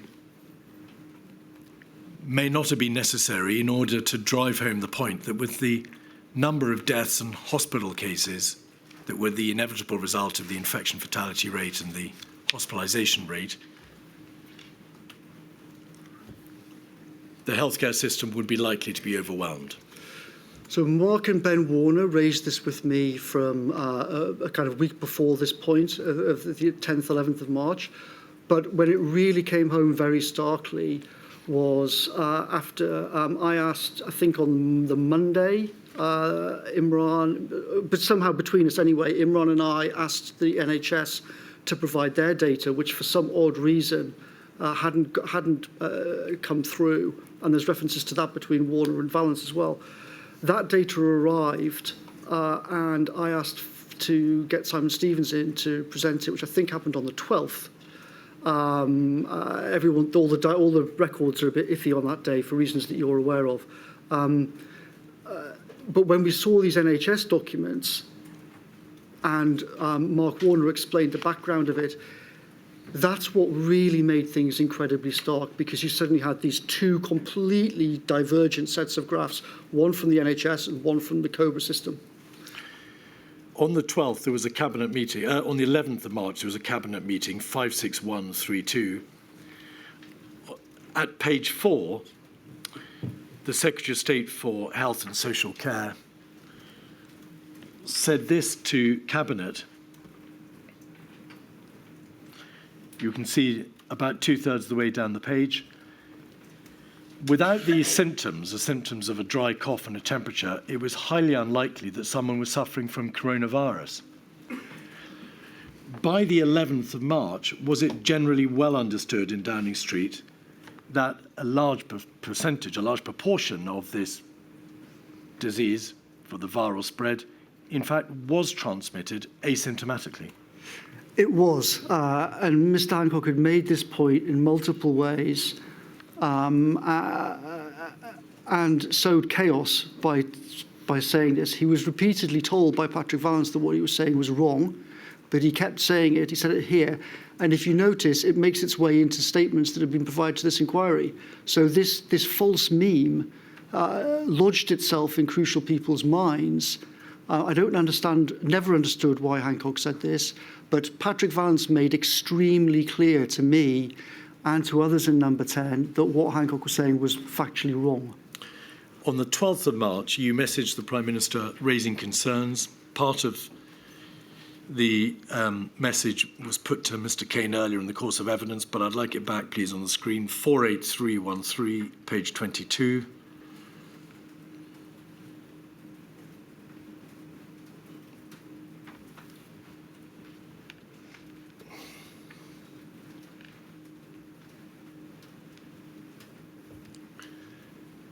You see there the 12th of March date.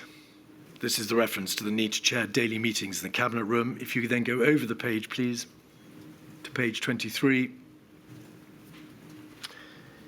The overwhelming danger here is being late and the NHS implodes like zombie apocalypse film, not being a week early. What did you mean by that? So, you mean the last message? Yes. Well, at this point, we'd got the data that I'd asked for from the NHS, and we'd seen these graphs. And it was clear, it made starker not only the scale of the problem, but also two things. A, that the whole crisis was coming much, much, much faster than we had been told, and that the Cabinet Office understood, and that was on all of these official graphs. And secondly, to me, almost worse than this was, like, what on earth is going on? Like, how can we be in a situation where the NHS has these graphs showing that we are days away from having to make a decision on what to do to stop this nightmare, but the official system in the Cabinet Office for dealing with this crisis doesn't seem to understand this.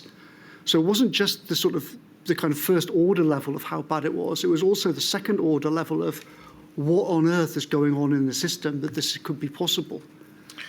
On page 69 of 48313, there is a WhatsApp message from you saying, said while babbling about chickenpox, God fucking help us. What was being said about chickenpox, Mr. Cummings? So there was a meeting in the PM study roughly noon on this day, and there was a conversation, and in the conversation the Cabinet Secretary said to the PM, you should go on TV and you should explain that, this is like the old days with chickenpox and people are going to have chickenpox parties, and the sooner a lot of people get this and get it over with, the better, sort of thing. And this has been mentioned before, this analogy, and I said, Mark, you should stop using this analogy of chickenpox parties, and the Cabinet Secretary said, why? And Ben Warner said, because chickenpox doesn't spread exponentially and kill thousands and thousands of people. And the look on people's faces when Ben said this, that was quite a crystallizing moment, because it made us, think, who on earth is briefing the most important official in the country along these lines? This is terrifying. But also other officials obviously heard this exchange, and some of them came to us and said, essentially, like, something has gone terribly wrong in the Cabinet Office. All right. On Friday the 13th of March, the inquiry understands that, of course, there was the meeting in the evening involving yourself and others, at which a plan B, to use your wording, was sketched out on a whiteboard. It's at 48313, page 3. If you could just scroll in, please, we can reacquaint ourselves with this whiteboard. Essentially, Mr. Cummings, and if you would just simply confirm yes or no, this whiteboard was the first emanation of Plan B, which recognised that to stop the NHS collapsing, there would have to be consideration probably of a lockdown. And of course, it deals with the number of deaths that would occur in a reasonable worst case scenario. It deals with issues as to how you deal with contact, what the differences are between Plan A and B, who not to save, i.e. who is at risk, and full lockdown before collapse. Yeah. And this whiteboard is moved around Downing Street, I think, like thesis a ship. It's brought into meetings and it's further explained to the Prime Minister and individuals there. Yeah. During the course of that meeting, though, the Prime Minister texted you and Mr. Hancock, Sir Patrick Vallance and Sir Chris Whitty, saying, how do we win the herd immunity argument? Mm-hmm. Was that because, notwithstanding the information which had been received from the scientists, from Professor Ferguson, from the NHS, your incipient understanding of the wave of death that was to ensue, it was still thought in number 10 Downing Street that herd immunity was the way forward? Yes, but at this point on Friday evening, 13th of March, Plan A remained Plan A. And also, of course, what the PM's specifically referring to is, at that point in that week, multiple scientists, including the CSA and John Edmonds, had been on TV explaining the herd immunity the herd immunity basic Plan A. But there'd been a lot of pushback from it. The PM was nervy and was saying, how are we going to explain this better, and how are we going to get this argument out? All right. The next day, on the Saturday, there were a number of meetings. There was also a long debate on WhatsApp between the Chief Scientific Advisor, the Chief Medical Officer, Mr. Hancock, the Prime Minister, and yourself. Could we have 48399? And I don't want to spend too much time on this WhatsApp thread, but it shows on pages 3, 4, and 6 a fairly extensive debate about how herd immunity as an argument can still be advanced, if it is to be advanced at all, but also how concentration now needs to be focused on measures to be taken to avoid transmission and save lives. And I think on page 3, 1403, the 14th of March at 7:39, Mr. Johnson says, thank you, agreed totally with above. That's why I was concerned when some on the team were suggesting last week that we actively need a proportion of population to be infected. And if you could just scroll back out.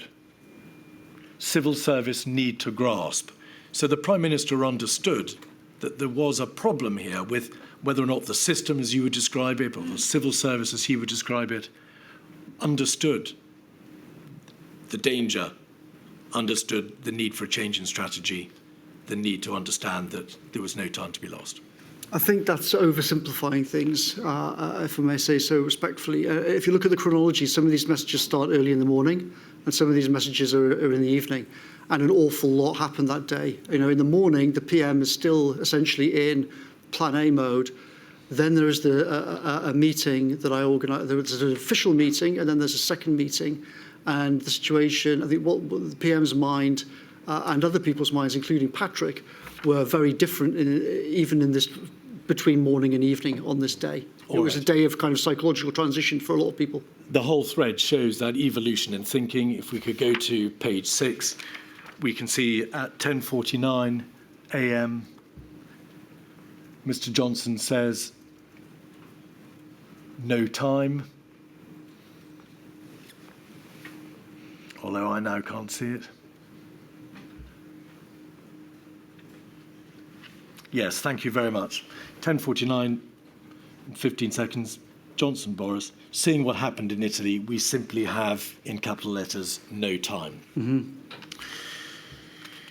Over that weekend of the 14th and 15th, there are, as I said, a number of meetings. SAGE is asked to model lockdown. You're in touch with Timothy Gowers to ask him for his help, and he says you've got to move urgently to extreme containment measures, correct? Yep. 253942, page 3. You asked him for his views, and he says you've got to move urgently to extreme containment measures.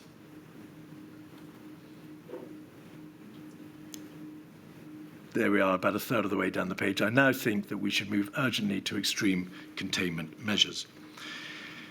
Then, on that Saturday, the 14th of March, at the officials' meeting in the morning, Number 10 was informed that matters, the outbreak was further along the curve than had been thought. And there was a private meeting, was there not, between 9:01 and 9:10 with the Prime Minister, yourself, Cleo Watson, Lee Kane, Imran Shafi and Stuart Glasborough, where you wheeled in your whiteboard and you took the Prime Minister through the problem. Yep. In light of what Mr. Kane said earlier, can you make plain, please, though, that it doesn't appear as if any decision was made during the course of the weekend for a lockdown. It is that there was a change in the strategic approach of the government. There was a realisation that there had to be a change of approach and much more stringent measures were likely to be required, but no actual decision was made to impose a national lockdown.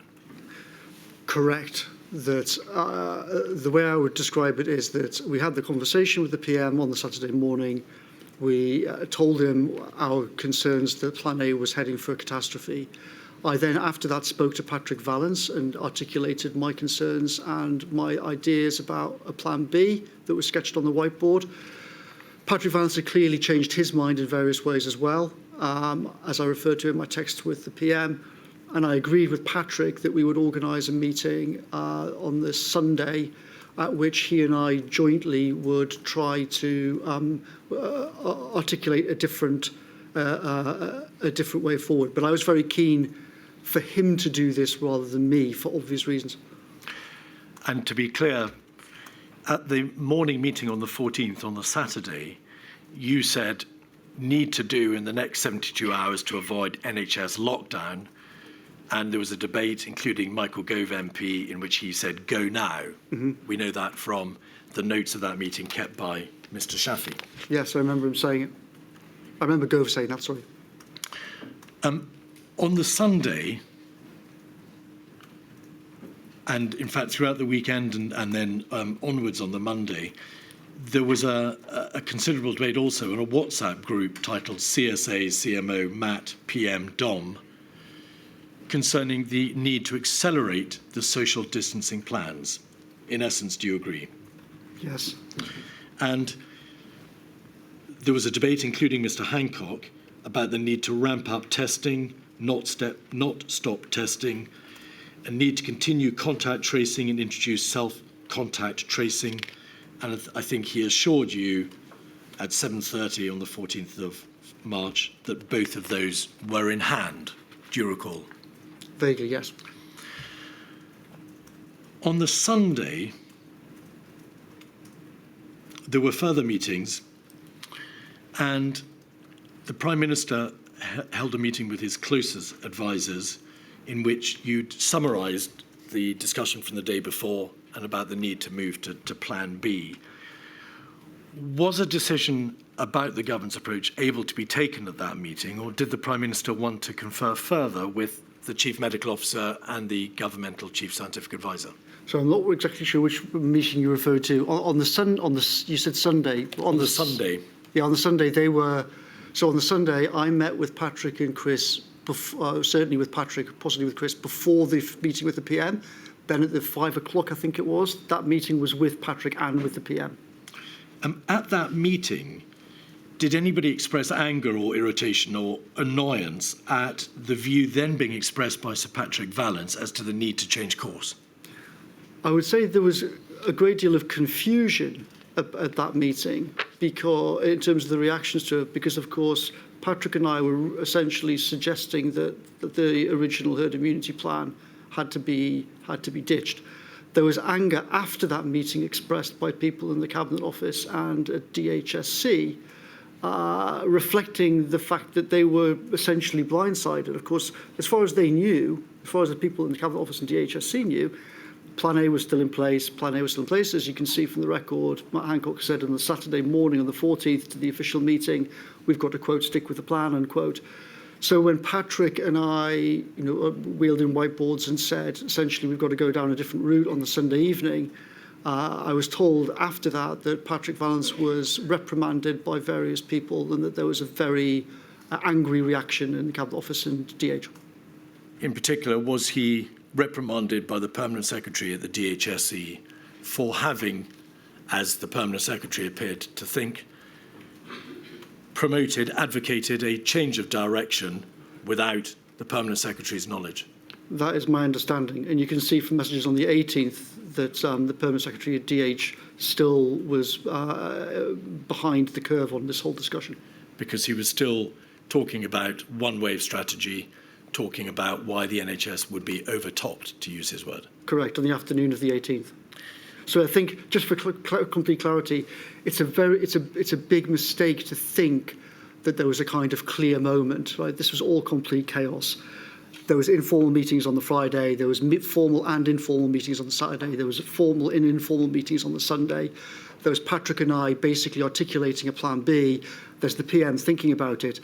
There's the Cabinet Secretary and other people in the system suddenly going, what the hell's going on? Are we ditching Plan A? What the hell?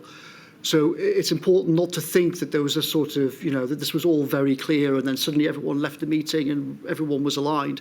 It was a very chaotic process, that transition.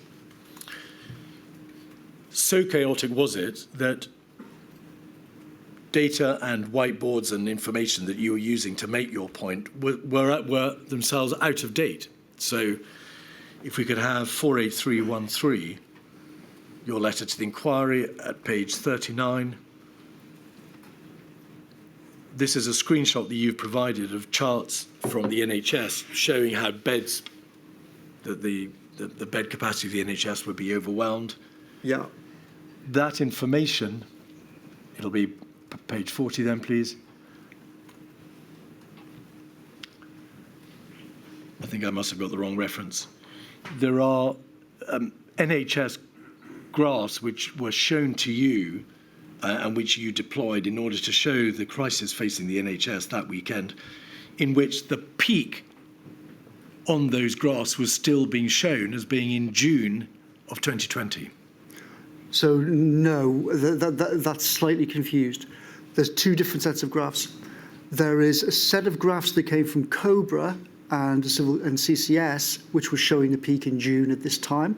The NHS graphs, which we've been provided by either NHS or essentially from Stephen's office, the ones I referred to earlier, which were shown to us on the Thursday the 12th.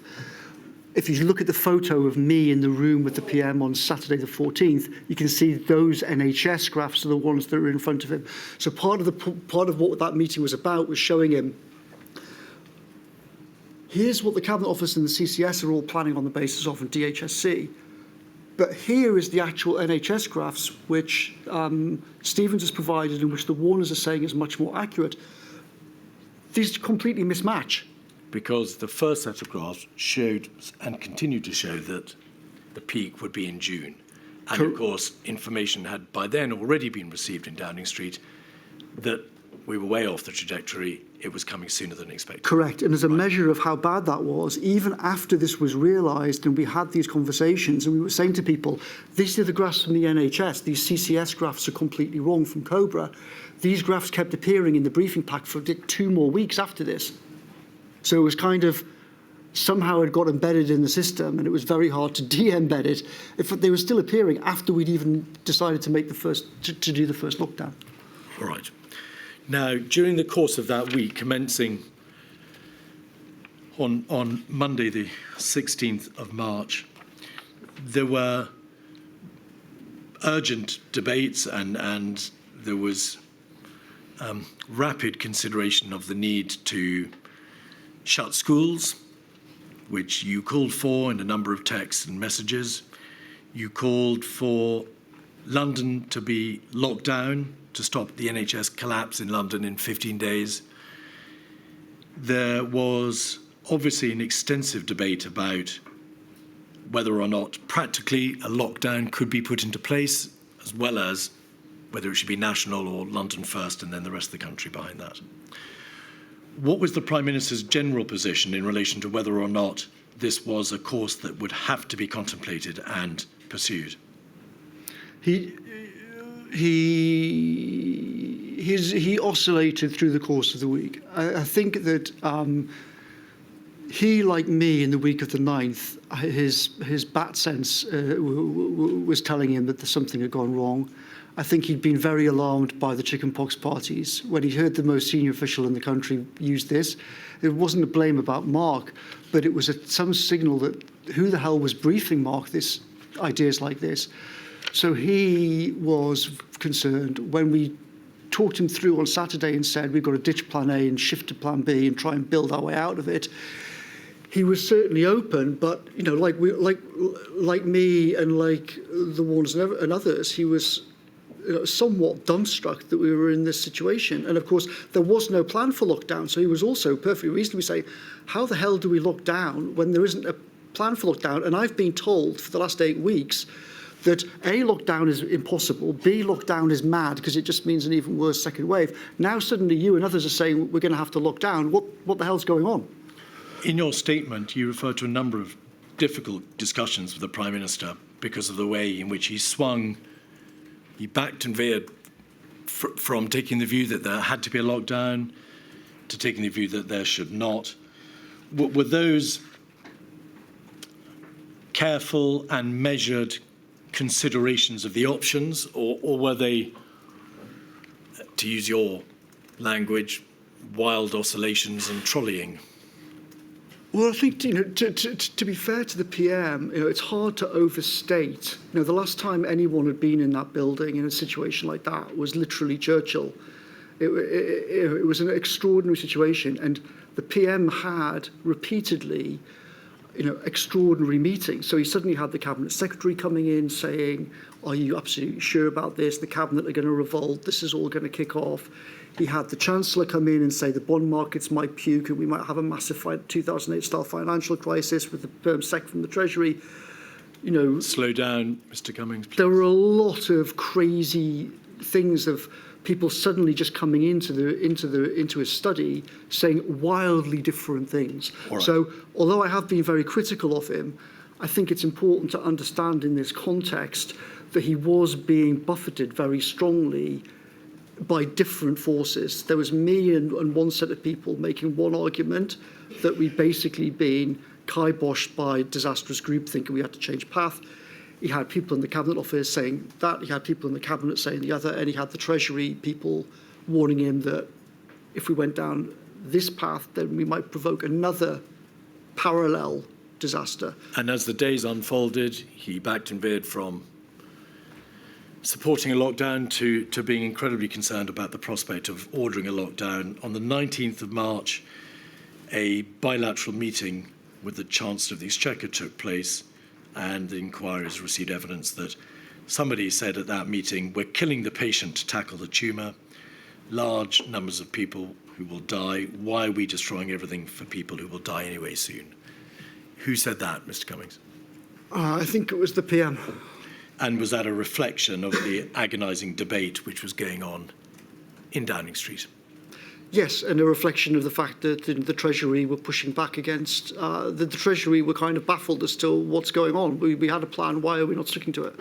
But the Chancellor wasn't trying to stop serious action being taken, from your own statement, that's what you say.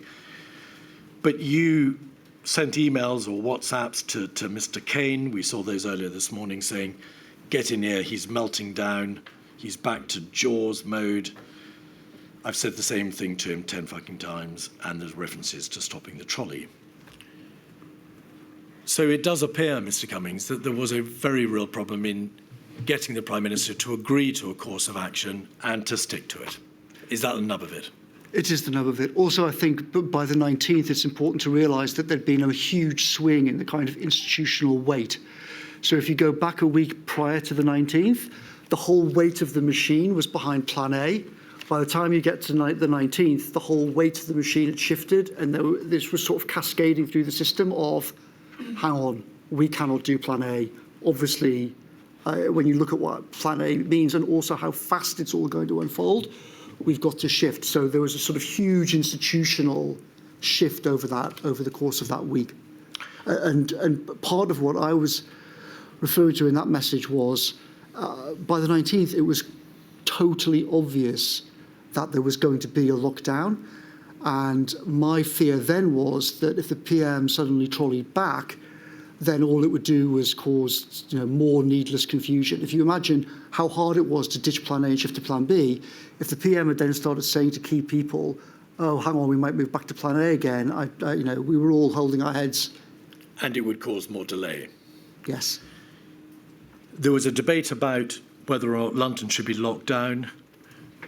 The Prime Minister met with the Mayor of London and they agreed to jointly announce that entertainment, hospitality and retail must close in London from Friday. But the Prime Minister changed his mind again and that announcement did not take place and London was, of course, not shut down early. The position then by the following weekend, the weekend of the 21st and 22nd of March, was that time was allowed to see whether or not the measures which had been put in place that week would work, whether or not there would be sufficient compliance. And it became apparent, didn't it, over the weekend that from continued social mixing up and down the land, those measures were simply not going to work. And that is why the lockdown decision was made on the Monday. Yes, I mean, if I recall correctly, again, I would say that might have been formally made on the Monday, but I think it was pretty clear over that weekend that it was going to happen before. There were meetings on the Sunday, and the matter obviously formally had to be debated by Cabinet. Yeah. And the Cabinet meeting took place on the Monday. And for all those reasons, Mr. Cummings,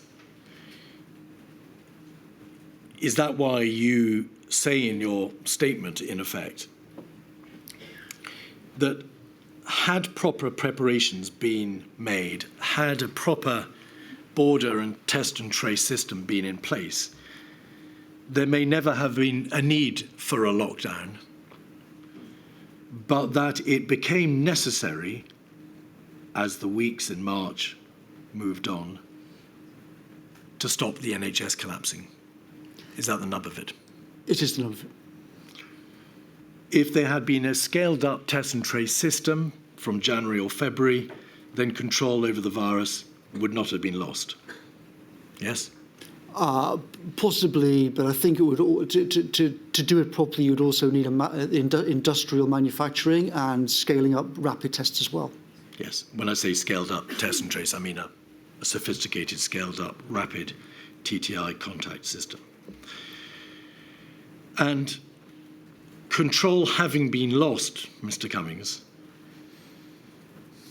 there is obviously an argument that that lockdown, which became necessary to avoid the collapse in the NHS and to prevent death, could have been decided upon earlier than it was.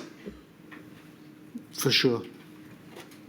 And it was the way in which the government system, the structure, attempted to change direction from the 9th of March onwards, and the lack of any planning or preparation for shielding or any of the other parts of the system that would be required to accommodate a lockdown, that a lockdown could not be imposed earlier.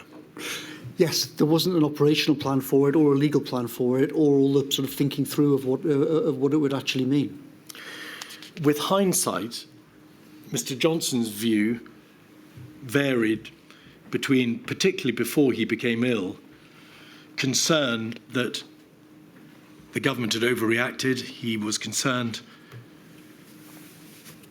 because he said, I've no idea whether COVID is killing people. I don't know how many COVID deaths are truly additional. Did we really have to take those steps? But after he fell very gravely ill and recovered, he told you, this thing is no joke. Thank God we changed course. It would have been a catastrophe. Correct.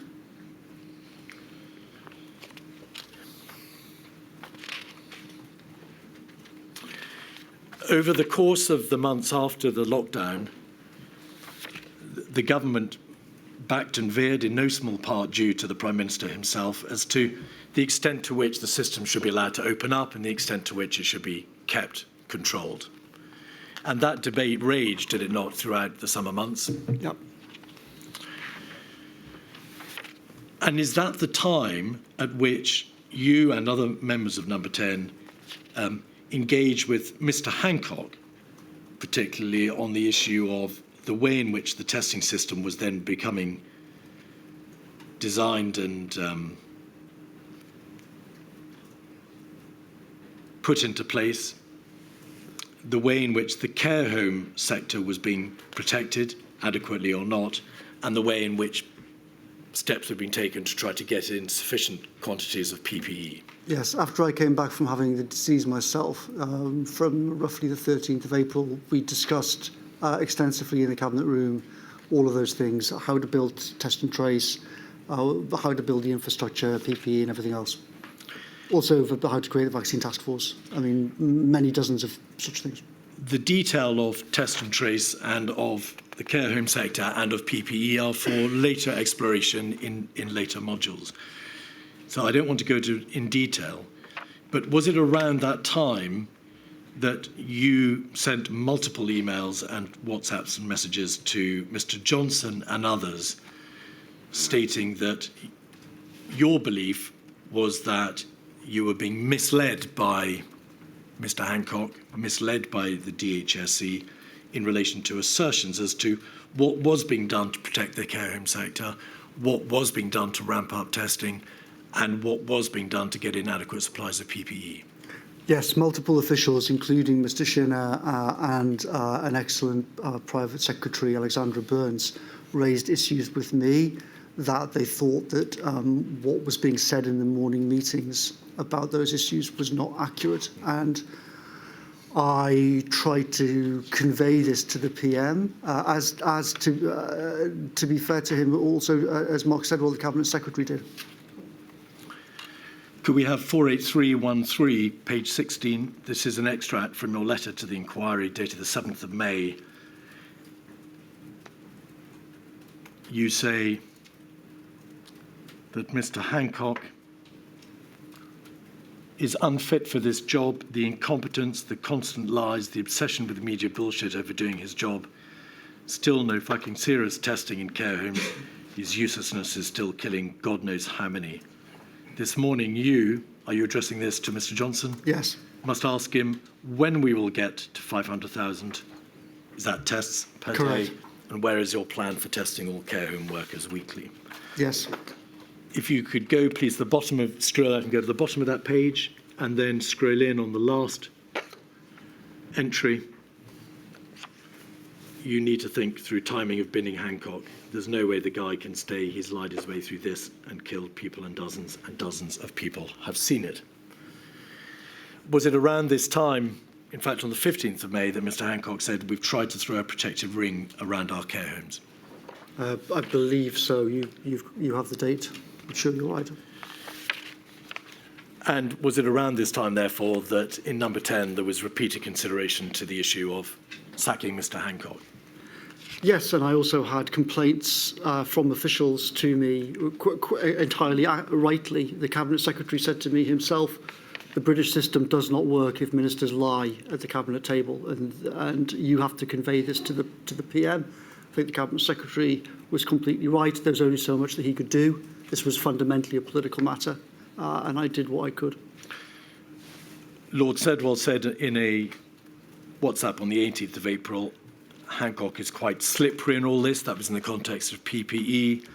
And on the 20th of April, Mark Sedwell referred to, I'm fast losing confidence in Hancock's candour as well as grip. We'll have that on the screen, please. 48313, page 26.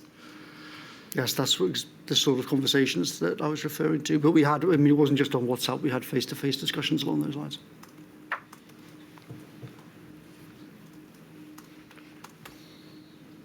If you could scroll in, please. It's quite hard to read, but you can see in the top third of the page, that exchange really worries me and reinforces the need to get a grip on DHSE, who should have been kicking my door down over this for weeks to get it resolved. Yeah.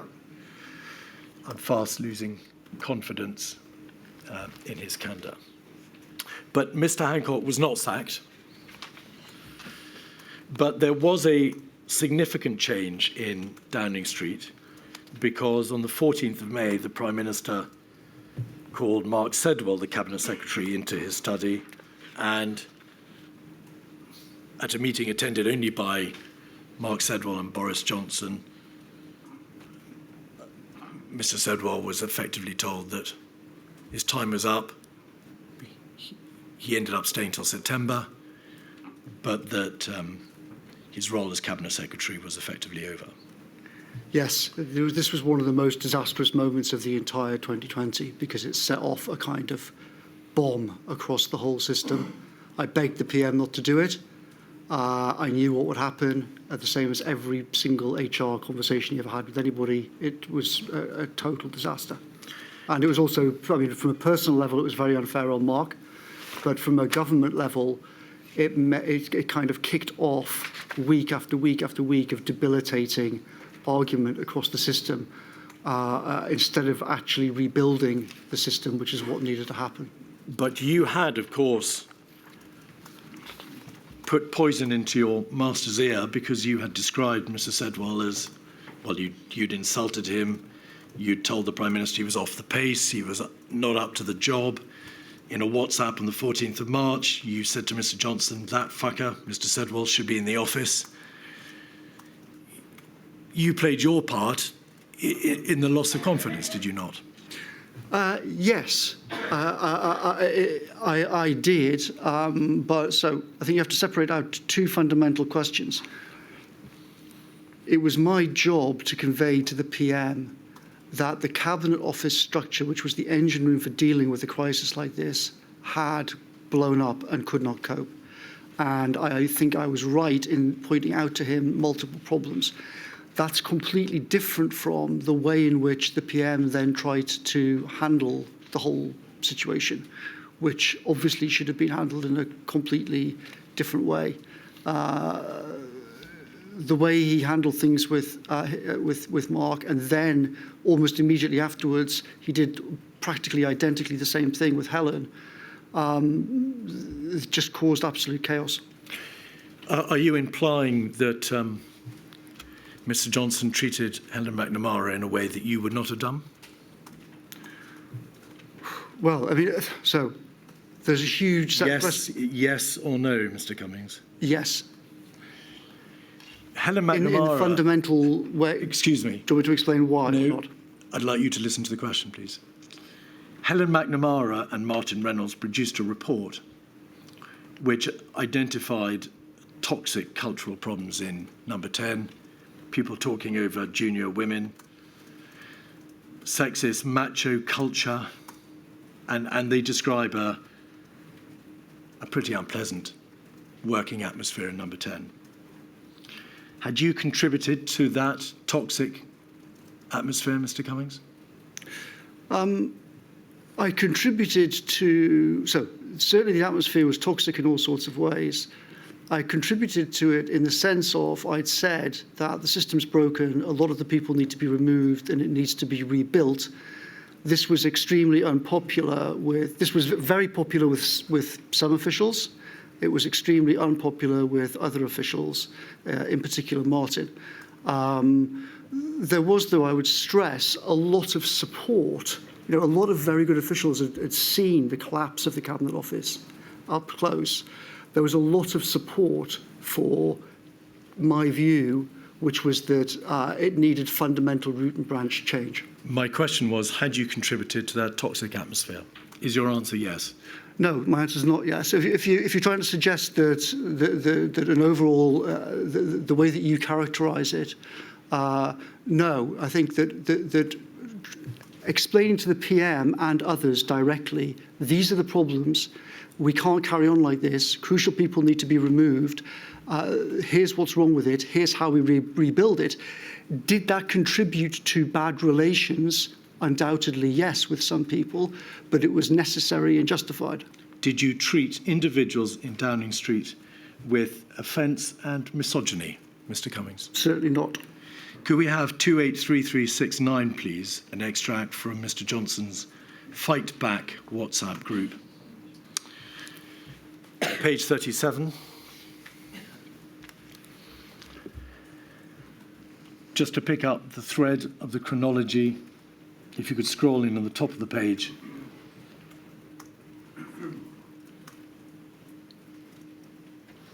We could see that the first WhatsApp is the 21st of August 2020. Mr. Johnson says the mail has fucked up remnants of my Scottish break, so back in Chequers and in a thoroughly homicidal mood. We need a plan for the Department of Education, PermSec, better ministers, reform. There is then some communication between him and Mr. Kane and you at the bottom of the page. And then over the page, please, to page 38.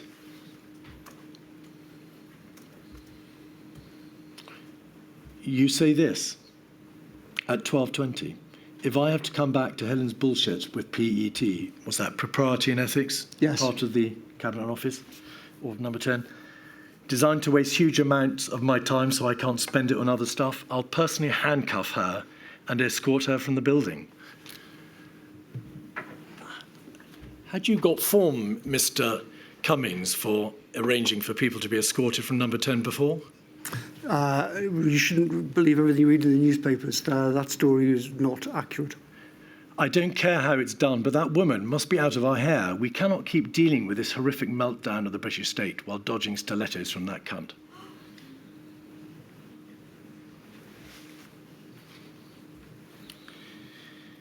Page 10 of 283282.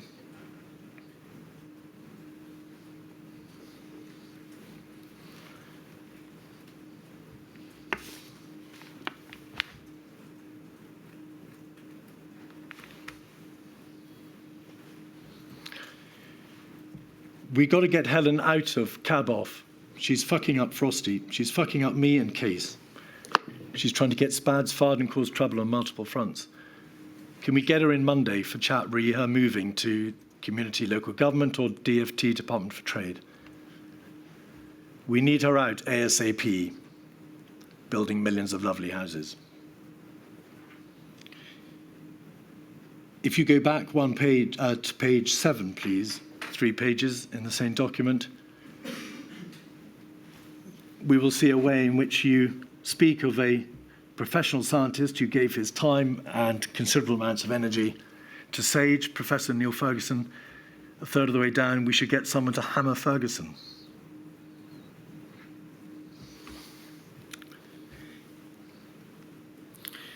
Mr. Cummings, was that aggressive and foul-mouthed and misogynistic approach the correct way to manage fellow professionals?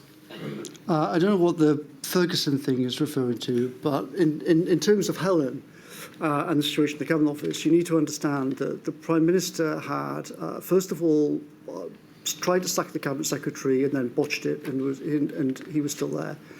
Then he'd said to everyone that he wanted Helen to be removed as well, and that he'd lost confidence in Helen. The new Cabinet Secretary had said that he wanted to have the authority to change both the PPS and choose his deputy, i.e. Helen. The Prime Minister had then trolleyed back on this as well. So we were in this absolutely nightmare situation where the PM had made clear that he didn't have confidence in either of the 2 senior officials, had said to people he was going to remove them, then he didn't remove them for week after week.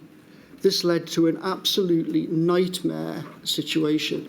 Now, my language about Helen is, the language is obviously appalling, and actually I got on well with Helen at a personal level, but 1,000 times worse than my bad language is the underlying issue at stake, that we had a Cabinet Office system that had completely melted, and the Prime Minister had half begun the process of changing the senior management and then stopped.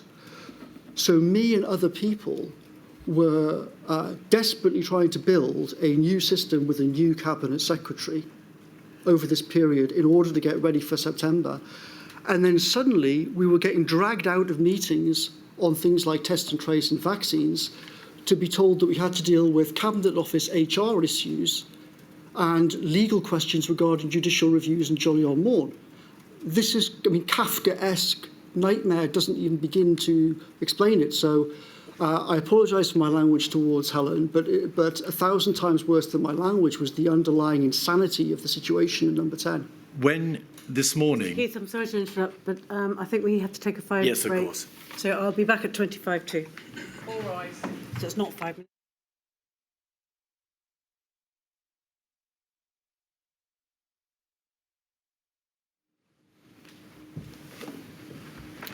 Keith. This morning, Mr. Cummings, I asked you what your view was of the private office within Downing Street.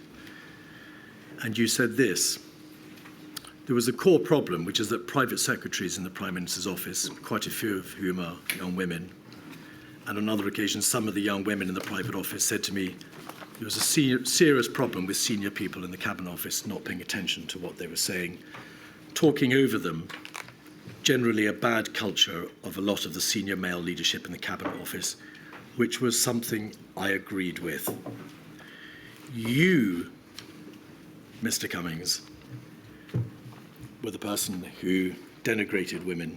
You denigrated Helen McNamara, and you sent that misogynistic message about her. Did you not? No, that's not correct. I was not misogynistic. I was much ruder about men than I was about Helen. I agree that my language is deplorable, but as you can see for yourself, I deployed the same or worse language about the Prime Minister, Secretary of State and other people. If you want to look at how we actually ran things, unlike Whitehall, I had 2 young women as my deputies. I hired young women into the data science team in the Vote Leave campaign. I actually put a young woman in her 30s in charge of it, much to the rage of a lot of MPs. So if you look at the reality of how I actually ran teams and how I got on with the private secretaries in number 10, you will see the truth of the matter. Moving through to the late summer, your statement shows that the Prime Minister kept changing his mind several times a day, questioning what had been done. I should have been the Mayor of Jaws. And you refer to pressure from the press. And I just want to ask you a single question about the impact of the press on Mr. Johnson. It is obvious there is a symbiotic relationship between the press and politicians, not least the Prime Minister. And he plainly paid a great deal of regard to what the newspapers were saying and to what their owners were saying to him. It is obvious that he found himself unable to ignore their entreaties about what should be done and about opening up the economy. In Downing Street, what was thought about that degree of influence of the press on the Prime Minister, and in particular the impact on him in deciding what was essentially a public health emergency? Well, obviously there was a general feeling in number 10 that the way in which the Prime Minister responded constantly to the media was extremely bad and extremely damaging to the COVID response. There were specific concerns about his relationship with the Barclays and the Telegraph, and there were specific concerns and also suspicions of possible corruption in terms of his relationship with Osborne and funneling money to the Evening Standard. Just pause there. I am going to ask you another question then about the press. Is it the Evening Standard that is owned by Lord Lebedev? Yes. And is it Lord Lebedev he met, spoke to on the phone and met, in fact, in the evening of Thursday, the 12th or 19th of March? I think I remember seeing a reference to the 19th. The 19th. All right. The text messages that you sent the new Director General in Downing Street, or Permanent Secretary Simon Case, in July and August show that you and he were gravely concerned about Mr. Johnson changing position as to the merits or the need for a lockdown, the lockdown which had occurred in March. And throughout September, October, Mr. Johnson backed and veered again, did he not, about whether or not the undoubted evidence of an increase in the incidence of the virus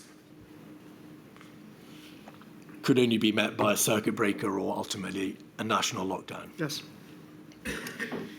And it's in that period that there are multiple references to him being a trolley, to being incapable of making a decision, to also the influence, if any, that his then girlfriend exercised on his decision-making.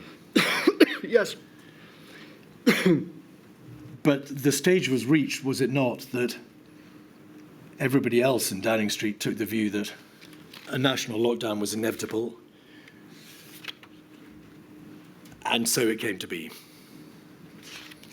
Were you in favour of a national lockdown in September and October when the scientific evidence and the position of SAGE showed that the disease was spreading again and was spreading irrevocably towards a further collapse in the NHS, or a collapse in the NHS? Yes, as the evidence shows, I basically agreed with Patrick and Chris, and I think also I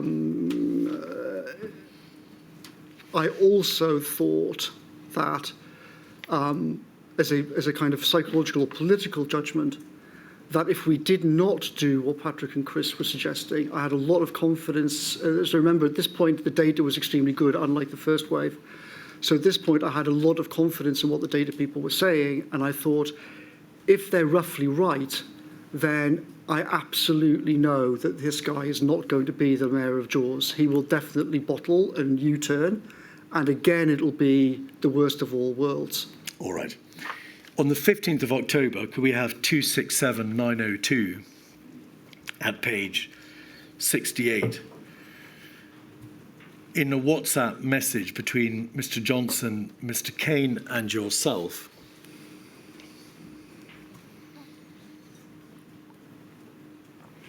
(267-902), page 68.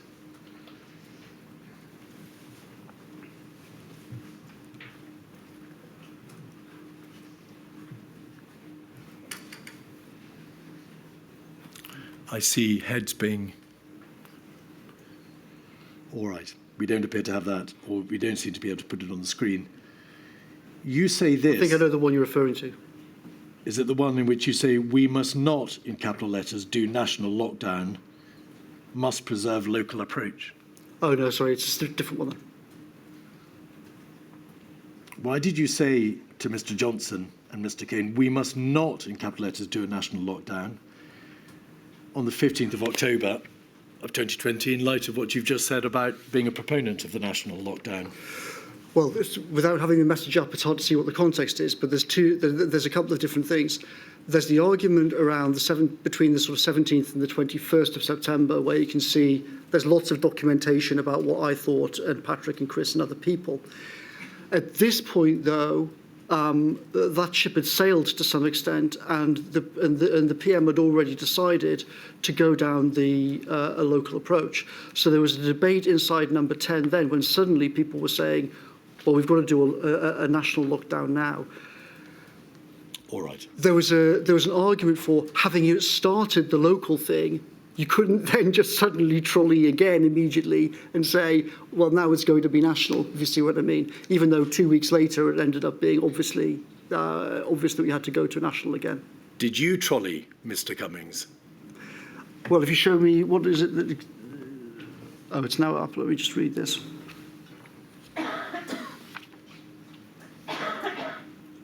Sorry, this doesn't have what you were referring to on. This isn't the one. Never mind, I see some heads being shaken. I think essentially, as I said, that there's the debate 17th to 21st of September about a lockdown, where the views of me and others are all in writing and very clear about what we ought to do. There was then the chaos between then and the end of October discussing possible local approaches, which didn't work. There was a stage where I was trying to get the PM to stick to what they already announced on local stuff and not career off again. But unless you get the documents up, it's hard to go into it in detail.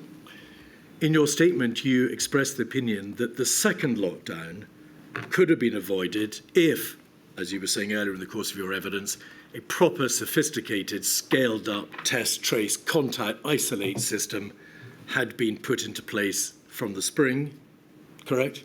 Correct, with mass testing as well. With mass testing. And you also attribute the fact that a lockdown could have been avoided if there had not been what you describe as failures in the Prime Minister's character. Yes, also to be fair to the PM, remember that for reasons still unexplained, DH basically trashed the idea of mass testing from March, and therefore the months of March to July were wasted to a large extent in building that whole infrastructure up until we were alerted by it about that in July. So I think you can't hold the Prime Minister responsible for that. You left Number 10 Downing Street on the 13th of November 2020, did you not? Yes. And your last messages with the Prime Minister, Mr. Johnson, were on the 15th of November, 2 days later. Could we have 282, page 26?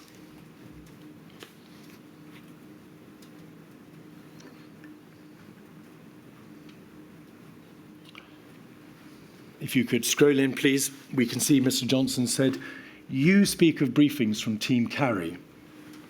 Is that a reference to the allegation that she had briefed against you, colleagues of hers had been briefing against you and may have been involved in leaks? She hasn't briefed anyone, and my instructions to all were to shut the fuck up. How is any of us supposed to know where these briefings come from? Look at the claims made on behalf of allies of Lee and Dom, that I'm out in 6 months, that I can't take decisions, that Carrie is secretly forging lockdown policy, and about 1 billion equally demented claims. Are you responsible for all that crap? No? Then look at it from my point of view. This is a totally disgusting orgy of narcissism by a government that should be solving a national crisis. We must end this. That's why I wanted to talk and see what we could jointly do to sterilise the whole thing. But if you really refuse, then that's up to you. You left the WhatsApp group, as we can see, because you blocked the contact shortly thereafter. He has a good turn of phrase, Mr. Johnson. Would you agree that there was, in the government of which you played a major part, an orgy of narcissism? Certainly there was.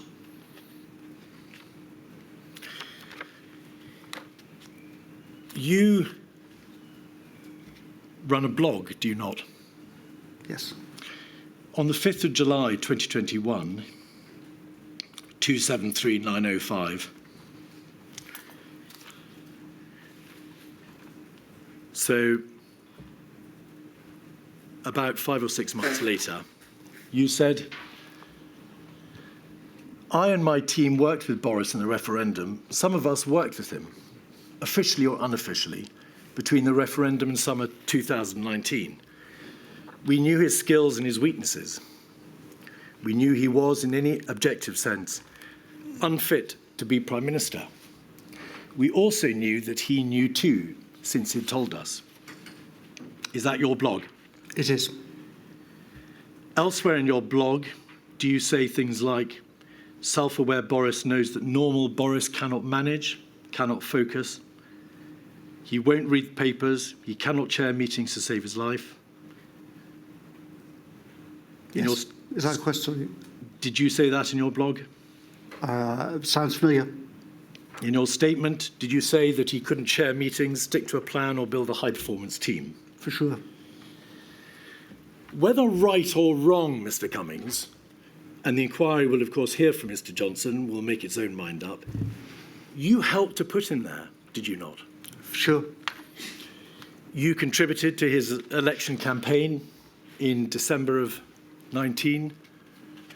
You were his chief, perhaps, advisor. But even after that general election, in the early days of the administration in January 2020, as you subsequently told journalists, you said, we were having meetings in number 10. By the summer, either we'll all have gone from here, or we will be in the process of trying to get rid of him and get someone else in as Prime Minister. Did you say that? Yeah. So you helped to put into power and to sustain someone who was, in your view, and I emphasise it's your view, the inquiry's reached no view, somebody who was unfit to respond to the extraordinary difficult demands of a pandemic. Correct. Are you sorry? No, because I think that you have to, politics is about choices. And the choice that we had in summer 2019 was, do we allow the whole situation, this once-century constitutional crisis to continue, melt down, and possibly see Jeremy Corbyn as PM and a second referendum on Brexit, which we thought would be catastrophic for the country and for democracy, for faith in democracy, or to roll the dice on Boris and to try and control him and build a team around him that could control him. And that was we didn't take that choice lightly. We considered in summer 19 an alternative of staying out of it. But we thought the combination of second referendum and Corbyn was so bad that we should roll the dice. Perhaps in deference to your support, he supported you when the Barnard Castle affair exploded in Easter 2020, did he not? Yes. For health and security reasons, you drove from London to Durham over the weekend of the the 27th, the 29th of March, at the height of the lockdown with your wife and child, correct? It's the 27th of Friday, yes. I don't know when you drove, but it was over the weekend, the 27th, the 29th. It was the night of that Friday, the day that the PM got COVID. In your statement, you say that the Prime Minister knew that you had moved your family out of London, but his WhatsApp messages, 226 225, page 22, are adamant that you never told him that you'd gone to Durham during the lockdown, and he only discovered when the stories started to come in.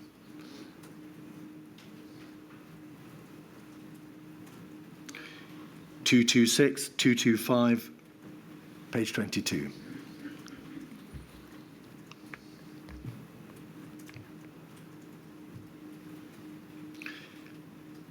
Whether or not you told him, on the 12th of April, you drove 25 miles to Barnard Castle to test your eyesight. Yes? So, Did you drive to Barnard are you Castle? asking about the whole thing or just about the 12th? I want to ask you about Barnard Castle on the 12th of April. Yes, I Did you went. drive there?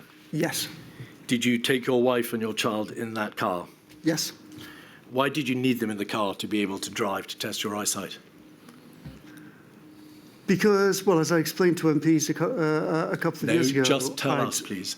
Oh, I am. So in the days up until the 12th, of course, the PM was increasingly sick.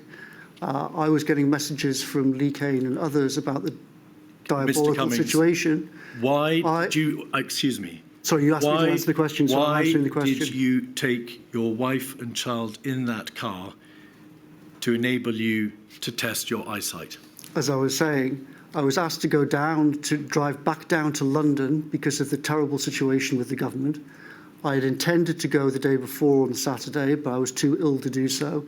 On the 12th, I thought, right, I'll drive down the road, drive back, see how I feel, and if I feel okay, then I'll drive back the next day. Back to Why London, did you back have to to London, I have- mean. Why did you have to have your wife and child in the car to assist you to drive down the road? Well, obviously, I didn't have to have them in the car. That day, the 12th of April, was it your wife's birthday? It was. Was it Easter Sunday? I think so. You recognise, of course, that confidence in the United Kingdom government's handling of the epidemic collapsed after that matter came to light and after your press conference in the Rose Garden. I think so. It was certainly a disaster, the whole handling of the situation, but there were other factors involved with it all as well. Testing and PPE and many other things were all going haywire at the time.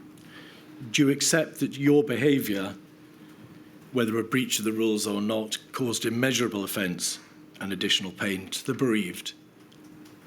Well, I'd had to move my family out of the house. I'd had to call on police because of incidents at my house, which I discussed with the police and with the Prime Minister and with the Deputy Cabinet Secretary.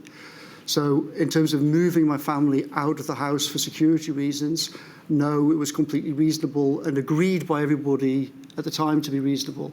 However, the 12th of April and the drive to Barnard Castle, about which you spoke at great length in that press conference, do you acknowledge it caused immeasurable offence and additional pain to the bereaved who were unable to see their own loved one die? Yes, I think the way that we handled it was an absolute car crash and a disaster, and did cause a lot of people pain. I'm not concerned with the handling, the aftermath of that event. I'm asking you, do you accept that that apparent breach of the rules caused enormous offence and pain to the people in this country whose loved ones were dying? No, I think we're talking about two different things. I think the handling of it was a disaster and caused huge trouble and huge pain to a lot of people, and I very much regret and have already apologised for how badly Number 10 handled the whole thing. But in terms of my actual actions in going north and then coming back down, I acted entirely reasonably and legally and did not break any rules. In July, of 2020, you had agreed to leave on Friday, the 18th of December, correct? Oh, what, sorry? In July of 2020, you agreed with Mr. Johnson that you would leave government in December. I wouldn't say exactly agreed, but I told him at the end of July that that was my intention, yes. By September, you describe your relations with him as knackered. Yes. On the 13th of November, with the country on the cusp of a devastating second wave, you left work for the weekend. You never returned, did you? So on the 30th of October, I On think. 13th of November, 30th of November. 2020, did you leave Yes. Downing Street and never return? Correct. And you left Downing Street under the control of a man whom you described yourself as unfit for office. Thank you. Mr. Weatherby. Thank you, my lady. Mr. Cummings, I'm going to ask you a very short number of questions on behalf of members of the COVID Bereaved Families for Justice UK. I have permission on 2 points. I'm just going to pick up really where Mr. Keith left off. And could we have 226258 at page 6, please?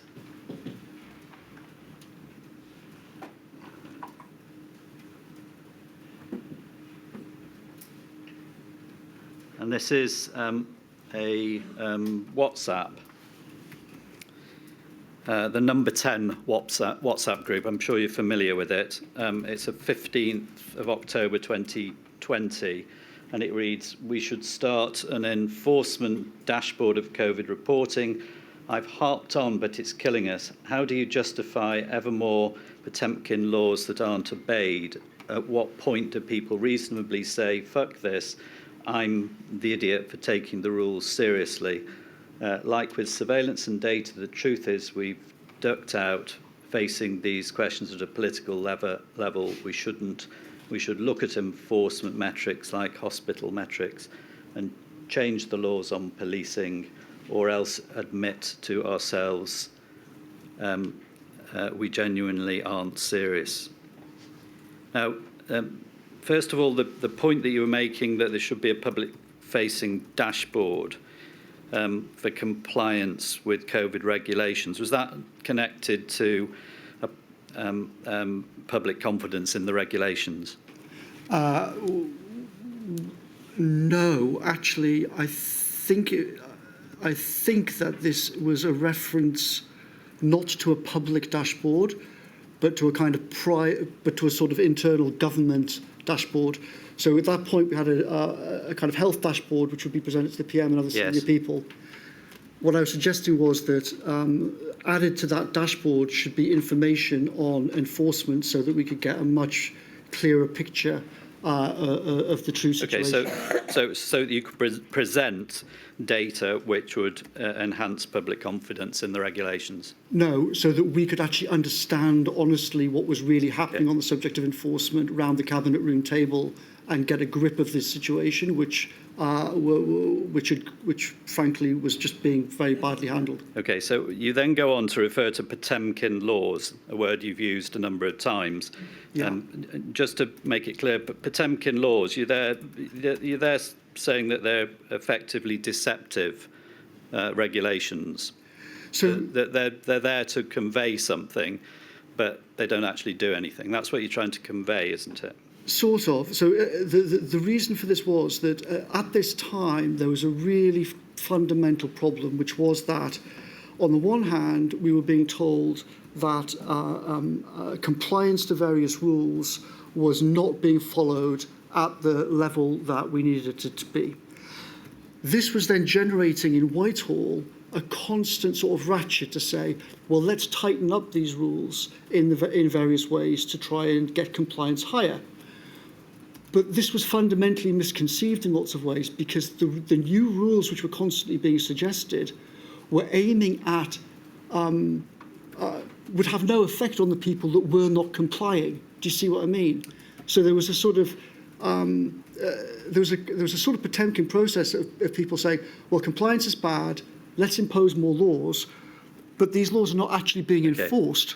But let me try and short circuit this. By this point, you were putting forward the view that the regulations that were in place were not being obeyed, or they were unenforceable, or they were deceptive. Correct, and it was a bad combination to Yeah. have this mix of rules that were not being enforced and not face that problem squarely, but then keep demanding more rules and more rules and more rules. Just finally on this point, when did you reach that view? Was that before or after your trip to Durham? Oh, long before. Well, I mean, we were discussing these enforcement issues, I think, from April. There was a constant problem in number 10 to try and figure out what was actually being enforced and what the police were doing, and this central question of how the police would interpret their role in enforcing things, because obviously sometimes they massively overreacted on certain things and arrested people when they shouldn't have done, etc., which was very bad. I'm not going to take this point any further. It's just, if that's so, you'd known that from the outset. That's a period of about 6 months where you're chief advisor to the PM. Yes, certainly for many months this problem was debated, and there were multiple meetings with the Home Secretary and the Home Office about this question about enforcement compliance and this problem of constantly increasing the number of laws but people not complying, and this actually undermining the whole regime. Second point, I want to go, 93325, please. This is another WhatsApp. It's a short point, and going back to the 14th of April. And this raises a point about transmission in hospitals. And just the first page just sets out who's on the WhatsApp group. And it seems to be people in your office and from the Department of Health. Yeah. And I think that the owner of the cell phone, so described as Matt Hancock, perhaps you can help us with that as we go along. And the message, page 2, short message, and it's from you. Surely we should be segregating hospitals between COVID-19 and non-COVID-19. Are there any good arguments against this? How else will we stop the spread in hospitals? And then the reply is, welcome back. We're doing this within hospitals and with the Nightingale. Worth asking whether it's enough. First of all, am I right? That's Mr. Hancock. I mean, the inquiry has these WhatsApps from somewhere. Well, I'm afraid. that's my understanding, and we'll be corrected if I'm wrong about that. But can you help us? What caused you to send this message at what was really quite a late stage by this point, 3 weeks after lockdown? This was actually the day after I returned to work on the 13th, and I'd had a lot of people say to me that they were obviously extremely worried about the situation in hospitals and in care homes, that there still weren't enough tests, obviously, to go around at this point. I think some officials had pointed out to me that in some countries they were segregating the patients to try and keep them separate and protect people who didn't have COVID. Okay. And I think I was basically just suggesting, why aren't we doing this, particularly given how few tests we had. I don't want to close down your answer, but perhaps we could do it a bit shorter in the answers. You've been to Durham and Barnard Castle, and this is your first day back at work. Second day, yeah. Second day back at work. And you are raising the fact that there doesn't seem to be segregation in hospitals. Why was that actually, on that day, something that occurred to you? I mean, I can't remember now, to be honest. I mean, on any day around this time, I would have literally like 100 issues like this that I would deal with. Were you reassured by the answer, welcome back, we're doing this within hospitals and with the Nightingale? Or did you think that, given this was such a major issue, that you should investigate further? I did investigate further. I spoke to Chris Whitty and Patrick about it at some point in the next few days. Yeah. They reiterated their concerns about this and testing in care homes too. And were you satisfied with that response? Did you think that Mr. Hancock and team were actually doing what they should be doing in terms of segregation in hospitals?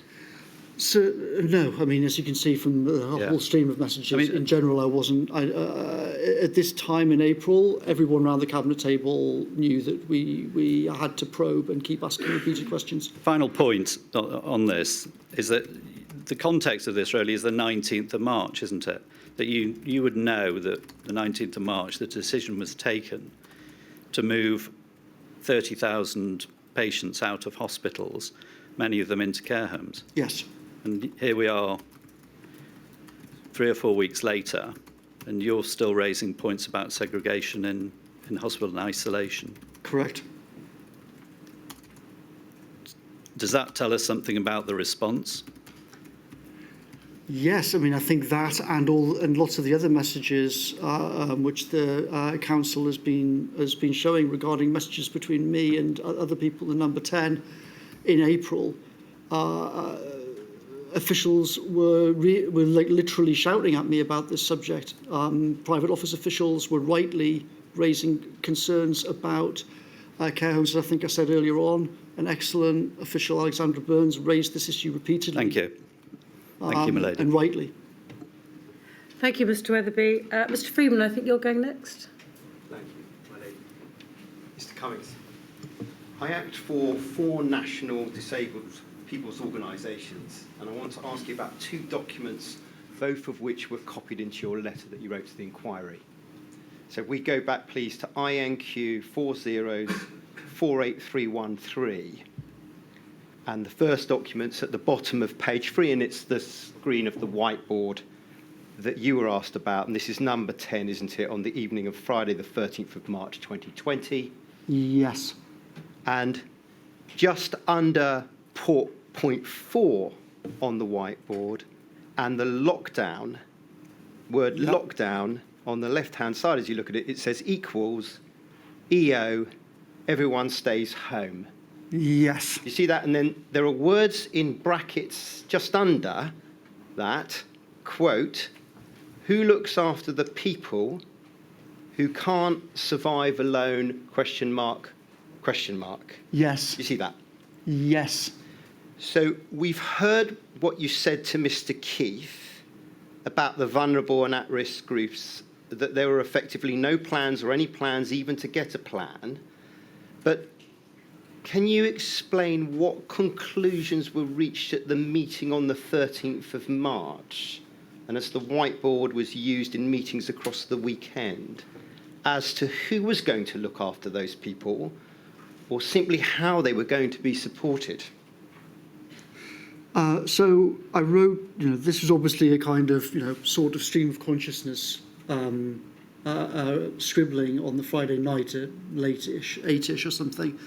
I wrote that down because it just seemed like such an obvious question, and we had not had a satisfactory answer in Number 10. And this whiteboard was partly intended, partly obviously to help develop the idea of what would Plan B look like, but also as a kind of aid memoir to remind me and other people in subsequent meetings to look through a lot of the issues on this whiteboard, to go like, who's in charge of this, who's doing that, so we could check it off. So this was also partly so I could say to private secretaries, Imran, can you check on this, so-and-so, can you check on that, and make sure that someone was covering all of these things. And in fact, that did happen regarding that, and there was a meeting on the 19th about it, an extremely bad meeting.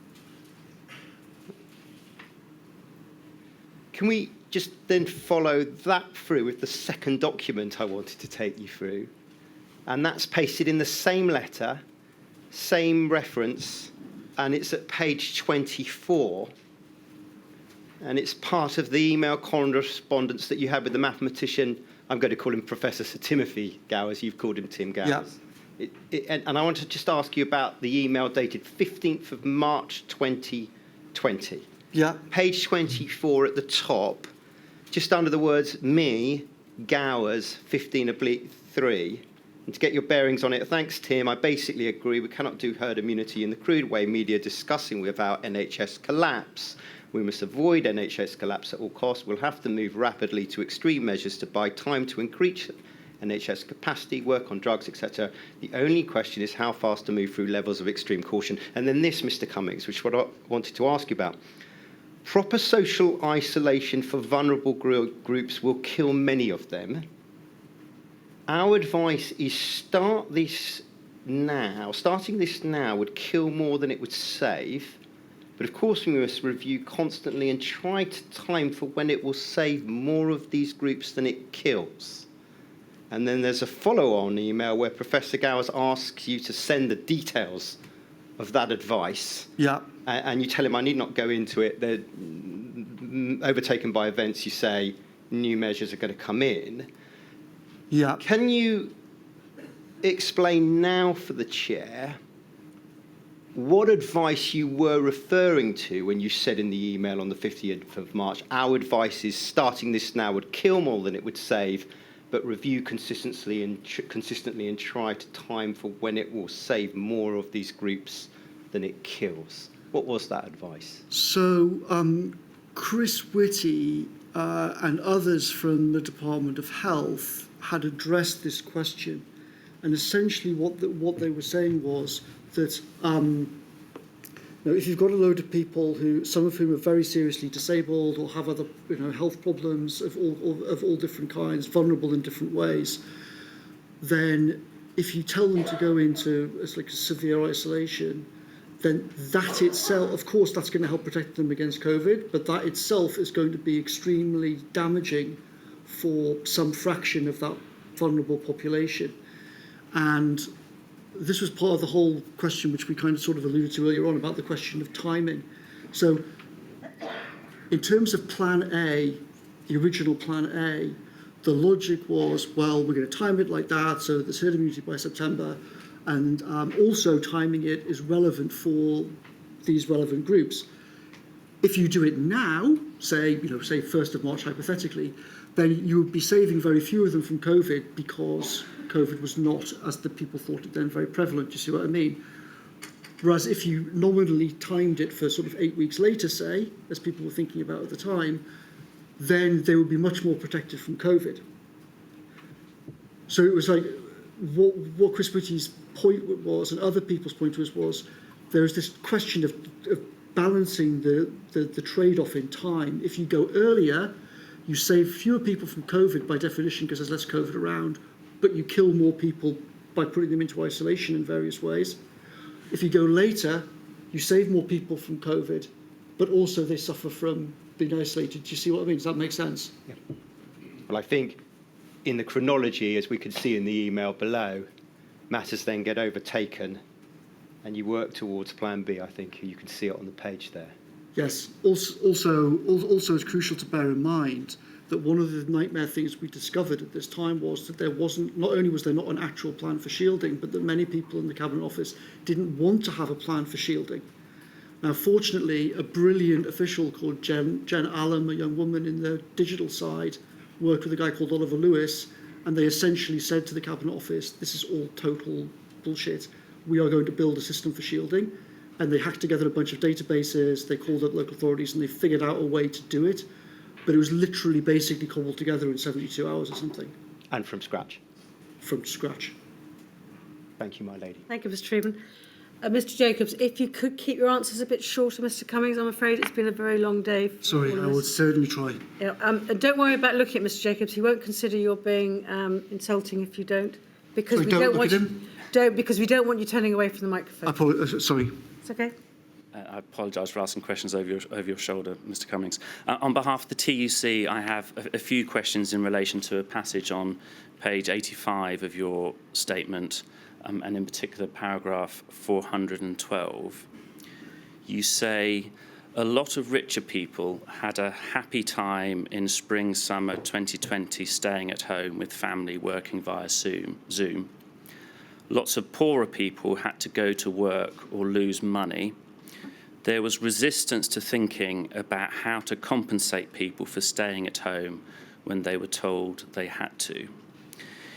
In relation to your observation that lots of poorer people had to go to work or lose money, are you referring, Mr. Cummings, to the many in lower paid occupations who continue to attend work throughout 2020, transport workers, those working in supermarkets, in food processing plants and so on? Exactly, yes.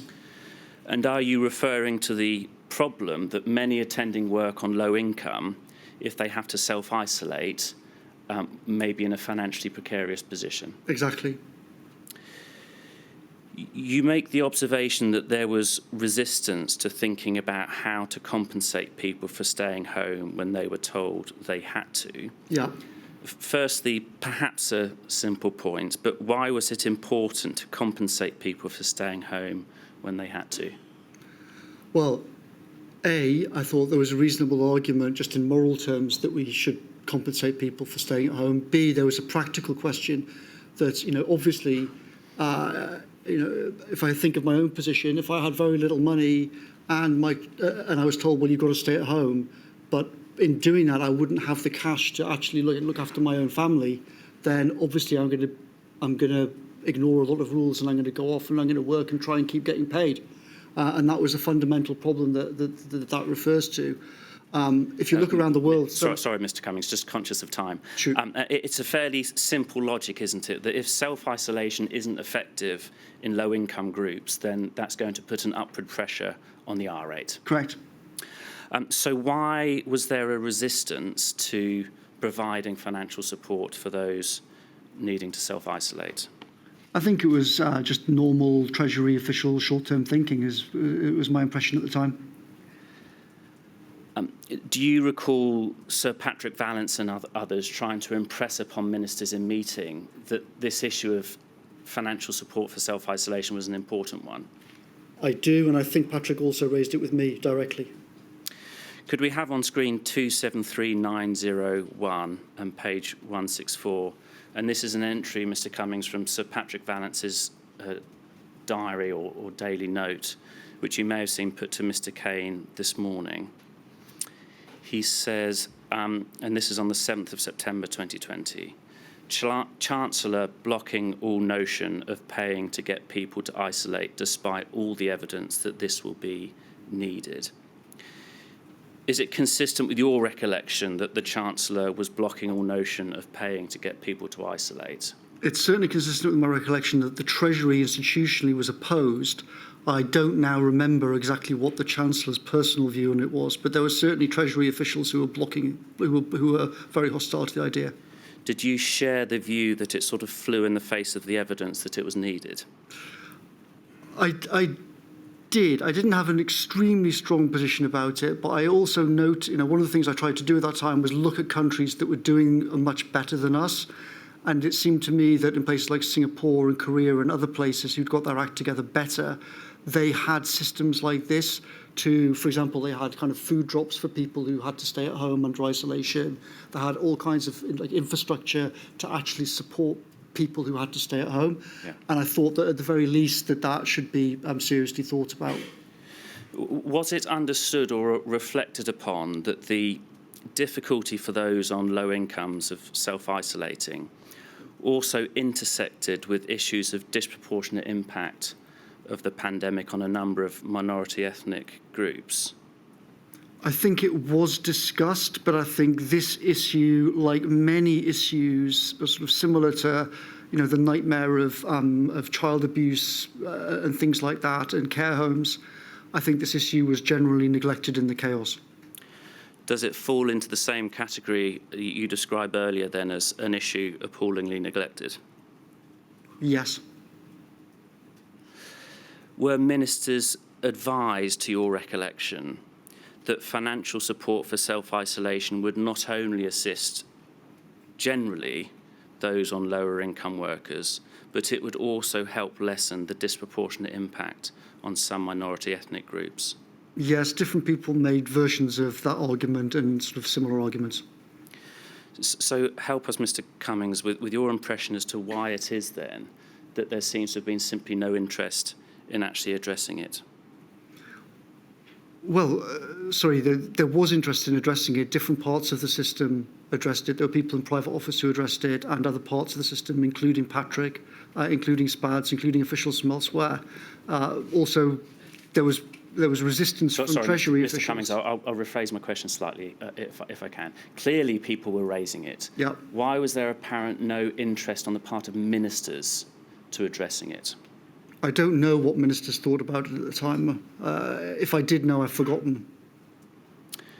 My lady, I can leave it there. Thank you. Thank you very much, Mr Jacobs. Does that complete the questioning? Thank you very much, Mr. Cummings. I'm sorry it's been such a long day. We shall resume at 10 o'clock tomorrow morning. Thank you. I apologise again for my terrible language. Thank you.